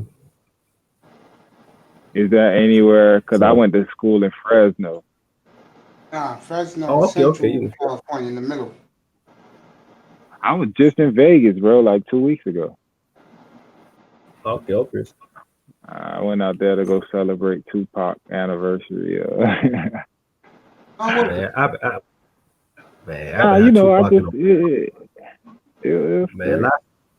last Tupac album I heard. I was listening last week. My favorite album of all time is Me Against the World. Then my other one is Are You Still Down? I thought that album was very underappreciated. Are You Still Down? I mean, it just seems like what they did. They just took a bunch of lyrics and put it to modern beats. The Outlaws album was hard too. The Still I Rise, that shit was hard too. Only one song on that album, y'all. The Crows, Tears, and Cats track. I like definitely. What's the other one? I like. Oh, the Machiavelli, the Criminality. Those are nice too. That's as hard as album. That and All Eyes on Me. All Eyes on Me hard. Can't See Me was my favorite track. I still remember that song. Got kicked out of class because I was bumping Tupac. So who you bumping now? Like who you listen to now? Like out of everybody. Right now, I currently listen to right now I'm going back to old school. I've been listening to a lot of Wu-Tang's, Master Ace, Kool Keith, Grave Diggers. But damn, I don't even know who that is. For as for modern artists, I listen to Nick Grant, Ritz, October Rondo. He's a good R&B singer. He's really great for compared to today's modern R&B. October London should be blowing up. Who you listen to, Big Time? Of course, no, not. I would have said tech. Got a special guest coming in here right now. The great Platinum Elite. What's up, nigga? How you doing, my brother? What's up with you, player? You hear me? I hear you crystal clear. Yo, I gotta check out that site. Your last video you did yesterday, bro. Which site you talking about? No. Your last video you put out yesterday, the 7-hour one about the bitches, bro. Oh yeah. You gotta check that video out. Yeah. Yeah, I don't know watch what. that tomorrow all day because I'll be off tomorrow, bro. I'll be back You know, strong with picks and injuries. Only watched the first 2 hours, man. I do my show, man, and then I threw the link out there. Niggas came up and Kudo, he wasn't going all night, so I just stayed all night, you know. But no, you ain't gotta listen. The rest of it ain't got nothing to do with the beginning. That's the beginning is real shit. And then we got, niggas, we just fucking around and shit. So for like 5 hours, I could do that shit tonight or whatever. No, I really ain't prepared for it, but I could. But I'm just saying, it just happened. It went longer than I wanted to. But look, I want to talk about Monday Night Football. Now, I called it. You did call it. Raiders won that motherfucker outright, didn't I? Yes, you did. Okay, we're going to be back this week, tomorrow night. We got the NFL. We got the Jaguars versus who was at Miami, right? Yeah, it's in Jacksonville. In Jacksonville. Now, you got Fitz and all of that bullshit, Fitzpatrick bullshit. Now, hold up. I told you about the Bills, right? So I ain't trust that game. Look, this is the second week. A lot of shit going on. Guys are not prepared. They ain't no preseason. You don't know. You can't. It's hard to predict them like that. You got guys going for it on 4th and fucking 15. That doesn't happen in the NFL. That's nonsense. Yeah, I agree. You can't. You talking about putting money up, and you got guys going for it on 4th. Look. You got to play the game by a system of rules. So your analysis of the game is based on the rules of the game. You got a guy out there where I'm gonna let my quarterback go for it. That's like fucking Canadian rules. You know what I'm saying? He going for it all 4 downs. Then you have to make that assessment and say, well, I'll probably go with him because the simple fact they're just going to be taking more chances. You know what I'm saying? So, look, fuck all that. Tomorrow night, you got the Jacksonville Jaguars. You got the Miami Dolphins. I'm taking Jacksonville. Okay. Jacksonville probably win that game straight up. You got to now I looked over on the board. You got a college game. It's not graded, so something going on. Vegas don't feel comfortable with that board. They played with the number, then they pulled it off. So they're afraid of that game. All right. Yeah, I know what you're talking about. College game. I like your pick tomorrow only because it's a field goal game. It's a very winnable game for Miami. But the way Minshew is playing right now, and they found a diamond in the rough in this kid Robinson, who's the new running back. Miami is proving they can't stop nobody, and the good thing for Dolphin fan is something I said earlier this week. At least they can score now. They got a little resemblance of an offense. They should have beat the Bills, but the problem with the Bills is the passing game. Now, when you look at the quarterback for the Bills, he's trash. Now this goes back with Dusty's claim. Minshew was trash and Minshew couldn't make this. I'm telling you, bro, coming from Washington, he can't have that position in Washington if he can't be a good quarterback. If he can't throw the football, they would have never made him the quarterback. The guy can throw the football. Yeah, that's okay. He can actually throw it. That wasn't only knock he had was he doesn't have a strong arm strength, but other than that, he was very accurate. Even his time with Eastern Carolina, then when he transferred to Washington State when Mike Leach as a head coach, that's when he took off because he got me money, man, when he was playing for Washington State. And Platinum, by the way, I'm gonna have a college football show Saturday morning, bro. Now, hold up, because you got SEC tomorrow or next week, bro. I'm ready now. Hold up. Check this out, DJ Child Support. Check this out. He was with ECU, right? Okay. And then he goes on to Washington, right, with Leach. I'm not – fuck them dudes. I'm telling you that guy, they would have never installed him as the quarterback if he could not make all throws. Now, Dusty said he couldn't. Now, in the NFL, you don't have to be a great passer to make it in the NFL. It's a lot of quarterbacks. They really can't. Look at the guy at Buffalo. That guy can't pass. He be throwing for 300 yards. He cannot pass. He's horrible. As a thrower, he's terrible. Now, is he successful? Yeah, he's winning. I'm telling you, Miami's gonna come up in there. Miami played good. They almost beat Buffalo. Fitzpatrick, Miami. They Jacksonville ain't got nobody. They trade all they play, which they did. They just trying to win. They want Trevor. What's the guy from Clemson? They want that quarterback from Clemson. They want him. They want Trevor Lawrence on it. They taking the Saints. I am telling you, by them holding on to Garner, they fucked up because he can pass, and there's going to be guys wide open. They're going to win this game. They're going to beat the shit out the Dolphins. They're not a good team. Am I trying to say he's a great? Fuck no. Is there 50 quarterbacks who's better than him? Yeah, but I'm telling you, the guy can pass. And look what he did to the Titans. He almost beat them. Yeah, he's having a nice year, bro. That's what I'm telling you. He don't have no players. He almost beat him. I'm telling you, the Titans got a good defense. You can't compare the Dolphins defense to the Titans. This guy's gonna walk up and down the field. Okay, let's get into other intangibles, which we can't predict. Here, white dude. It's Thursday night football. The announcers are gonna be on his back, kissing his ass. I'm just gonna bleed down to the refs. I think that you do not want to go with Miami. It's either you don't play or you take Jacksonville, or you just don't play the game. I know one thing, Platinum.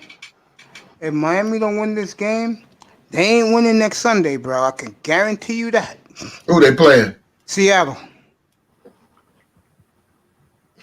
Okay, we can talk about my Seattle now. That's my team now, Mace. Yeah, me, you and Tackman. Tackman is DJ's child support, by the way. Okay, that's your team too, DJ, child support? Yes, sir. Now, that's my team. Now, hold up. Now, what was I saying before it started, Mace? When I tell you about Carson, did I tell you that should have been the team that went to the Super Bowl? But I said it came down to who? Russell, right? Yeah. Now, them little fucking Hail Mary, throw the ball up, don't give a fuck. They just been catching this. Because I said shit he did against New England, he's throwing that shit up. He did not, those were not passes, he just chunked that shit up. Okay. It's just pass to Metcalf wasn't a beautiful throw. No, well, Metcalf, that's Randy Moss too. I mean, like, I love Metcalf, but that shit he threw in the corner where the guy got his feet in, that was just some shit he chunked up. More. Now, I'm not sold on Russell. Now, hey, look, this week 2, it's week 3. They finna go to Dallas. No, Dallas goes to them. No, I said Dallas. No, it's in Seattle. Okay, let me see. Because last time I checked, that shit said. What's up, NBA fan? I'm expecting the low scoring game for that game. No, okay. Look, well, actually, I don't like to break games down early, but I'm telling you right now. Now you can say what you want to say. Platinum, you said New England was gonna win. You were wrong. You were wrong. I don't care what you say. I don't do that, Platinum. Cam Newton should have passed. No, Cam should have passed the football instead of Platinum. I don't do that, bro. I let you rock, man. Look. Cam, you cannot let NFL defense know what you're going to do. If they know you're going to run, they're going to stop you. An NFL defense. You just can't do that. They knew Cam was going to try to run the football. Seattle overloaded the play, and they stopped. Now, I blame Cam for that. And I said, okay, if Bill bench him, I don't blame him.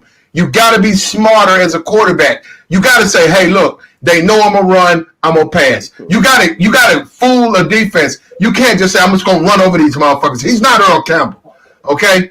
Okay, Platinum. So, but they should have won that game. I don't care what I stand by my pick. I called New England for the upset. They should have won that game. Yeah, Platinum, I'm leaving it alone, bro. Platinum, brother. First of all, calm down. Second of all, in this room, I let you speak. I'm not gonna argue with you. I let you talk, man. No one's arguing with you. This room is quiet, man. Even though we got 6 niggas. Speak your piece. You came in here before I was going off the air Monday night, and you predicted take the Raiders outright to win, and the money line. You was right, bro. No one's arguing with you, man. You just speak your piece. Well, no, I got to defend the pick that lost, man. That's second. And hold up, and let me tell you something. I learned my lesson. I'm not fucking with New England. I'm not trusting Cam. I wouldn't put no money on Cam. I don't give a fuck. I'm done with them. because that shit they did in Seattle, fuck you. If you want to run, man, you got to fool the defense. Now, I'm not going to put no money on you. You're going to run the fucking football. They know you're going to run the football. They going to stack the line. You're not fucking Earl Campbell. Okay, calm down. Let's relax. I'm not hyper, man. It's just me. It's a relaxed atmosphere in here, buddy. Go ahead. I'm relaxed. You're cracking me up, man. I'm just not saying nothing, man. No, well, okay. Look. Mm-hmm. SEC football Saturday. We don't have to play no Coastal Carolina. We don't have to put our money on no goddamn UAB. Okay. South Alabama. I think that game is tomorrow. UAB. We don't have to put our money on no bullshit. Yeah, and South Alabama. Yeah, you know what I'm saying? I'm finna lay some numbers with. You want to pop up? Come on up. Lay some numbers with Alabama. Fuck with Clemson. Somebody told me Clemson clocked somebody last week. They covered 49 nothing, bro. Yeah, it was a Citadel. Yeah. It was 45. But they brought the money home, right? Yes, they did. It was 45 points. I took the first half. It was 35 minus first half, and they was up by 40 points, and they covered the whole game. There you go. NBA fan, welcome to some NBA. Don't worry, 45, and I took minus 45. Final score was 49-0, and they shut them down because Citadel was one of the worst teams next to UTEP and club ass team. I would take that over fucking Coastal Carolina. That bullshit. Coastal Carolina got me good on the first game, man, against the Kansas money line, man. But this week, it's with the gambling. I like Arkansas plus 25 versus Georgia, man. That's the new coach from Arkansas came from Georgia, Mr. Pitt. Yeah. The quarterback, he's I know he's out. I'm not talking about Georgia, but I know the black dude that was going to take over behind From. He said he's not playing because of COVID. Okay. So Georgia's putting in whatever I don't know who it is, some third string guy. Well, respected defense coordinator, but it's going to be a close game. I think that, of course, Georgia's still going to win, but 25 points is a heavy for the first game. Yeah, you're right. You can get in because they're not practicing. They haven't played, and they're giving you 25. Now, this Alabama, I was looking at that. I think they're like 30-point favorites. I'm going to go ahead and take that. Now, let me tell you something about Alabama. No, this is trick to Alabama. When they're at home and they're playing a weak team, they normally won't cover those numbers because they don't want to. But when they're playing a weak team and they're like on the road and they're challenged, they blow them guys out. Because they go ahead and play. He's not going to pull his starters. He's going to leave guys in. You know, the defense going to get a couple of touchdowns. And, and I ride with the Crimson Tide, man. I put my money on them. That's putting money on. That's what I'm saying. Now if you're out here making money, you got something to really put money. You got some engines, you know what I'm saying? Some gasoline to put in your engine out here instead of this garbage like Coastal Carolina. You know, these bad teams that you don't know what they're going to do.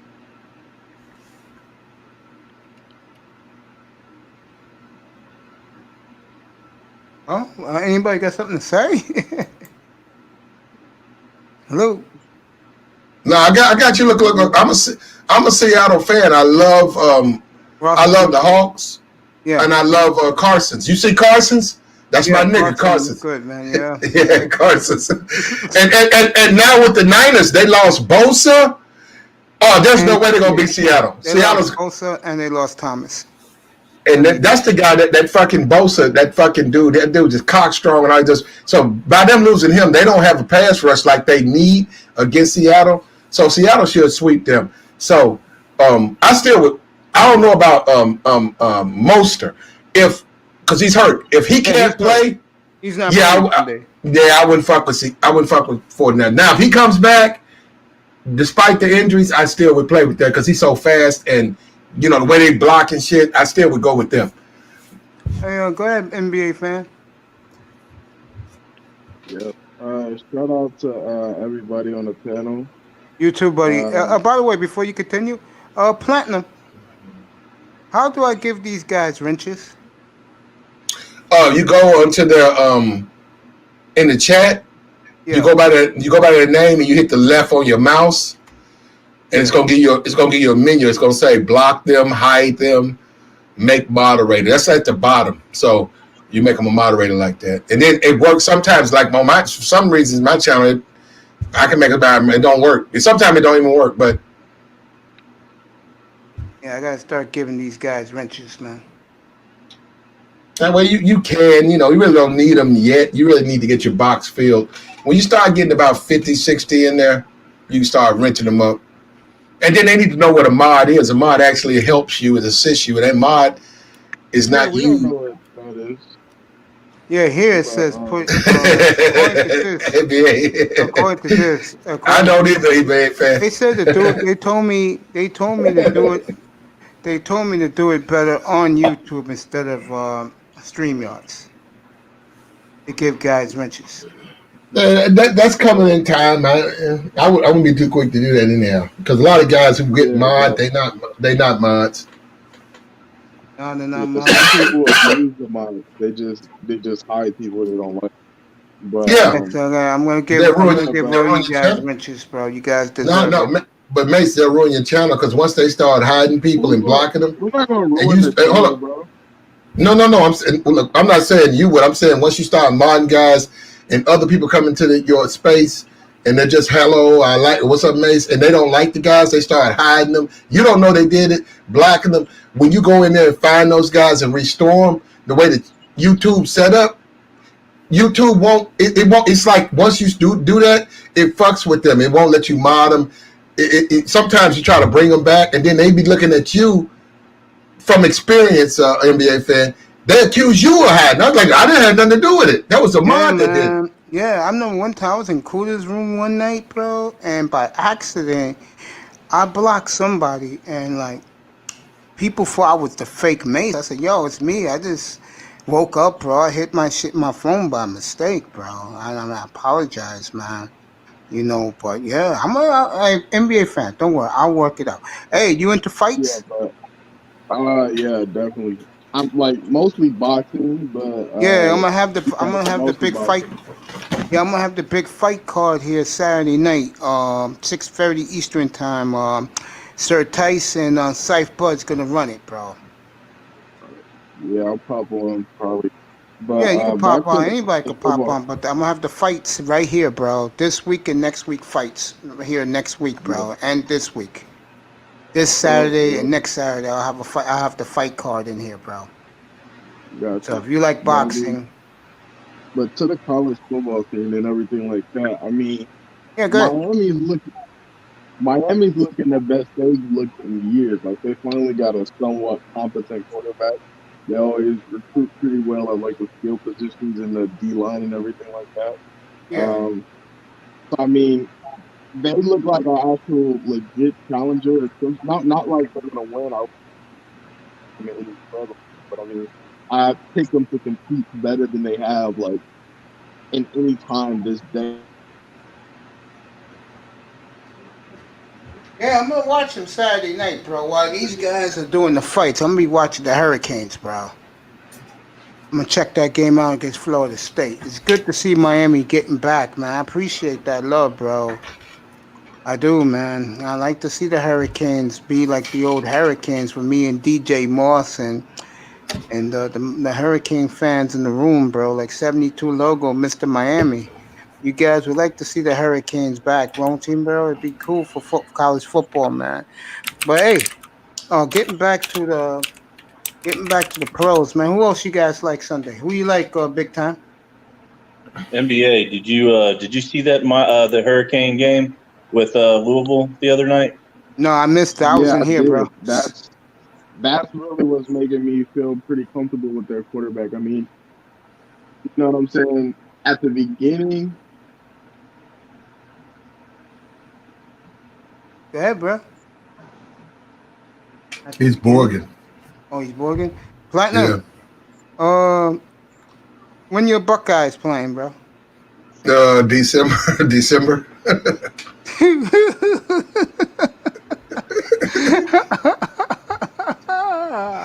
but we got. Hold up, look, check this out. Saturday, Yeah. we got UK at Auburn. Auburn's 8-point favorite over you. I wouldn't touch that game. You got Florida at Mississippi. Mississippi plus 14. Ole Miss. That's Lane Kiffin.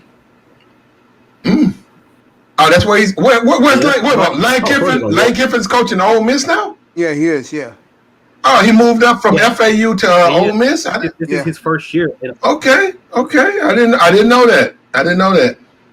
I swear if the Hurricanes would have lost to Lane Kiffin, man, I will never forgive Mango He moved Diaz, up like 3 months ago. Yeah, but you you got got Ole Miss, and this guy's at Mississippi State. then you hold up. You got Texas. Now I'm fucking with Texas. Texas at Texas Tech. Oh. And I'm talking about gambling. I'm not talking about that's my alum. Yeah. You know what You you're got talking about, bro. So somebody said, okay, you said Georgia. Now we know Georgia. The black dude that was supposed to replace Fromm, he's not playing this year. Unless he is. I don't know. I just read something he wasn't. So I don't know who his backup is. But Georgia at Arkansas, and you get 26 points. You're getting 26 points. Yeah, with Kirby Smart, they should cover. And then you got LSU. They got rid of Fromm at Mississippi State, and they're minus 19. Mike Leach at Mississippi State, by the way. He left Washington State to go to Mississippi State. Mike Leach, did he open up are they spread offense? Yeah. Okay. I don't know if I touched that game. And then you got my team, Alabama, at Missouri. Now this is a trick to Alabama. Alabama, like I say, they will put a big number on Alabama. Now when they play Wyoming at Alabama minus 38, it looks like, oh, that's easy money. No, it's a trap because Alabama, a team like that, they don't. Saban, he'll pull his players out. He'll beat them, but he don't get a thrill out of just running up the score on weak teams. Now, LSU or Tennessee, he'll put 63 on them in a minute. He could care less. So, Mizzou, that's a team that's in the conference. He's gonna blow them out. If I had to give you my pick of the Saturday, take Alabama. That'll probably be 30 points by kickoff. I take Alabama and count my money after 2 hours. You double your money. Whatever you put on, if you put your money after 2 hours. Yeah, if you put 500, you're gonna make 500. If you put 1,000, you're gonna make 1,000. I'm telling you, this game, if you can be disciplined and don't fuck with the other games, you wanna pick. I'm telling you right now, Alabama's gonna blow Missouri off the fuck. They're gonna blow them out. It's not gonna be close. Well, okay, I can see that because Missouri. I can see that because Missouri has. Board game. You're board getting hard, bro. Yeah, you Borgen, you're in the wrong, a bad spot. Pop in and pop I out. think Brian Kelly, the form be the next Julio. There you go. He said he's the next Julio Jones, and what you should do, bro? I'm listening. Is you need to bounce out and come back on a different line, and the floor is yours. But you're borging out. We can't hear what you're saying. Yeah, do that, bro. Come back. I'll be here. Don't worry about it. When you get the flow and you get back, go ahead, big time. Any college football games you care about? Not really. I mean, I was. You're just waiting for tomorrow night, and I'll tell you this: if the Dolphins win tomorrow, boy, you guys gonna be here Friday night, boy, pumping your chest. And I won't blame you guys, man. I'll give you guys all night, bro. If your Dolphins win tomorrow night, I'll give Mr. Miami, I'll give Finn's logo, I'll give Pete, all you guys. Ball game, I'll give you the whole fucking flow for the whole night. Go ahead, NBA fan. What you guys say, bro? Yeah, but just back to the college football scene. I mean, yeah, good. Yeah, Miami. They're, you know what I'm saying. Like I said earlier, they're looking really good. Like I haven't seen them look good in years. You know what I'm saying? But to the Big Ten, honestly, I think I've heard rumbles that people aren't going to look at their season as legitimate because they're playing like one or two less games. But I think that like Trevor Lawrence and Clemson only plays 10 games and then they play cupcakes like the Citadel. I don't really think that you could consider that really like a notch under his belt because at the end of the day, he just played like a preschool. You know what I'm saying? So I think like all of their seniors, all of their talented players, they should be eligible for like the Bolivia with the Heisman and everything like that. And I still think LSU is going to have a harder schedule than Clemson in their 8 games. You know what I'm saying? So that's basically my opinion right now. Yeah, Platinum, what do you think about your Big Ten, bro? You just said that people say it's not a legitimate season for them. It's probably not, but What do you mean? you know, the COVID has changed a lot of things. I don't know how they're going to do this thing. I won't sit back and watch, but he was bringing up the Canes. The Canes are playing well, and I would go ahead and stay with them because they play Florida State, and the coach staff, I don't know if he's back, but he had COVID. The head coach got COVID, and with Blackston or Blackman or whatever his name is, I have not been sold on him anyhow. He's a big old long lean brother, but he'll turn that thing over. So, and he's already been threatened by the coach. When you have a quarterback who's threatened on the sideline, I'm gonna bench your ass. You keep fucking up. That's gonna make him nervous. That's gonna make them nervous. I go with Miami. I stay with Miami. I would say Miami's easy money. Okay. Easy money. You buy that, NBA fan? For y'all about, yeah, I agree with that. But I had a question for y'all about what Alabama can do with their starting quarterback position, right? Go ahead, Platinum. Talking about Alabama. Yeah, I don't know his name, and I don't really keep up with all of the 120. I don't keep up with their quarterback positions, but I do remember the backup. It was a white dude for Tua when Hurt left. That white dude. First of all, I know Miami. Miami's only gonna get top recruits. We talking about player of the year of the state. That's all they're gonna get. So we don't. Okay, go ahead. I'm sorry. Yeah. So basically, the situation is Bama has like an incumbent who's been there. He's been like a decent player for like 3 years. He's shown to be competent in big moments and everything like that. But the guy who they have coming in, Bryce Young, he was the top 3 player in the country coming out last year. And just based off like the player curve and everything like that, you understand that he's probably a 3-and-done player, and the amount of time you have a player that caliber on your roster is pretty finite. So you don't really want to waste that time. And I think Saban's made a tougher decision when the cap gap was closer. So we project Bryce Young to be like a top 5 pick. But at the same time, he switched out Tua for Jalen Hurts. I don't predict White guy to be round of a week. Bryce Young to be just as good as Tua. So I mean, it'd be hard to make that decision this early in the career. But I think he's shown the balls to make it, honestly. Well, I don't know who I got to go look at them because I haven't even looked at anything from the SEC. I don't know who the starter is. I'm assuming it's the white guy that I saw. Now, this Bryce guy that you're talking about, right? This now, I can say this. Saban's not going to fuck around. If he lets this guy who's been there start and he don't produce, his ass is on the bench. I can promise you that. He'll put the new guy in a minute. So that's one thing about him. He don't play around. He don't fuck around. Yeah, and it seems like it's a trend. Like, this is one thing that kind of pisses me off about Ohio State. It's like every other, like, basically we're competing with 2 teams. We're competing with Clemson and Alabama. And both of those teams have shown the capacity to make the tough decision and sit the incumbent for the talented young player. You look at, I forgot the black guy who was like a mobile quarterback, Trevor Lawrence freshman year, but they sat him after like 3 games. You know what I'm saying? Same thing with Tua. But again, we've got the best. We got like a top 50 middle linebacker, outside linebacker on both sides. We have those guys, but we keep starting Huff Borland. He's the most unathletic fucking player I've ever seen. Ohio State.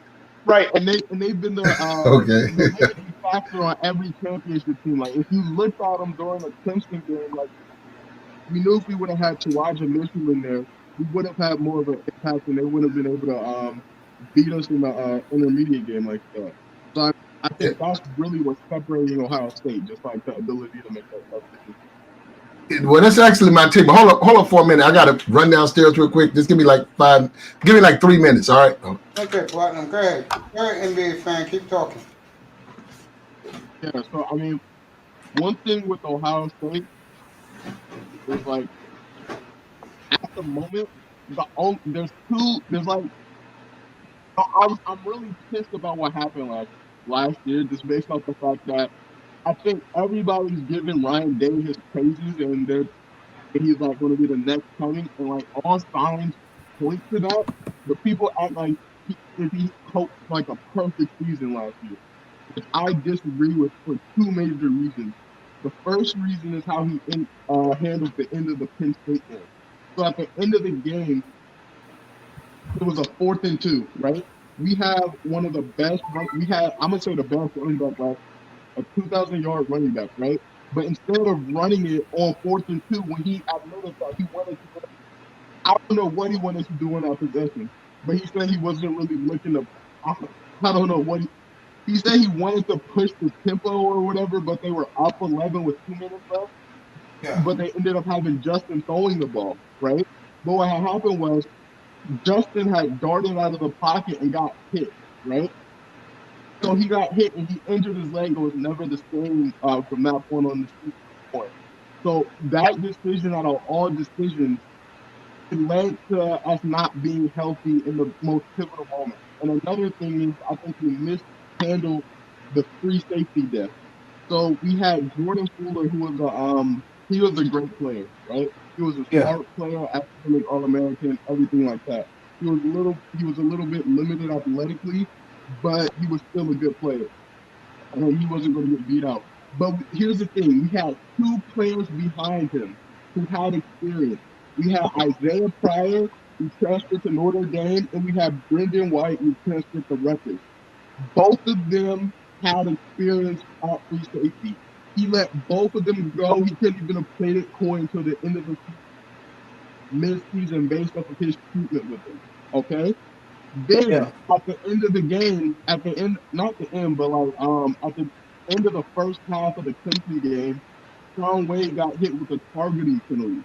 What they like to do in the secondary last year, they just like to play press corner cover 1, right? Yeah. But at the end of the first half, they started having to go to cover 2 scheme. Right? So they had 2 safeties. But here's the thing. The guy who he had left at safety had no experience. So he was getting caught in that half. You see what I'm saying? So if he would have mismanaged the safety depth, we might have stood a better chance based off of the safeties who we would have had on the roster having more experience. You know what I'm saying?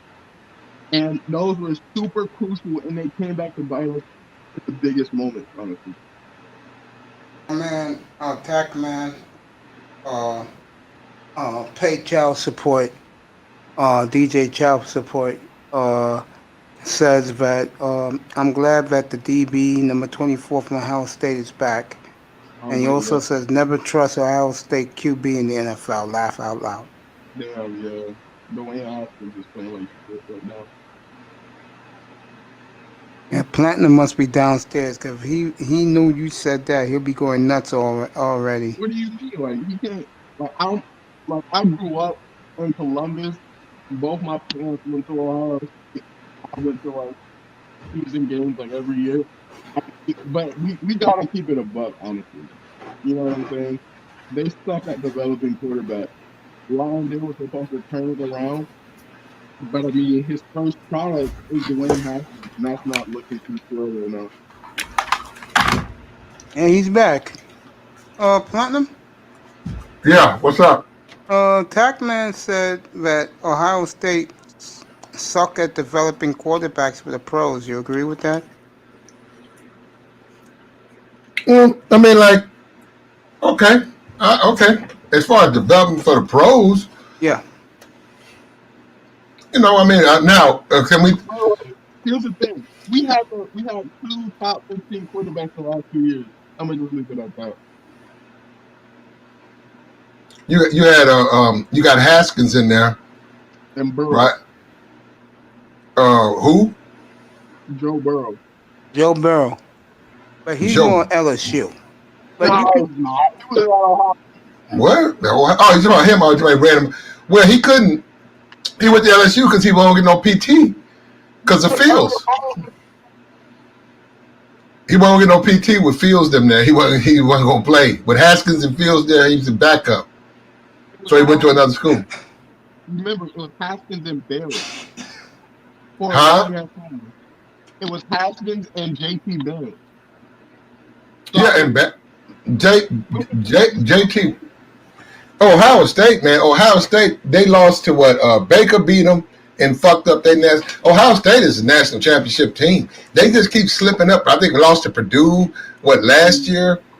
They they had them hiccups, bro. If it wasn't for them hiccups, they've never lost to it. They got knocked out by Clemson, which a lot. You go look, it's on YouTube. They got cheated out of that game. The SEC cannot fuck with them, bro. Not no Ohio State, not the Buckeyes, not the They cannot beat the Buckeyes, bro. No team in it. Alabama cannot beat them. If Clemson, that bullshit, all them holes and all them picks they had Clemson beat. They just got cheated out of the game. Penn State is the home of wide receivers, Allen Robinson, Chris Godwin. Ohio State is great at developing defensive tackles, cornerbacks, and offensive tackles. And don't sleep on Florida this year. That's from TACMAN. Okay. Yeah, I mean, but here's the thing. Like, if you look, I'm a big recruiting fan. You know what I'm saying? Ohio State lane. So if you look at our recruiting the past couple of years, like last year, 2019, we got Garrett Wilson. You saw what he did. He's a great player. He's going to do a lot for us this year. But then this year, we had a special class this year.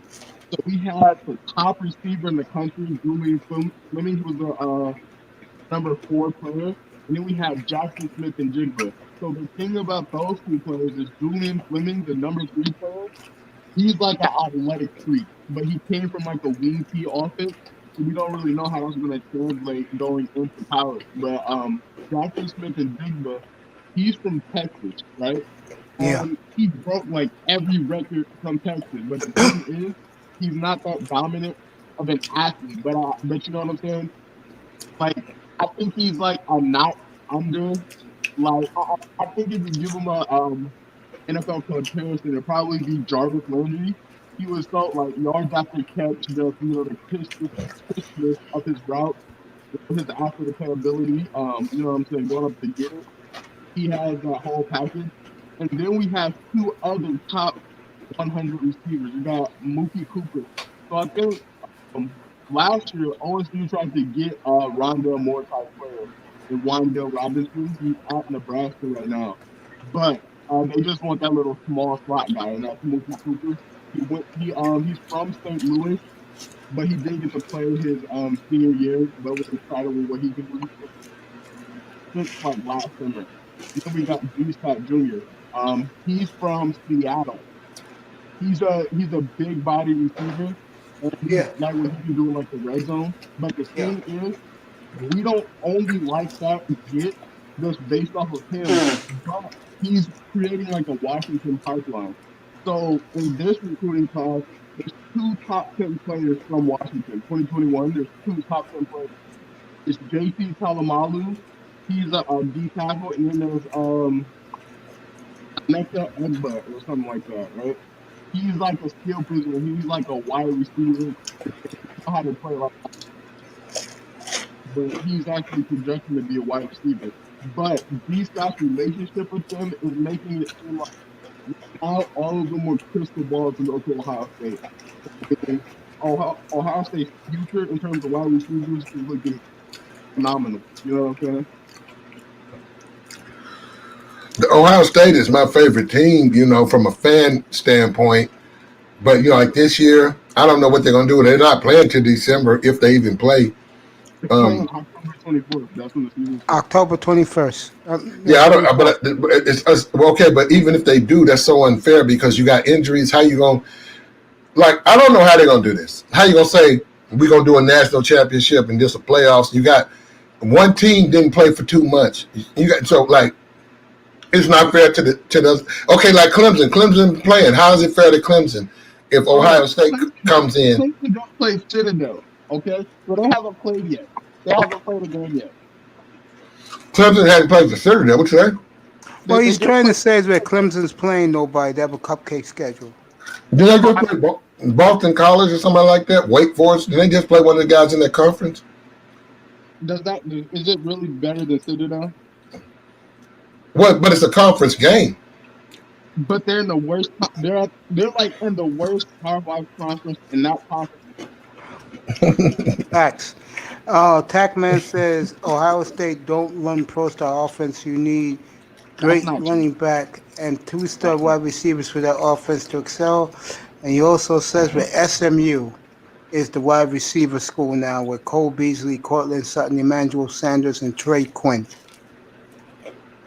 All pretty damn good receivers. I mean, but you can't say that after Beasley. You know what I'm saying? Like, how old is Cole Beasley? Did he actually say Cole Beasley? What did he say? Cole Beasley was what? But SMU is producing very good wide receivers. Beasley, Sutton, Emmanuel Sanders. I thought you said it was wide receiver U. That's what he said, yeah. Oh, hell no. Ohio State's more wide receiver U than fucking SMU. Yeah. Because we got Michael Thomas and Scary Terry at the moment. Michael Thomas is the best receiver in the NFL. Scary Terry, he's up and coming. He's the only way Dwayne's getting any yards right now. You know what I'm saying? Dwayne is, he needs more time, but at the same time, he's playing like fucking garbage. On the plays where the offensive line blocks the defense, he's super inaccurate with the football. Okay. If you look at Metcalf for Seattle, right? They got him. Mississippi State. Yeah, they got him, I think, second or third round. Everybody looked at him. They said that he was a regular, he's just a basic wide receiver. Look at him now. The guy's damn near like unstoppable, damn near Randy Moss. So these NFL teams, they make mistakes. Yes, they do. So guys come.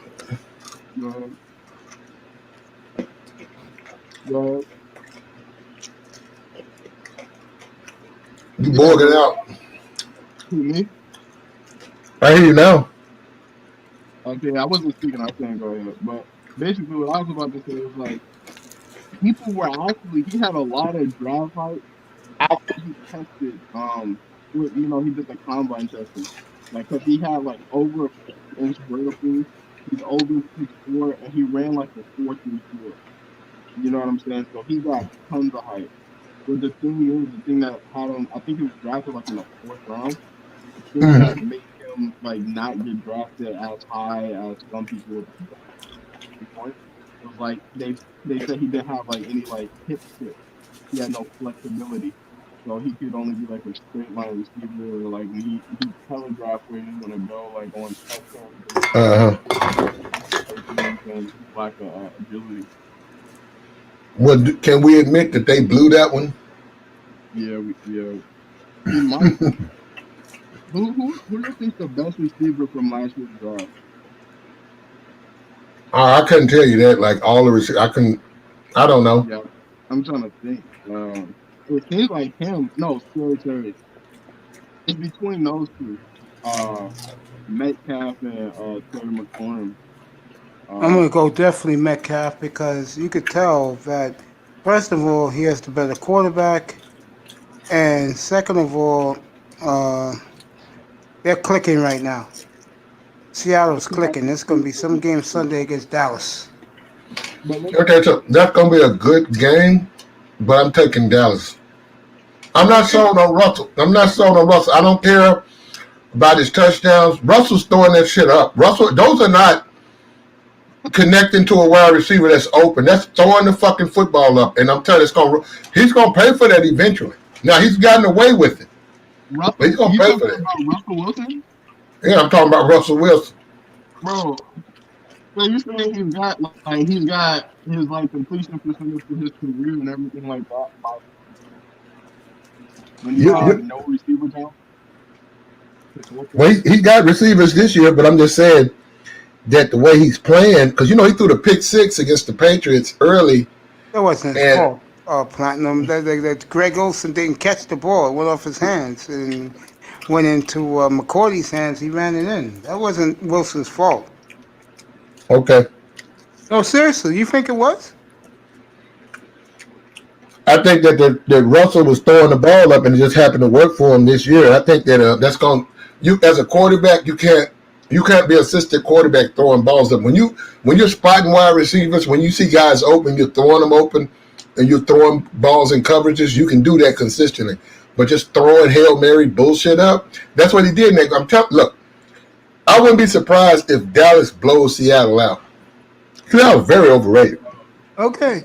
Tackman says late Corey Glenn and Joey Galloway are both Ohio State receiving legends.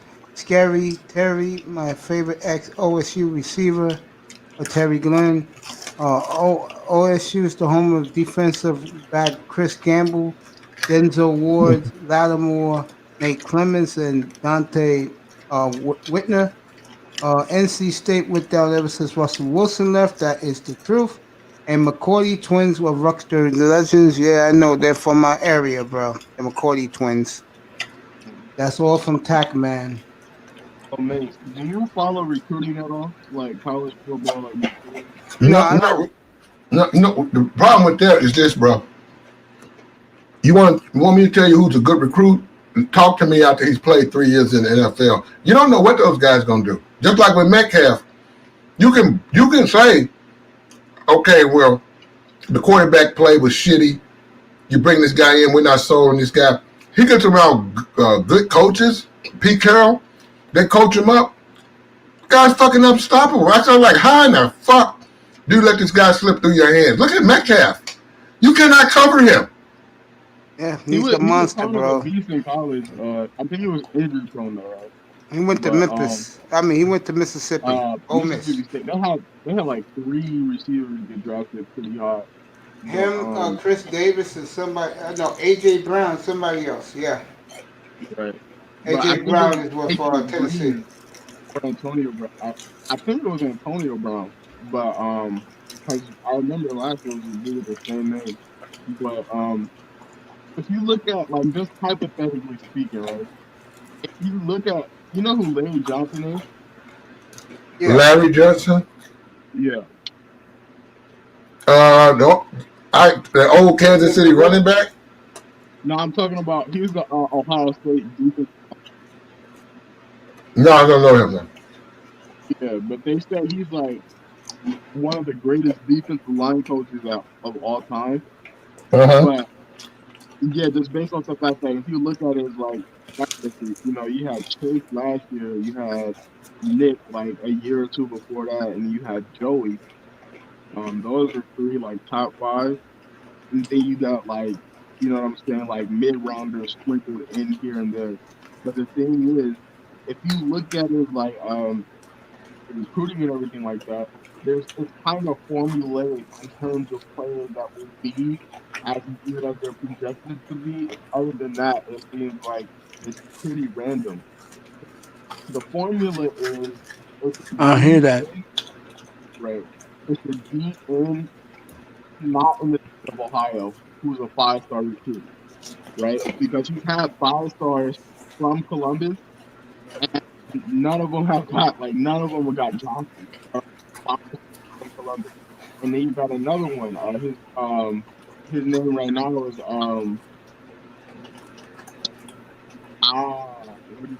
Jonathan Cooper. He's a like racial senior and everything like that. But he's only had like 2.6 sacks in his 4 years at Ohio State. So you can't really say he's the best defensive line coach. He's only developed a set of players. You know what I'm saying? And on top of that, He's a bad. He's a like. I'm not gonna say he's a bad coach. He's at best average interior. From the interior in terms of how he develops players. Like you have not seen like a good interior lineman from Ohio State during his tenure. You know what I'm saying? So like, even when he's on the line,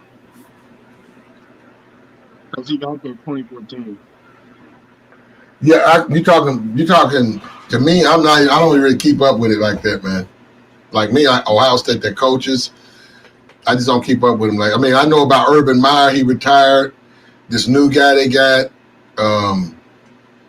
It's like thing with Alabama. I know Nick Saban, but I could not name you who the coordinator is, and I don't know. I don't know those guys like that. All right, guys. I'm gonna call it a night. Have a 5 Okay, bro. hours spent. I don't. I'll be Okay, off yeah. tomorrow. Did you put out? Did you put out Miami? Did you put their play out today? Miami or NBA? No, I didn't do that.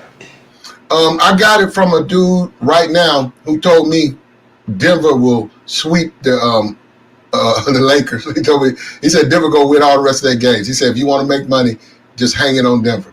If they do that, bro, whoever that guy is, I'll give him some paper, bro. Okay. Guys, Okay. Platinum. Final words, bro. Take Denver. Ride Denver. Ride the Nuggets. You're getting 6 points a game. Take the money line.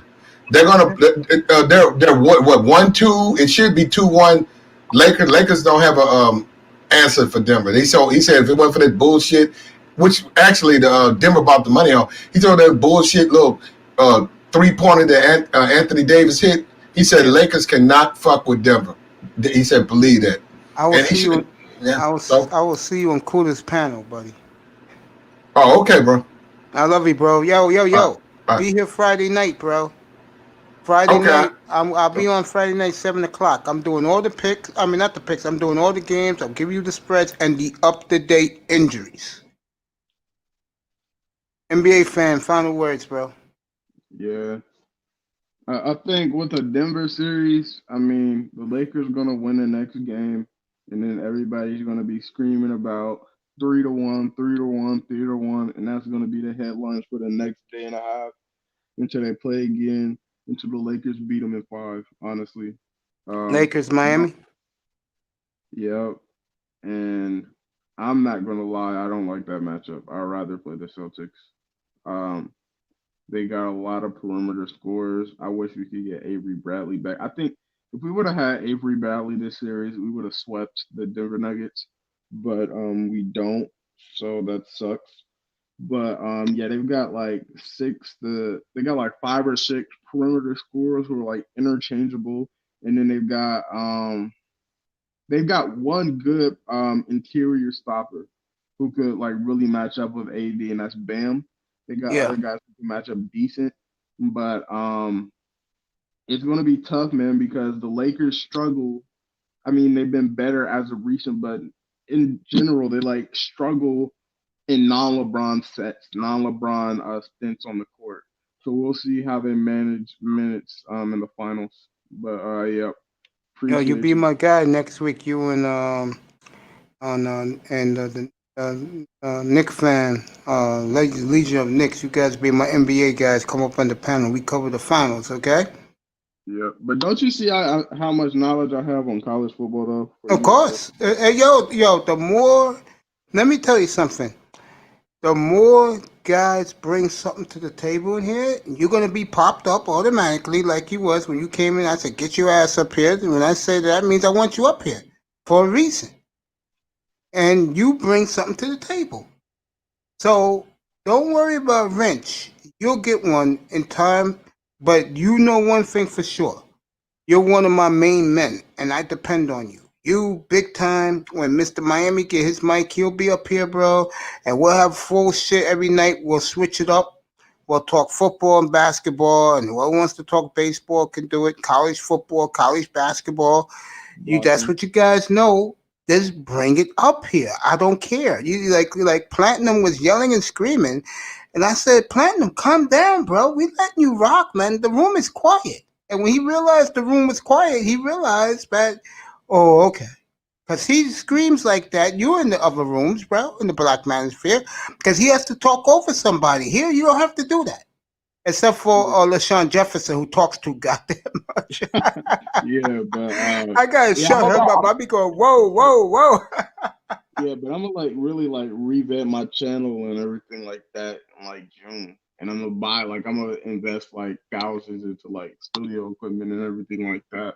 You know what I'm saying? So yeah, I'm gonna try to lean on y'all for support when I get up and moving, you know what I'm Yo, saying? I'll come by, bro. I'm not a guy that hits and runs, bro. I'll come by and see you and say what's up to you. Just bring me up on the panel and I'll stay quiet like I do here while I let you guys rock. It's your panel, bro. I respect people's panels. Again, a problem in this fucking manosphere is motherfuckers think that they're stars. The only two people, in my opinion, can act like that is Kevin Samuels and O'Shea. Other than that, everybody else is just somebody, or a wannabe. That's my opinion. I think there's a little more than that, but yeah, Like, what do you mean? I think there's more people. I think there's like more people who are of that status, like in the manosphere. I think Okay, they're on a different level. They're like on a mega level, but that's there's what I'm people talking like about. right, but there's other people where you like they got more pool than like just the average guy. You know what I'm saying?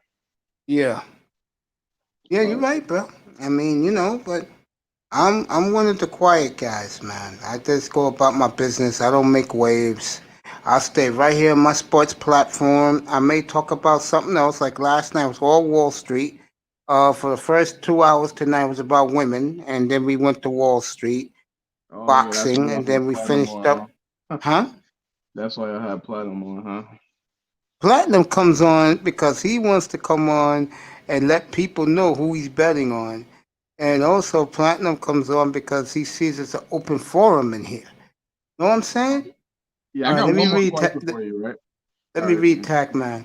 Hey Mace, can we move the interview from Friday to Wednesday, if possible, next Wednesday?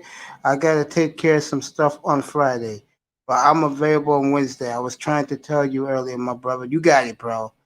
Your laptop is still. Yeah, we'll do the one-on-one next Wednesday, bro. 4 o'clock, 5 o'clock, whatever you want, bro. You know I love you, bro. You support me, I support you. I love you, bro.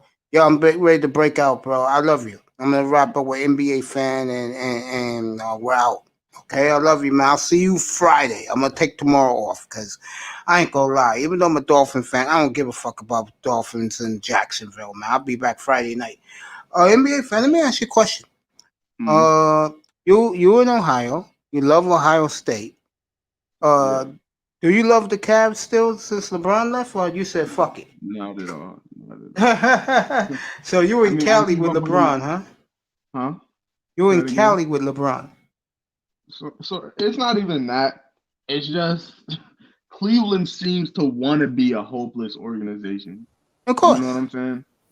Like from their draft picks to, you know what I'm saying, the front office and the moves that they're making and not getting off of bad contracts, taking in more bad contracts just to and they're not even going to make the playoffs. They're just not going to have a first pick. You know what I'm saying? Instead of actually contending, they're going to have like the 8th pick. You know what I'm saying?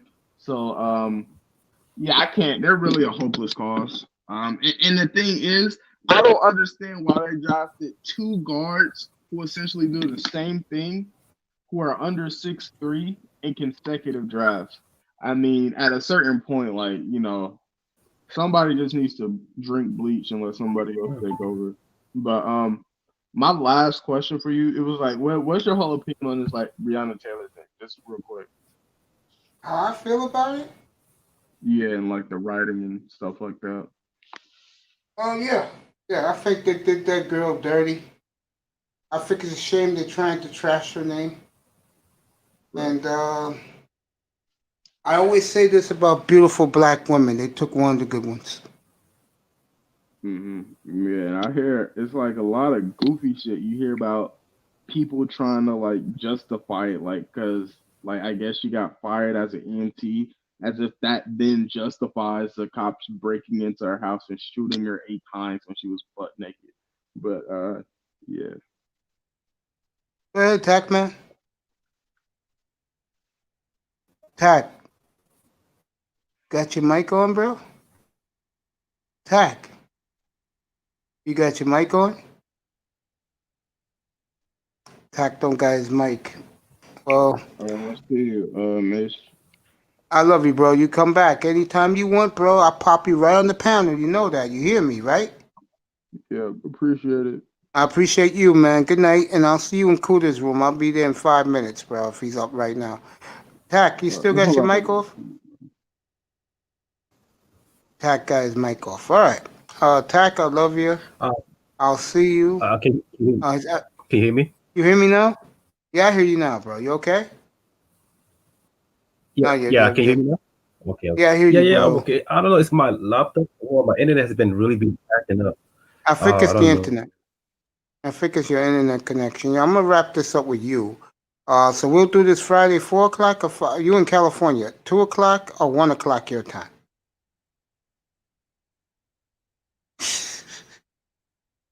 Let me type it in. NBA fan, terrific tonight.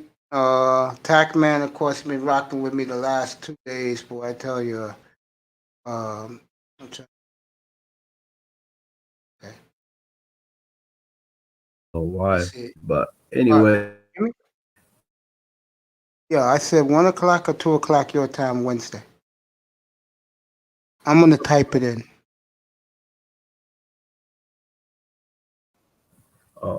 can you hear me? I hear you. Did you bounce out? Man, what's wrong with my I hear you laptop, man? now. I hear you now. Okay. So yeah. I hear Okay. you.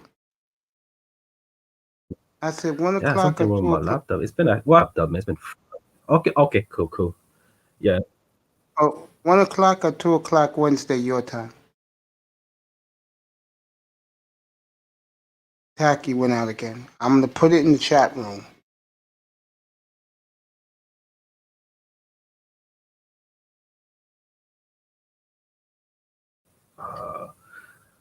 Let's see what this.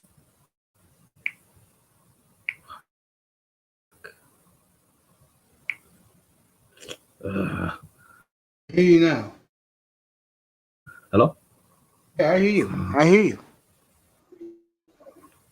Okay. Yeah. What time? Okay. I put it in the Could you chat repeat room. that One again?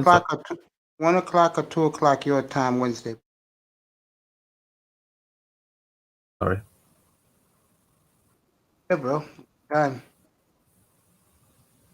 1 o'clock. Okay. Let me see. Let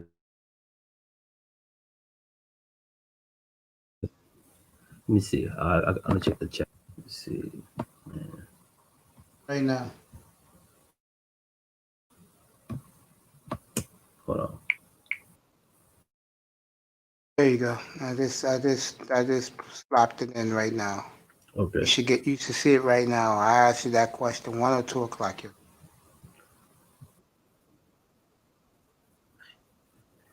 2. Yeah, talk is fine on Wednesday though, because I can't do it on 2 Friday o'clock? now, unfortunately. 2 o'clock? Yeah, 2 o'clock You is got it. Wednesdays. All right, Yeah, 5 2 on o'clock Wednesday. my Yeah. time then. 5 o'clock my Okay. time East Coast. I'll post that Okay. Hey, for Wednesday, bro. I got you. I want to thank you for rocking with me last couple of nights, bro. I appreciate your support and your confidence in my abilities. Thank you so much, man. yes, sir. You hear me, bro? Okay. Yeah, you're Thank you so much, Borgie, sir. man. It's not a problem, man. Thank you for the nice words you wrote last night to me, man. In the middle of the night. I appreciate you. Don't worry about it, bro. I'll be back Friday night, bro. Be here, bro. Yeah. We'll rock it. We'll rock this shit. All right, let me thank all the great people who came through tonight, guys. Big time, Platinum Elite, NBA fan. Okay. Okay, I brother. Test Sports. Yeah, I Test Sports. Commande Lou. Let me see who else is in here tonight.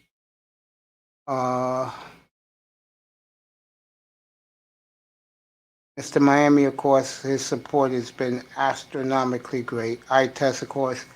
I just want to say to everybody who comes in here, I appreciate your love, your support. And Scythe Bud was here too. I love you guys, man. Appreciate the support. War Master, of course. Frank, all you guys. Ty Church was in the beginning. He was working, so he couldn't come up. I appreciate you guys. I love you guys. Remember, no sex, no drugs, no gambling, no drinking, no partying, no clubbing, no women. Good night. I'm the Oasis. Love you. See you in 24 hours. Excuse me, not 24 hours. I'll see you in 42 hours in the room. Appreciate you guys, man. Appreciate you.